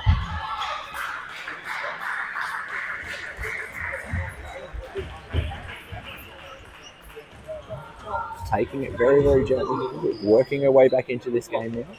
2 strong serves here from Budhadasa, needing at least one of the next 2 points. A strong backhand attack there from Dingra.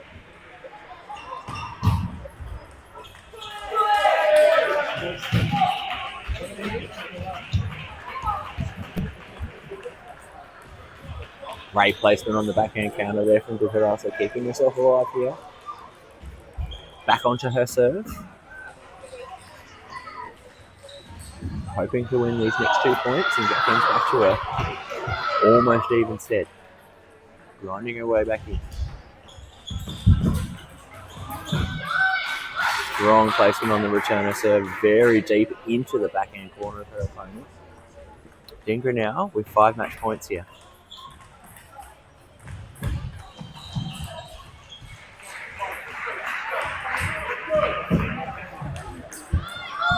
And Budharasa misses the backhand topspin. Dhingra closes it out in her final shot and is able to take it 11 points to 5 in the final and clutch the under 21 women's singles gold medal. Congratulations to Aradia Dhingra. Well done to her. Back with you soon for some more finals action.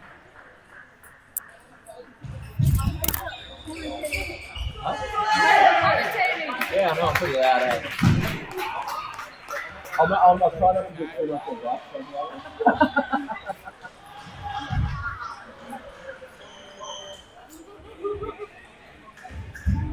Final, the under 13-year-old seal against the Parliament.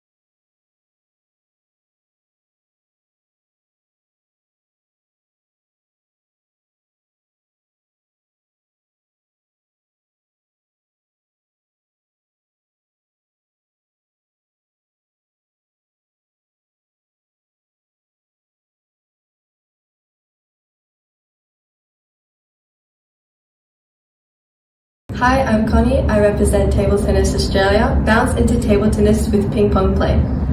Hi everyone, I'm Nicole Adamson, the CEO at Table Tennis Australia, and I'm excited to be here today to share with you our new foundation program, Ping Pong Play. Table tennis is a fantastic way to get students moving, engaged and having fun. That's why we've revamped our primary school program, making it even more accessible, active and enjoyable for young learners. And in secondary schools, we're introducing an exciting new format to allow students to get involved regardless of their interest. Whether that's coaching, umpiring or helping out with events, there's a spot for everybody in table tennis. Ping pong play is about more than just a sport. It's about teamwork, leadership and making table tennis a fun, inclusive experience for all students. We'd love to see your school get involved.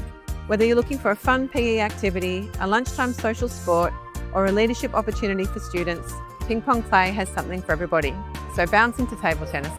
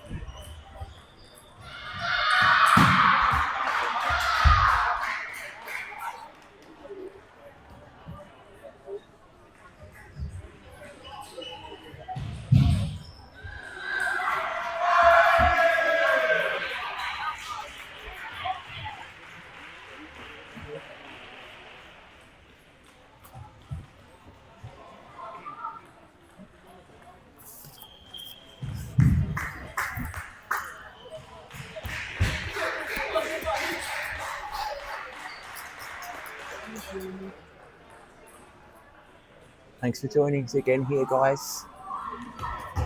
We've got our under 13 girls final here underway. Pretty exciting match between Alyssa Young and Clara Wang.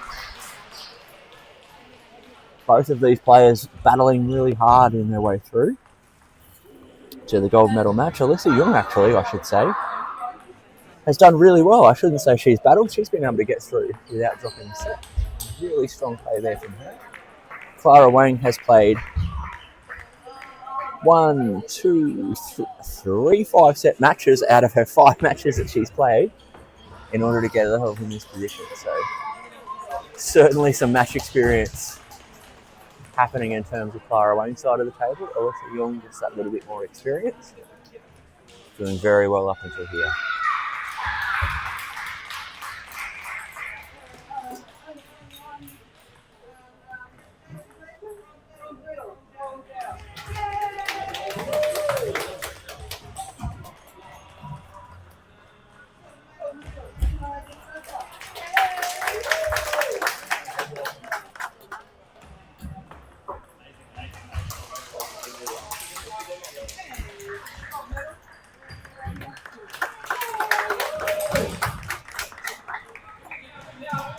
Certainly see a few of those net dribblers happen on those last few points. Alyssa Young getting her hands onto the ball and the ball just carrying over with a little bit of extra top spin.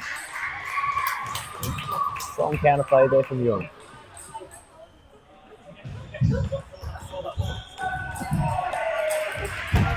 And great attack there from Clara Wang. Great side-to-side movement of the feet in order to get herself in the right position.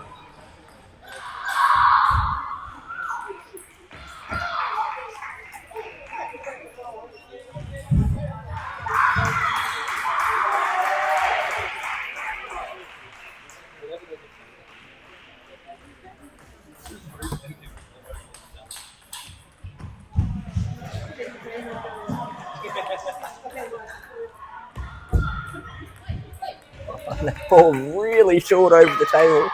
Clara Wang's arms just not quite long enough to be able to reach over and hit the smash.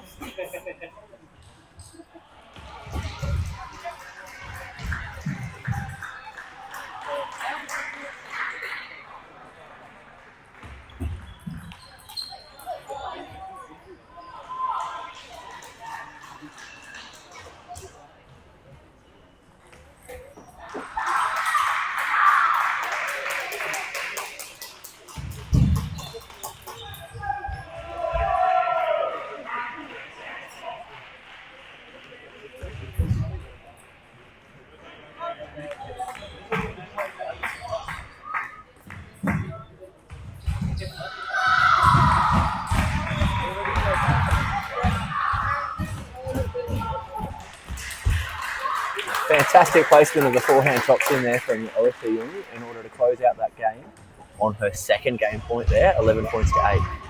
What we're seeing is quite a lot of controlled top spin on her behalf. And even when Clara Wang comes into the pimples and plays it into her backhand, she's keeping herself balanced, keeping her body weight leaning forward and not allowing the head and the shoulders to step back. She's able to keep that backhand top spin quite low. Of course, advice heading over into the corner, making sure that she is trying to take those points as early as possible. The Clara Wang side of things, of course, knowing that she has the pimples, what can she do differently in order to disrupt the rhythm of a strong counter top spin opponent?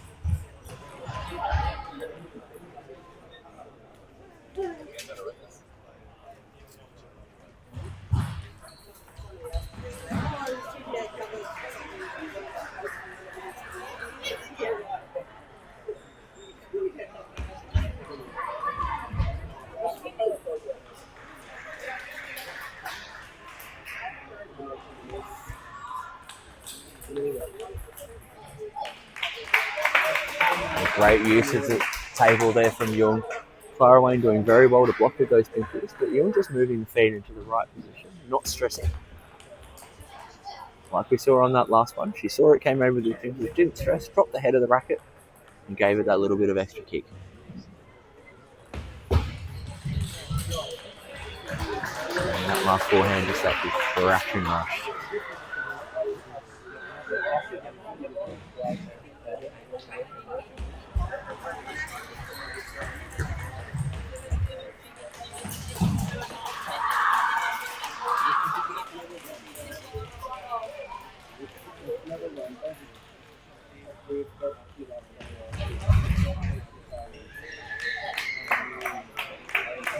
High spinny pop spin, causing a lot of difficulties there for Wayne. Wayne wanting to jam those pink balls onto the ball, but just not able to handle some of the side spin that's also coming into it.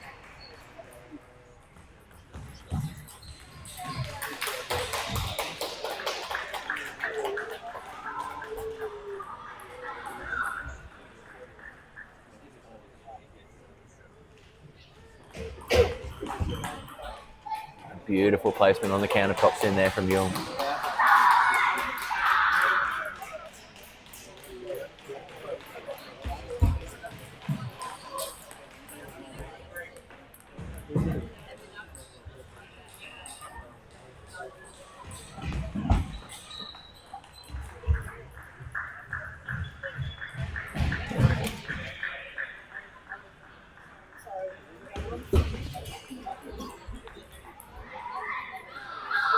Well-handled ball there from Young. Just that consistency of topspin against the Wellington Bulls and not giving Wayne much backspin to work with.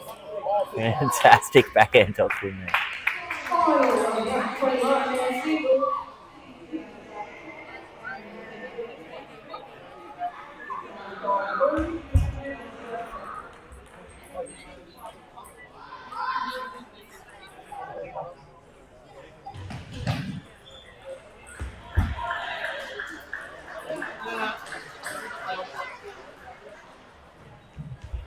Strong game there from Melissa Young, just that little bit too consistent for her opponent. Wayne struggling to come up with tactics and to overcome the consistent topspin over and over. Wayne just not able to get enough backspin on those balls to cause difficulty for her opponent. Young quite comfortable with the level and distance of those balls coming over. So two things really need to change, thinking about the distance and where she's putting those balls. Also, how much spin is she able to get on her serves and returns to start from a spinning position.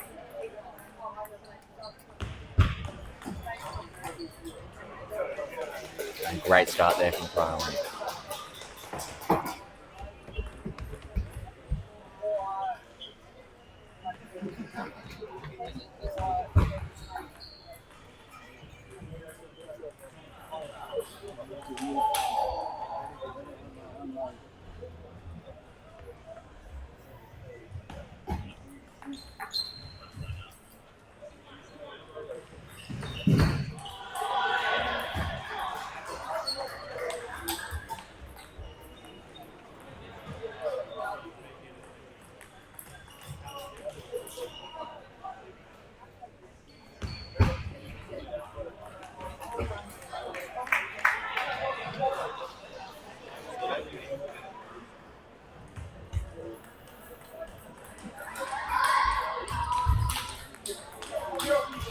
Fantastic use of the backhand there from Clara Wayne. Great work there, tying things up here at 3 points apiece.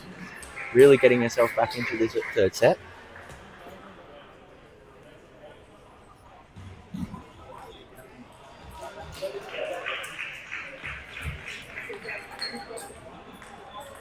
A little bit loose on that forehand top spin there from Melissa Young. Really allowing her opponent back into this game.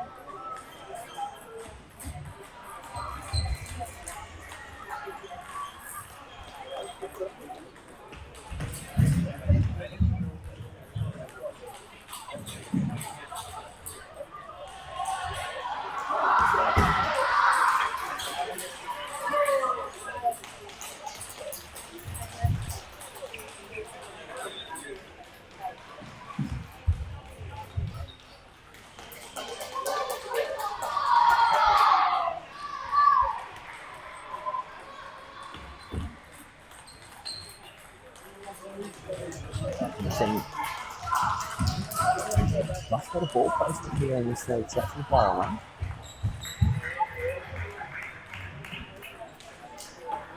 Not giving Alyssa Young anywhere near as much room to swing.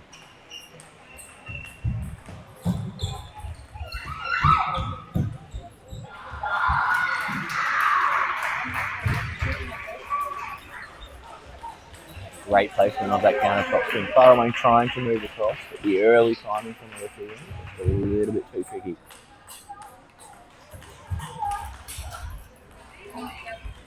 Placing it again back into the body.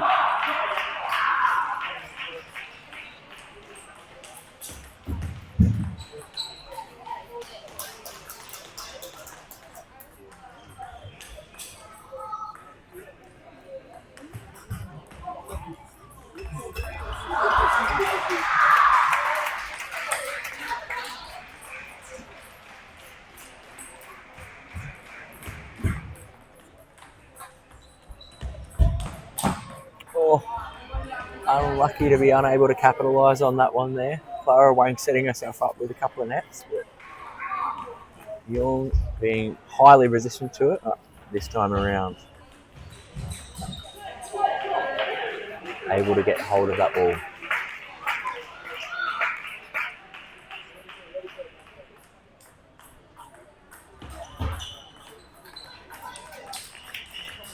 You can see just popping up that little bit with her body on that backhand to give Alyssa Young the first match point.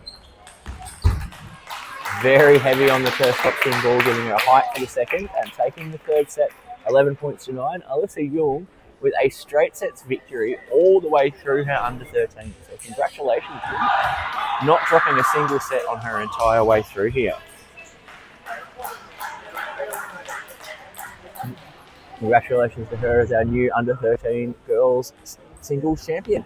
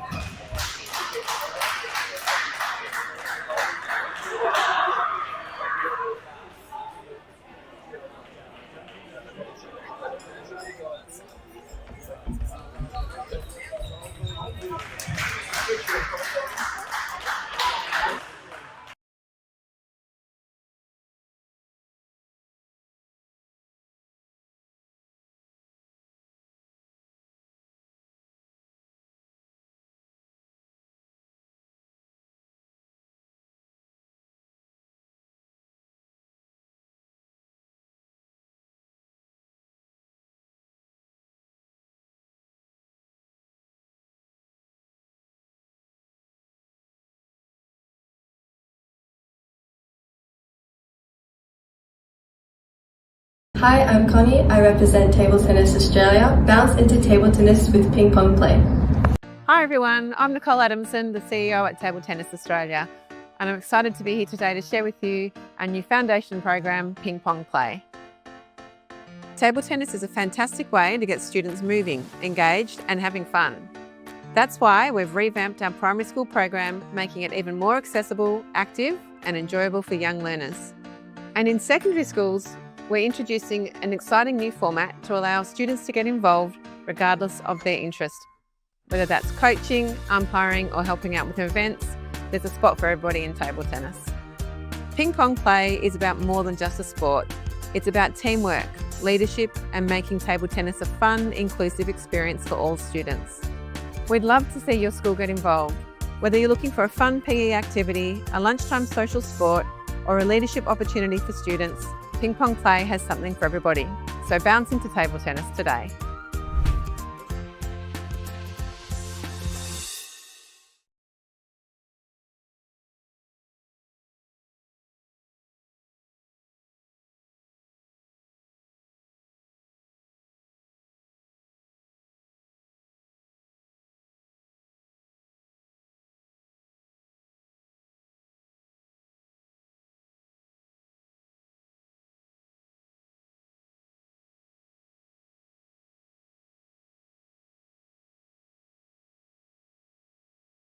Hi, I'm Connie. I represent Table Tennis Australia. Bounce into table tennis with ping pong play. Hi everyone, I'm Nicole Adamson, the CEO at Table Tennis Australia, and I'm excited to be here today to share with you our new foundation program, Ping Pong Play. Table tennis is a fantastic way to get students moving, engaged and having fun. That's why we've revamped our primary school program, making it even more accessible, active and enjoyable for young learners. And in secondary schools, we're introducing an exciting new format to allow students to get involved regardless of their interest. Whether that's coaching, umpiring or helping out with events, there's a spot for everybody in table tennis. Ping pong play is about more than just a sport. It's about teamwork, leadership and making table tennis a fun, inclusive experience for all students. We'd love to see your school get involved. Whether you're looking for a fun PE activity, a lunchtime social sport or a leadership opportunity for students, Ping Pong Play has something for everybody. So bounce into table tennis today.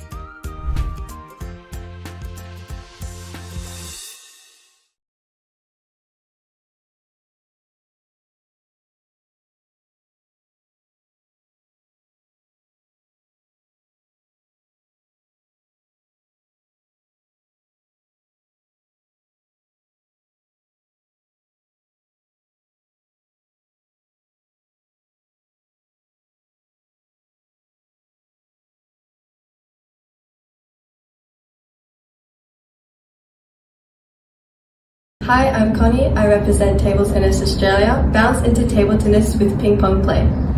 Hi everyone, I'm Nicole Adamson, the CEO at Table Tennis Australia, and I'm excited to be here today to share with you our new foundation program, Ping Pong Play. Table tennis is a fantastic way to get students moving, engaged and having fun.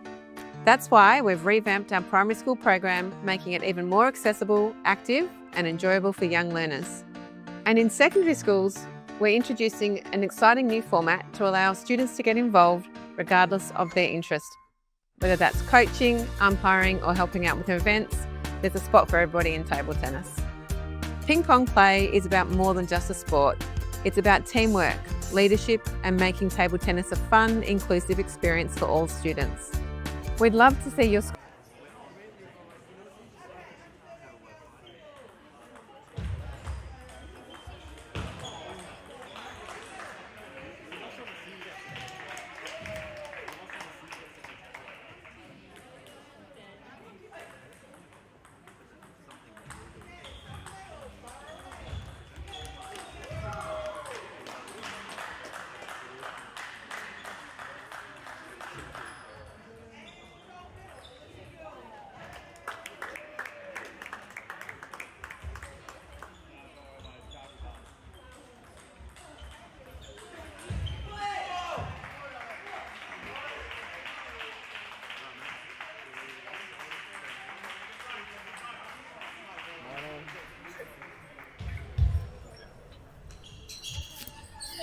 And welcome back here, folks, to the TTA Brisbane Tour. We are moving through the final rounds. We've had some pretty long matches here in the under-13s, so we're actually coming down to a semi-final here between two Queensland players. I've got a guest commentator here with me, one of the under-13 boys Queensland team members, very familiar with the two opponents on the table. Pranav Prasad, welcome. Thank you. It's good to have you up here. You were on the live stream before on screen, and then in the same session you're managing to get yourself behind the screen as well for a bit of fun. Yeah. What are you expecting from this match here between Zhang and Keating? I'm expecting a pretty interesting match. These two players have been playing a lot with each other and also being teammates, so it'll be a very interesting match to see. They definitely know each other's games fairly well, so I don't expect to see a lot of surprises. Quite often when you see teammates playing against each other, I don't know about you, mate, but you do tend to have longer rallies because the patterns in play are a bit more predictable. Yeah, but if you can see Boris, he's struggling the first two points. Apparently he got like a shoulder injury, so he's trying to like combat that injury. Oh, that didn't look like a very injured forehand that I saw just then. That was just about around the net. Yeah. He can still play, but like it's not like super injured, but like it's just it pains sometimes. Well, I guess if the shoulder's causing him a bit of trouble, someone like Lockie's game may be a little uncomfortable for him because of the way that backspin comes off. Yeah, and also he changes the pace. Like if you play really fast to his back end, he'll like change the pace and use his pimples to like either make it short and And I see vice versa though as well, right? Like if someone's trying to play slow and push it into his pimples, he's just going to get underneath and flick it. yeah, Counter that into a topspin rally. yeah. That's one of the most difficult things with him. Like if you push, he's gonna like punch probably like down the line, and it doesn't actually come with topspin. It like comes with like no spin, and that makes it even harder for players like me, for example, to like still get it on the table. Yeah, I could imagine. That was a really good example, right? He punched in with those long pimples out wide, and Boris, the only way he could handle it was to send it up high. Yeah. I mean, last time I saw them play, I noticed Boris was like, Lachlan has problems with when somebody like goes really powerful, open up to his back end deep. Yep. Because he does not have the touch or feeling to like put it in the table, at least deep or short. And also, I noticed Lachlan, he also struggles with blocking on his forehand, spinny topspins, like short and spinny topspins to his forehand. So if you were in Boris's position, it'd depend on what you were getting on that first ball, but trying to play hard into the backhand and spinning into the forehand. Yeah. Because obviously anything too quick into Lockie's forehand, and it's almost like he's waiting for that. Yeah, he's like a brick wall. Like he like sometimes he's just like a brick wall. As we just saw then. Yeah. Boris has to move in order to hit his top spins and just Yeah. a little bit further out of position here. He's a long way down, 4 points down here. Yeah. If you notice, Boris's mentality is very good. His mentality is like impressive for his age. If you notice, like he might be like down like 2-0, and then like he comes back. He has like that always wanting to fight and always wanting to be aggressive mentality. And I haven't seen him fire up just yet, but there's probably something I would expect to happen a bit later in the game. He plays himself in and starts to make a bit of noise. I don't think I've ever seen Lockie choke on court before. No, yeah, he doesn't really. I don't know why, but Well, that's one of Lockie's benefits, and we saw it just then, is the style that he plays really requires a relaxed hand and a relaxed mind, because if you're not relaxed, you're not going to be able to handle the level of spin, particularly as you get into these bigger and stronger players. So Lockie does need to stay calm and relaxed, but sometimes that can be to the detriment of his focus. He's trying to go a little bit too soft and he loses focus a little bit. yes, I've noticed he has been losing focus a little bit. So he'll lose a run of points in a row sometimes and have to come his way back. Yeah. But that game was quite strong. He started strong. In the previous match when he was out here and I was commentating, the first two games he was down and really had to grind his way back in. Yeah. He was all good in the end, of course, but he really had to work his way back. So I think really important for him playing Boris right now is to have a strong start at the start of this game. Boris is going to fight no matter what. Yeah, he has that mentality. Just like I said, he won't give up. Lachlan, if you notice, like whenever he's like down, he doesn't give up entirely. He like half gives up. But if he gets like a point, he will try to get back into the game and try to win it.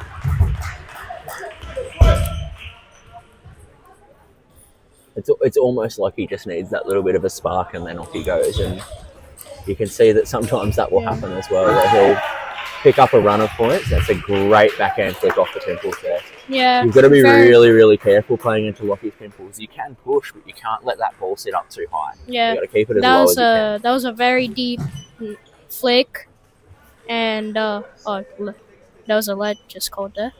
The last point that was a very deep punch, and it's like no spin, so he couldn't get it on. So there's extra work required on the ball Yeah. to be able to turn it into a And top spin rally. But you also, with that no spin, you certainly wouldn't want to push it because that's Yeah. how the ball pops up. Yeah, well, on the last point, Lockie, his forehand has gotten better recently.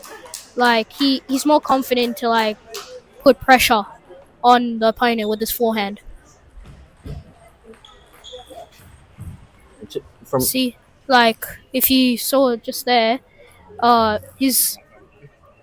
no spin punch is like very difficult to counter back because it's like no spin, and then if you just lob it, then he will go around and just attack you. I actually just saw, and a good example of what you were talking about before with Pranav was Boris actually played his backhand with a little bit more power into Lockie's pimples, and that as he blocked that longer ball with that bit of power, it flew off the end of the table. So that's sort of a good example of what you were talking about, trying to play that bit stronger. But Lockie really in control of things here at this point. Yeah. And of course, you sort of see every point that Lockie loses, he's a little bit hard on himself. He's got quite a high internal standard that he sets for his own level of play. Yeah. That he expects himself to be able to play a particular way and at a particular level, and if he doesn't achieve that, that's when you see him getting upset. It's not really about the other guy. Yeah.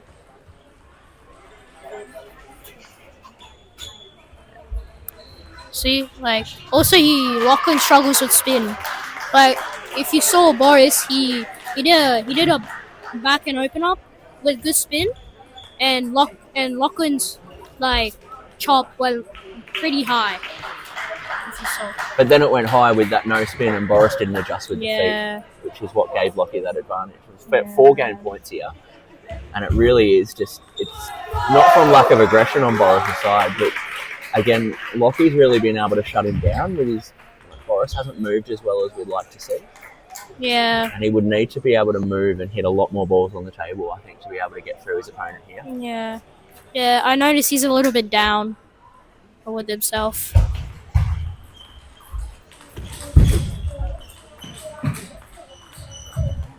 And strong recovery with the top spin there. That was a couple of nasty shots that had come over. Really hard work from Boris. Yeah. Still staying alive, like you said, he'll fight no matter what the score is. Yeah.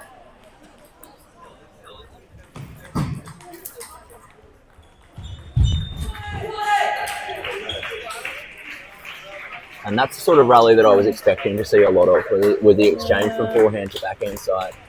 Boris reading the pimples because he plays them all the time, but Lockie just finding that angle, really. Yeah. And really, I think it may be a bit of a game of angles and who can find it that little bit early in the point and disturb the footwork of their opponent. Yeah, like Lachlan, his main advantage is to like make Boris make Boris some errors. Yes. Whenever Boris is out of position, he'll just like drive him wider or more in the elbow. Well, you would describe Lachlan's style not as defensive, but more as a counter-attack kind of play. Yeah. It's not that he's outwardly defensive. Yeah. He's trying to set himself up so that he can hit his forehand as much as possible. If you notice, like Lachlan, whenever you play against him, he never blocks. If you like, he'll always try to counter him with his forehand. Because then the other opponent is under pressure. Okay. Lockie 2-0 up. It's certainly not over here from any standpoint, but Boris has a long way back here. Lockie's going to keep doing what he's doing, I'm sure. Yeah. But at the moment, as I said, just lacking that little bit of physicality from Boris side of the table. Yeah.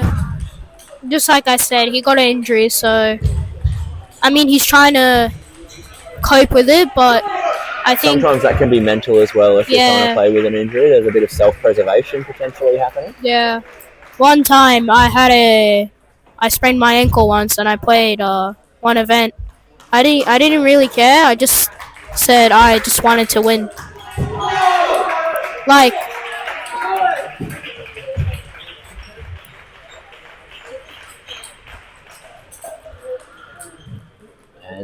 Strong ball movement there from Lockie, really going side to side and forcing Boris to move that little bit extra, which by the looks of things he's not particularly happy doing at the moment. Yeah, if you see Lachlan, he'll try to stay close. If you push him back, it's over for him. He can't. He'll have not a chopper. he's not a chopper. He'll have very low chance of getting the next ball on. If you can tell, Boris is like Lockie. Strong backhand there from Lock. If you see, Boris is getting pushed back from Lachlan's attack. And it's actually those backhand attacks that he's coming in with. It's the speed coming off those pimples. Yeah. Knowing that they're not backspin, right? But they're sort of no spin to light top spin as he flicks through it. Yeah. Okay. You give yourself a little bit more room to hit your top spin, and probably a well-timed timeout here. Okay. Very good timeout from his He was ahead. dad. Yeah, he was ahead, and then like Lachlan started to adjust.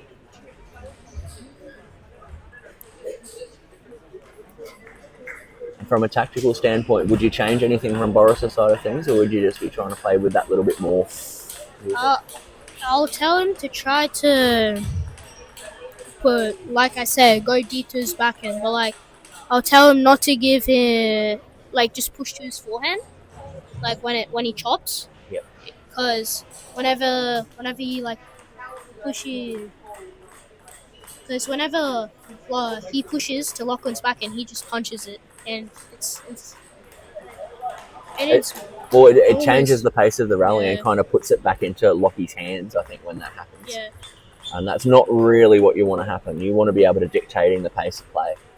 Usually, Boris tries to be very aggressive, but since because of injury, I think he's a little bit more defense. Oh, Great retrieval there. He's still keeping himself alive. yeah, like I said, it's not gonna go down with the fight.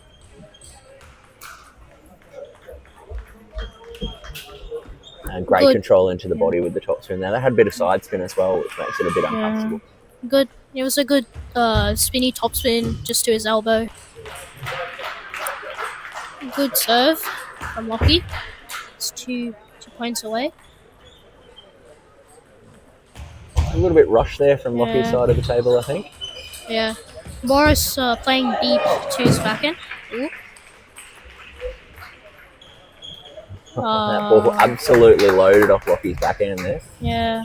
Really, really soft hands. Lachlan's touch is really good. Okay. First game point thwarted there. Yeah. 3 more match points here for Lockie to make his way into the under-13s final. Yeah, final. Against Lachlan takes the win. And he takes the win, so he'll be up against the guy that beat you, Pranav. Which was a pretty tough game. Tell me how that felt playing. Pretty uncomfortable because his serves is very short. His serves are very short no spin, but it's really low, so it's very uncomfortable. Because if you flick, he's ready. He's waiting. He's waiting, and he's very fast.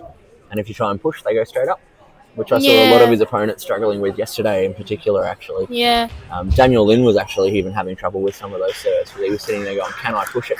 They kept popping up. So that'll be interesting. That match coming up very, very shortly, I think, here on Table 1.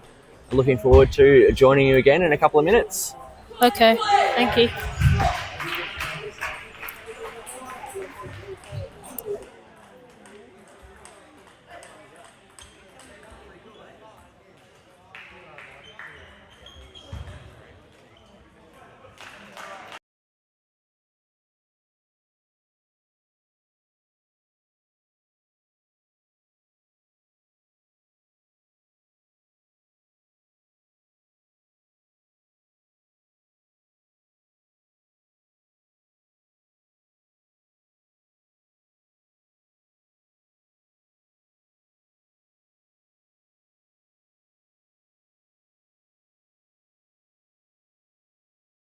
Hi, I'm Connie. I represent Table Tennis Australia. Bounce into table tennis with ping pong play.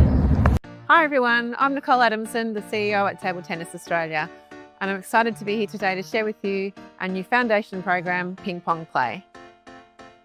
Table tennis is a fantastic way to get students moving, engaged and having fun. That's why we've revamped our primary school program, making it even more accessible, active and enjoyable for young learners. And in secondary schools, we're introducing an exciting new format to allow students to get involved regardless of their interest. Whether that's coaching, umpiring or helping out with events, there's a spot for everybody in table tennis. Ping Pong Play is about more than just a sport. It's about teamwork, leadership and making table tennis a fun, inclusive experience for all students. We'd love to see your school get involved. Whether you're looking for a fun PE activity, a lunchtime social sport or a leadership opportunity for students, Ping Pong Play has something for everybody. So bounce into table tennis today.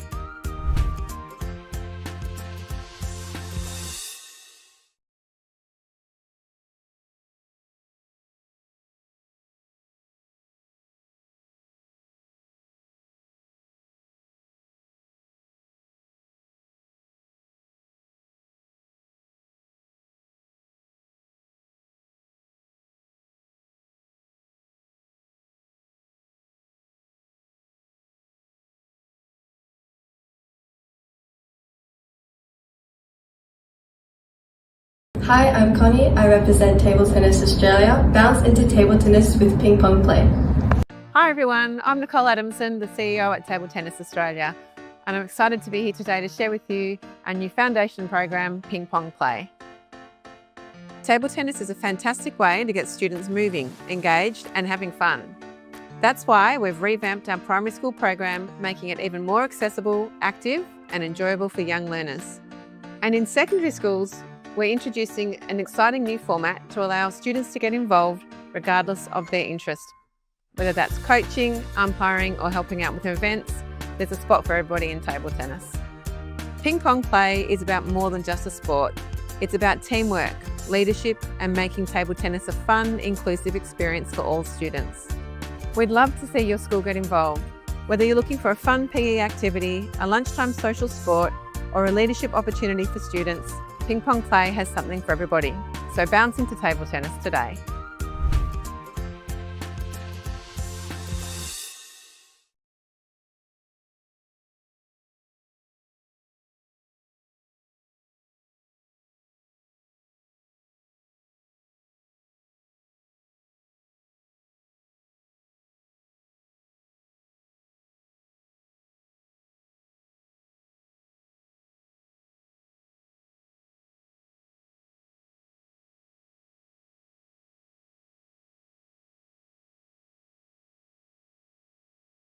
Hi, I'm Connie. I represent Table Tennis Australia. Bounce into table tennis with Ping Pong Play.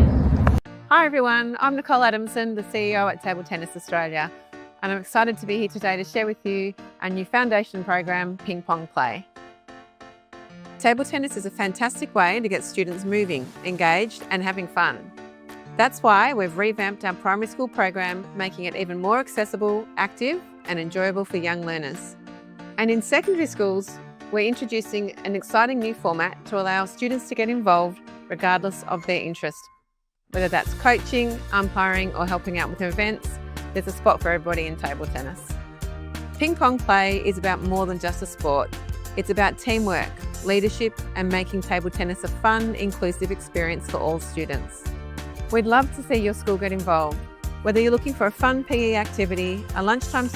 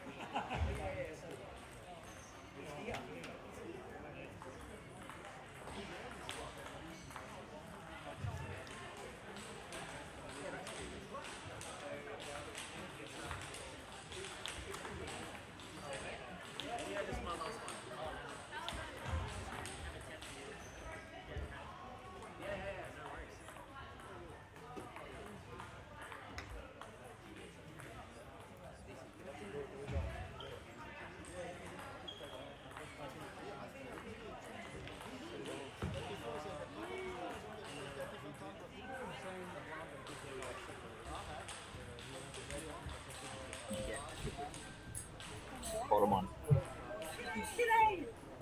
Okay. Welcome back here, folks. We have our final here for the under 13 singles. Our last match here on table 1 in the morning session for the Brisbane TTA Tour. Pranav Prasad is back here with me for the final. Welcome again, Pranav. Hello. We've got 2 Queenslanders again, and I thought it would be quite apt having you out here with Lockie being your teammate and you being your most recent opponent. Yeah. And they both come out explosively in that first point. Yeah. I think it's going to be a pretty interesting affair. I mean, Yu is a highly talented player, and his ability to counter topspin from pretty much anywhere really exceeds his level from what we see. He is an under 11s player, really, right now. Yeah. But Lockie playing a particularly different type of game for someone well trained is going to be interesting to see. Yeah. If you noticed, if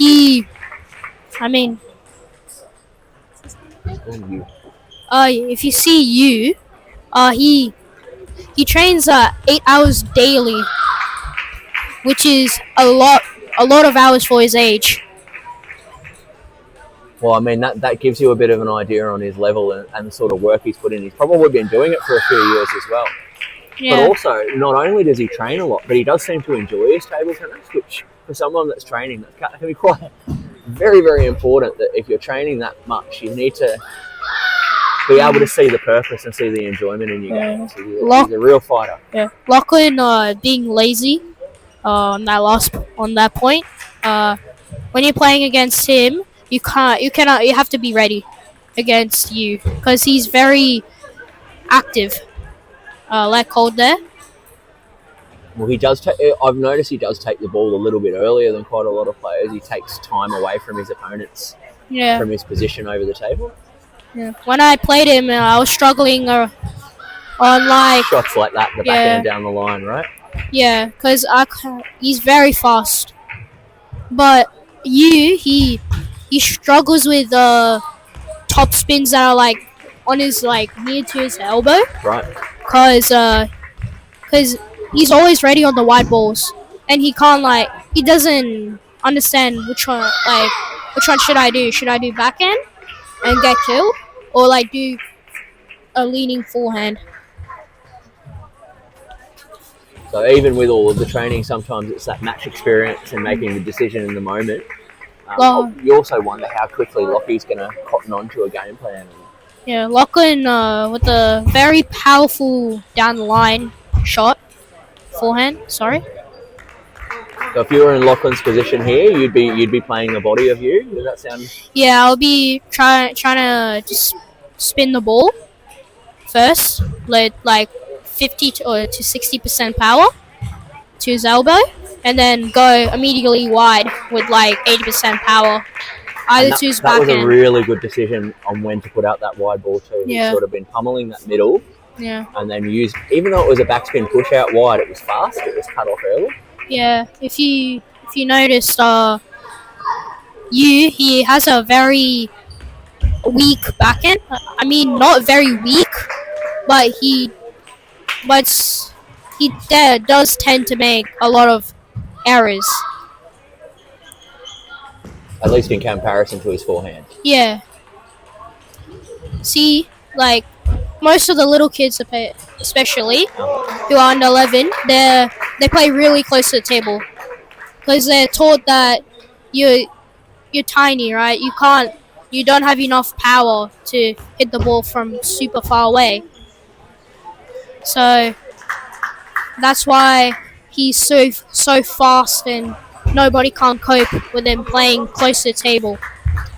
And that's something that's going to change as he gets bigger, and that changed in your game as you started to grow as well, and your ability to move in and out. But Lockie is doing really well moving you away from the table, and then trying to play an angle once he's moved back. If you pull under 11 kids back from the table, it will be very easier for someone like Lachlan, for example, to put him under pressure and put him wide.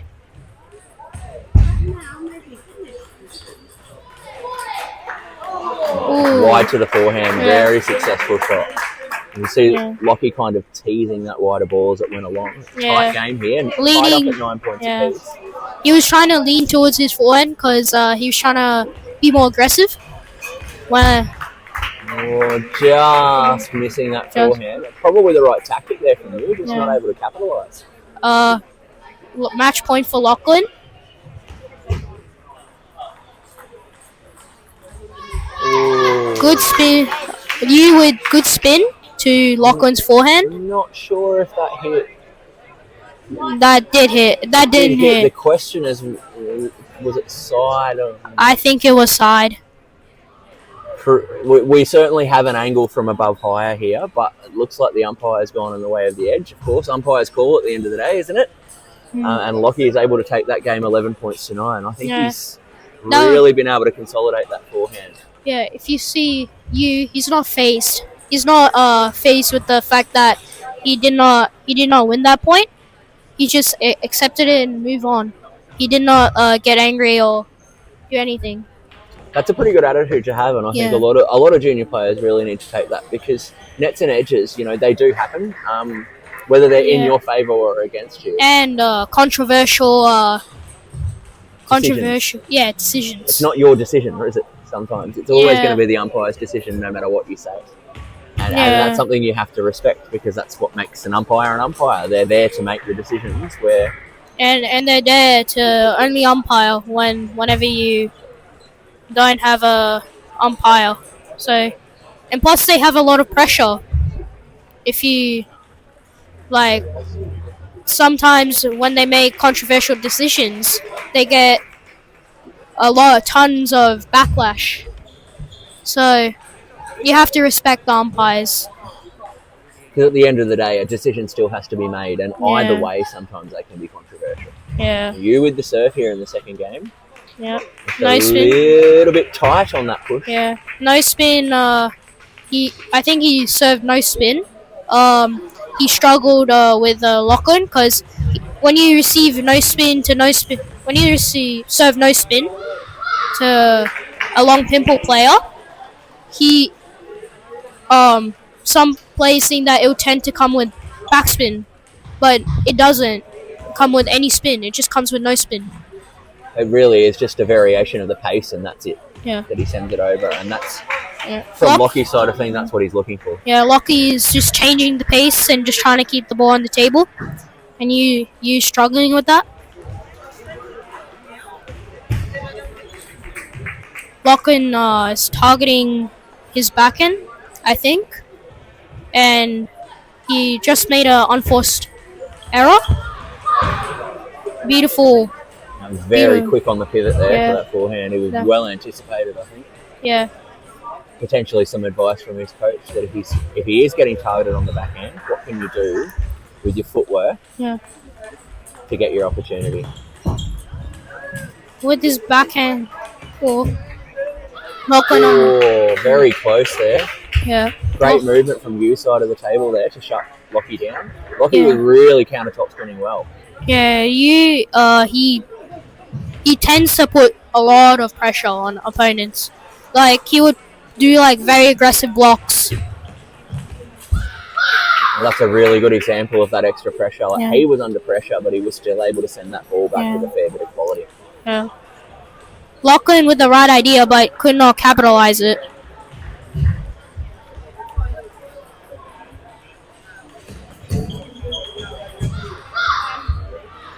As soon as you put Lachlan out of position, he will tend to miss the next ball, or it will just go very high, and with not a lot of quality.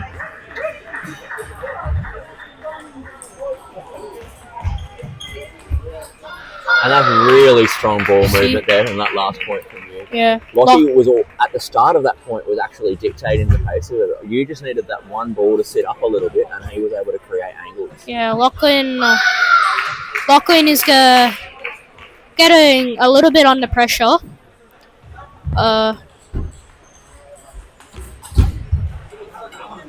Lockie there. Lockie net and edge. Big squishy net on the way through makes it a little bit uncomfortable. Those ones that hit most of the net on the way past can be hard to work out. And that was just... See, if He had you plenty of opportunity there to put that ball away. Lachlan's body language, you can tell it's looking like he's giving up, but I think he just needs that one or 2 points to spark up, and then he'll be more confident. And that's a really good example. Yeah. And that's about as pumped up as you'll see Lockie get. A little bit of a fist pump, and you don't get much more than that. That shows you that he's right in it. Oh, good touch from Lockie. A strong forehand out wide there. Yeah. Really good use of the legs in rotation to be able to move that ball out of reach of you. Yeah, Nasa has trying to work on Lockwood's forehand a lot.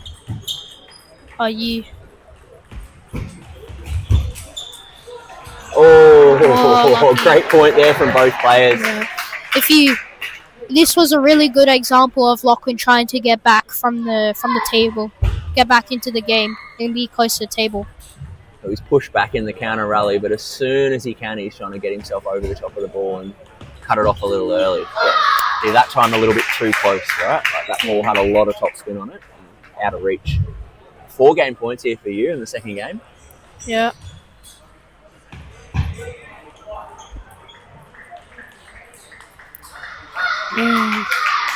Just rushed a little bit on that last point. That was a great backhand flick with a lot of pressure, but Lockley just decided to hit hard and it just went out. And that can tend to happen in these sort of moments, right? Those extra pressure, knowing that you are down game point and going, I need to win this point. Sometimes you can go for that little bit too much. Lockie has been good under pressure so far today. But of course, playing a gold medal match is a different kind of level of internal pressure. Yeah, he.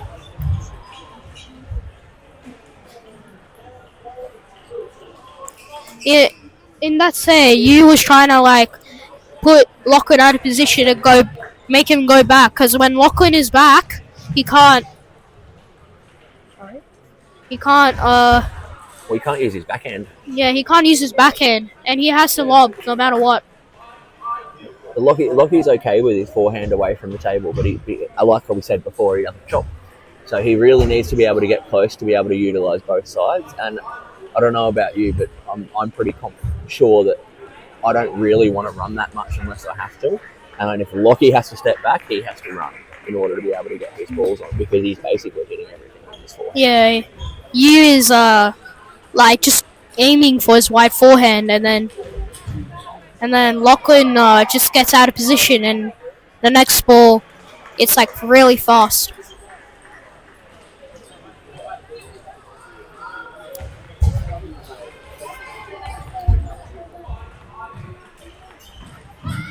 And great footwork there from you. You could really see after every topspin that he was hitting there, he was actually bringing himself back to the middle. Yeah. He wasn't really holding still too hard. And it was very consistent. Oh, lovely inside-out forehand. Yeah. That looked like the sort of shot that would have been offered up by the coach as a word of advice, because we hadn't seen that yet in this game. Lachlan rushing a little bit on the third point. Lachlan just needs to stay calm, and then I think he can capitalize on him. A couple of these rallies have been a little bit shorter than Lachlan would have wanted, I think. They're closing off that fraction too early for him and not giving him an opportunity to find his rhythm. Yeah. Whereas you were sitting there quite comfortably going, let this rally go as long as we can. Yeah. Look, yeah, you is just trying to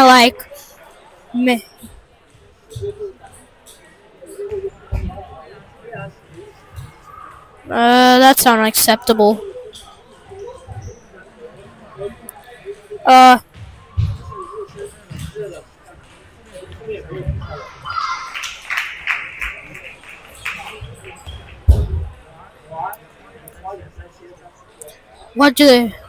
What happened just there is unacceptable. He can shout as loud as he wants. There's no rule about that. It's an interesting point of comment and probably something we could talk a lot about. Yeah. And we've seen a little bit over the tournament, so I'm sure there'll be more commentary around that in the future. But at the moment, it appears more obvious as well when you have one player who is You is a little. passionate and loud, and you have one who is particularly quiet. You is a little bit. He's starting to lose a little bit of focus than he was used to. He's starting to get that focus now.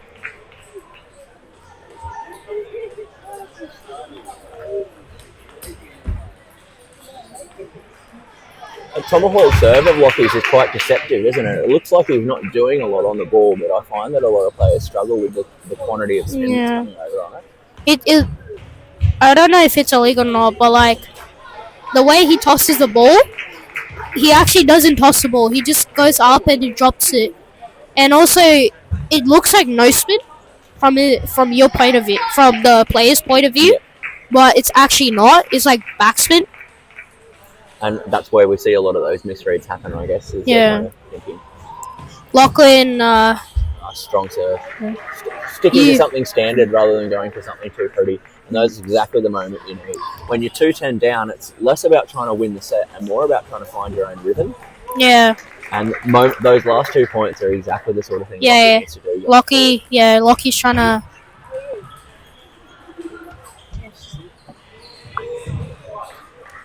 Lockie trying to. He needs to find his rhythm. And you've been able to get over the top of him there with a couple of points in a row. So that's taken a 2-1 lead. Absolutely fantastic from Yu's perspective. But Lockie is just losing the legs a little bit, losing his pace. And he's got a bit of work to do to get 2 more games back here. And he's losing his his confidence is decreasing a little bit, but he needs to. It probably shouldn't be. Yeah. I don't think it was really that moment where the confidence should be down. If anything, he should be trying to play to his strengths. Yeah, and like that said, he should just forget about it, because like every set is a new set. You can't change the fact, like you can't change the points from the last game or set. Sorry. Yeah. All you can do is change what you're doing in order to make sure that you're playing your absolute best, and worrying about what an opponent is doing should always be secondary. Yeah. Always being aware of someone's strengths and weaknesses, but at the end of the day, it's your game that is the one that's going to overcome another player. And focusing on what you do should always be coming first. So Lockie really coming out, needing to think about what he does best, handling that backspin balls with his pimples with a bit of pace, being able to sort of force that ball, probably like you said at the start, into the body of you, particularly off his backhand. If he can punch that ball any time that you gives him any backspin into his body, I think he's been pretty successful up until now. But you saw that return just then, a really good example. Yeah, I think from Lachlan, I think he'll try to target his body. But,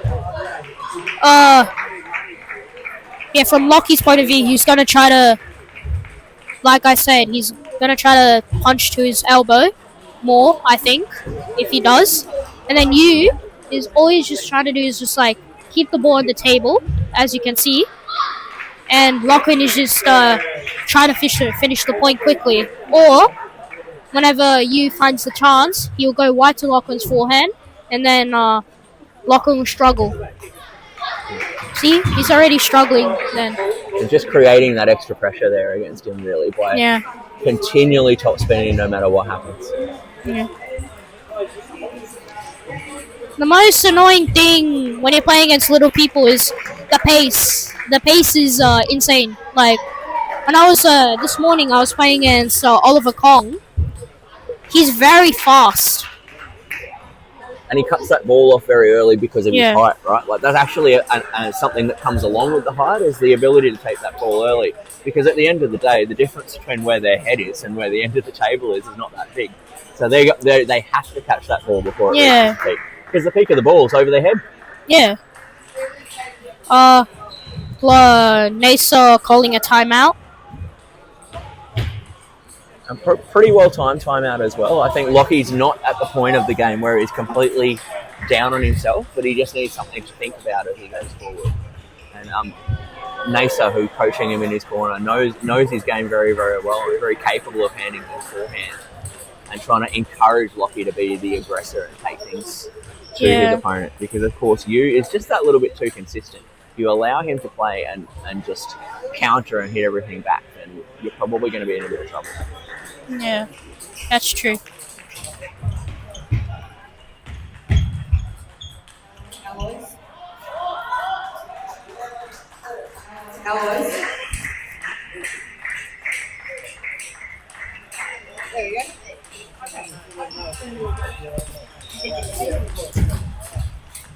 And great forehand there from Lockie after the timeout. What I liked was he took that forehand from the middle. Rather than hitting it with his backhand, he just leaned over to it to get his forehand. We need to see a bit more of that, I think. Lachlan with a good no spin short to use forehand. Calling it timeout called on the other half of the table after those 2 points. Yeah. So sometimes timeouts are called to try and change the momentum and swing of things, but sometimes it's also to stop the momentum of your opponent, isn't it? Yeah, true. Like, for example, Lockie, two things he did there, Nasa did.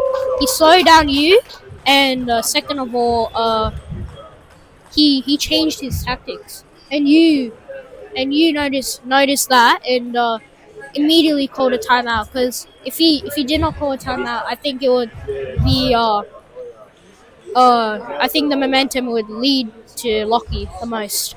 Yeah, most definitely. Let's see what happens here. Well, I mean, Yu's certainly going to slow things down right completely, using the maximum amount of time in his timeout there as well. Yeah. I think he's just going to try to be very consistent in this match.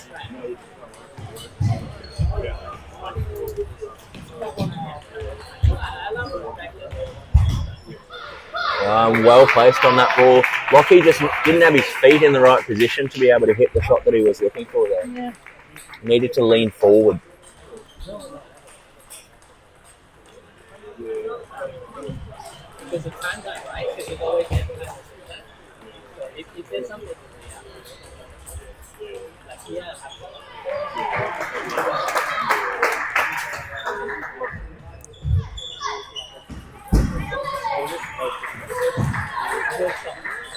And strong forehand from the backhand corner there from Lockie. This is that sort of upset of rhythm that we probably need to see a little bit more of. Yu is handling the predictability here really, really well.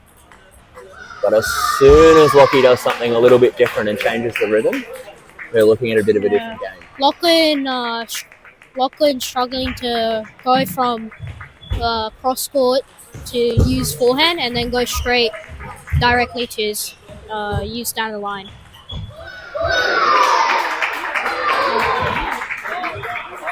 You can see he hit that one a little bit slower. Yeah. It's just kind of Lockie slightly out of position.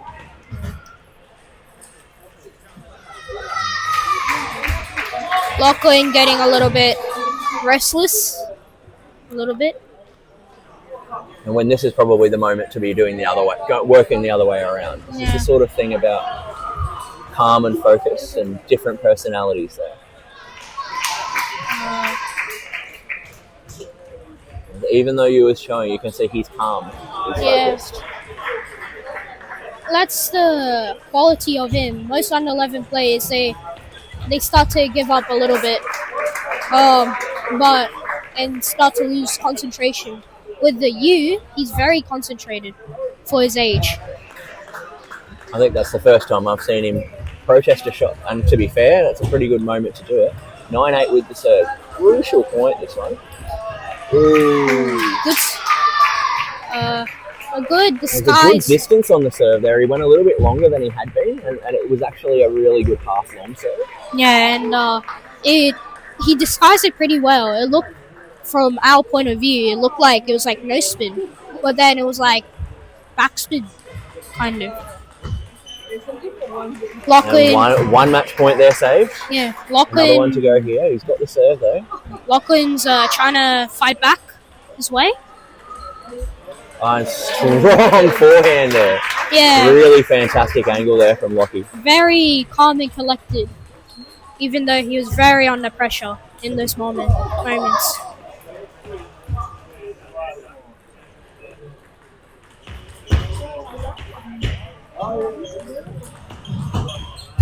Fantastic point there from both players. Lockie Keating reaching out and pulling a forehand from basically nowhere to Yeah. win that point. Yeah, it was like mid-distance from the table. Oh, well handled. I thought that point was over a couple of times there, but you Yeah. just not backing down. Yeah, Lachlan is like getting a little bit annoyed that he's getting every single ball back, basically. Strong fight there from you to get him another match point here. Can he capitalise on his third attempt? Yeah, he might, because Lachlan is a little bit down on himself. And he's able to do it. He wins it, winning the under-13s 3-1 against Lockie Keating, who is a very highly ranked under-13 player, of course, one of the top, number 5 in Australia. Yeah. So you, a new player on the Australian scene, and something we're hopefully going to be able to see a little bit more of in the future. Yeah. Pranav, thank you very much for joining us here for these last 2 under-13s matches. Your insights to the players that you see a lot of have been very helpful. Thank you. Looking forward to having you join us again in the future. Thank you, Daniel. Thanks, guys. See you soon. See you. Bye.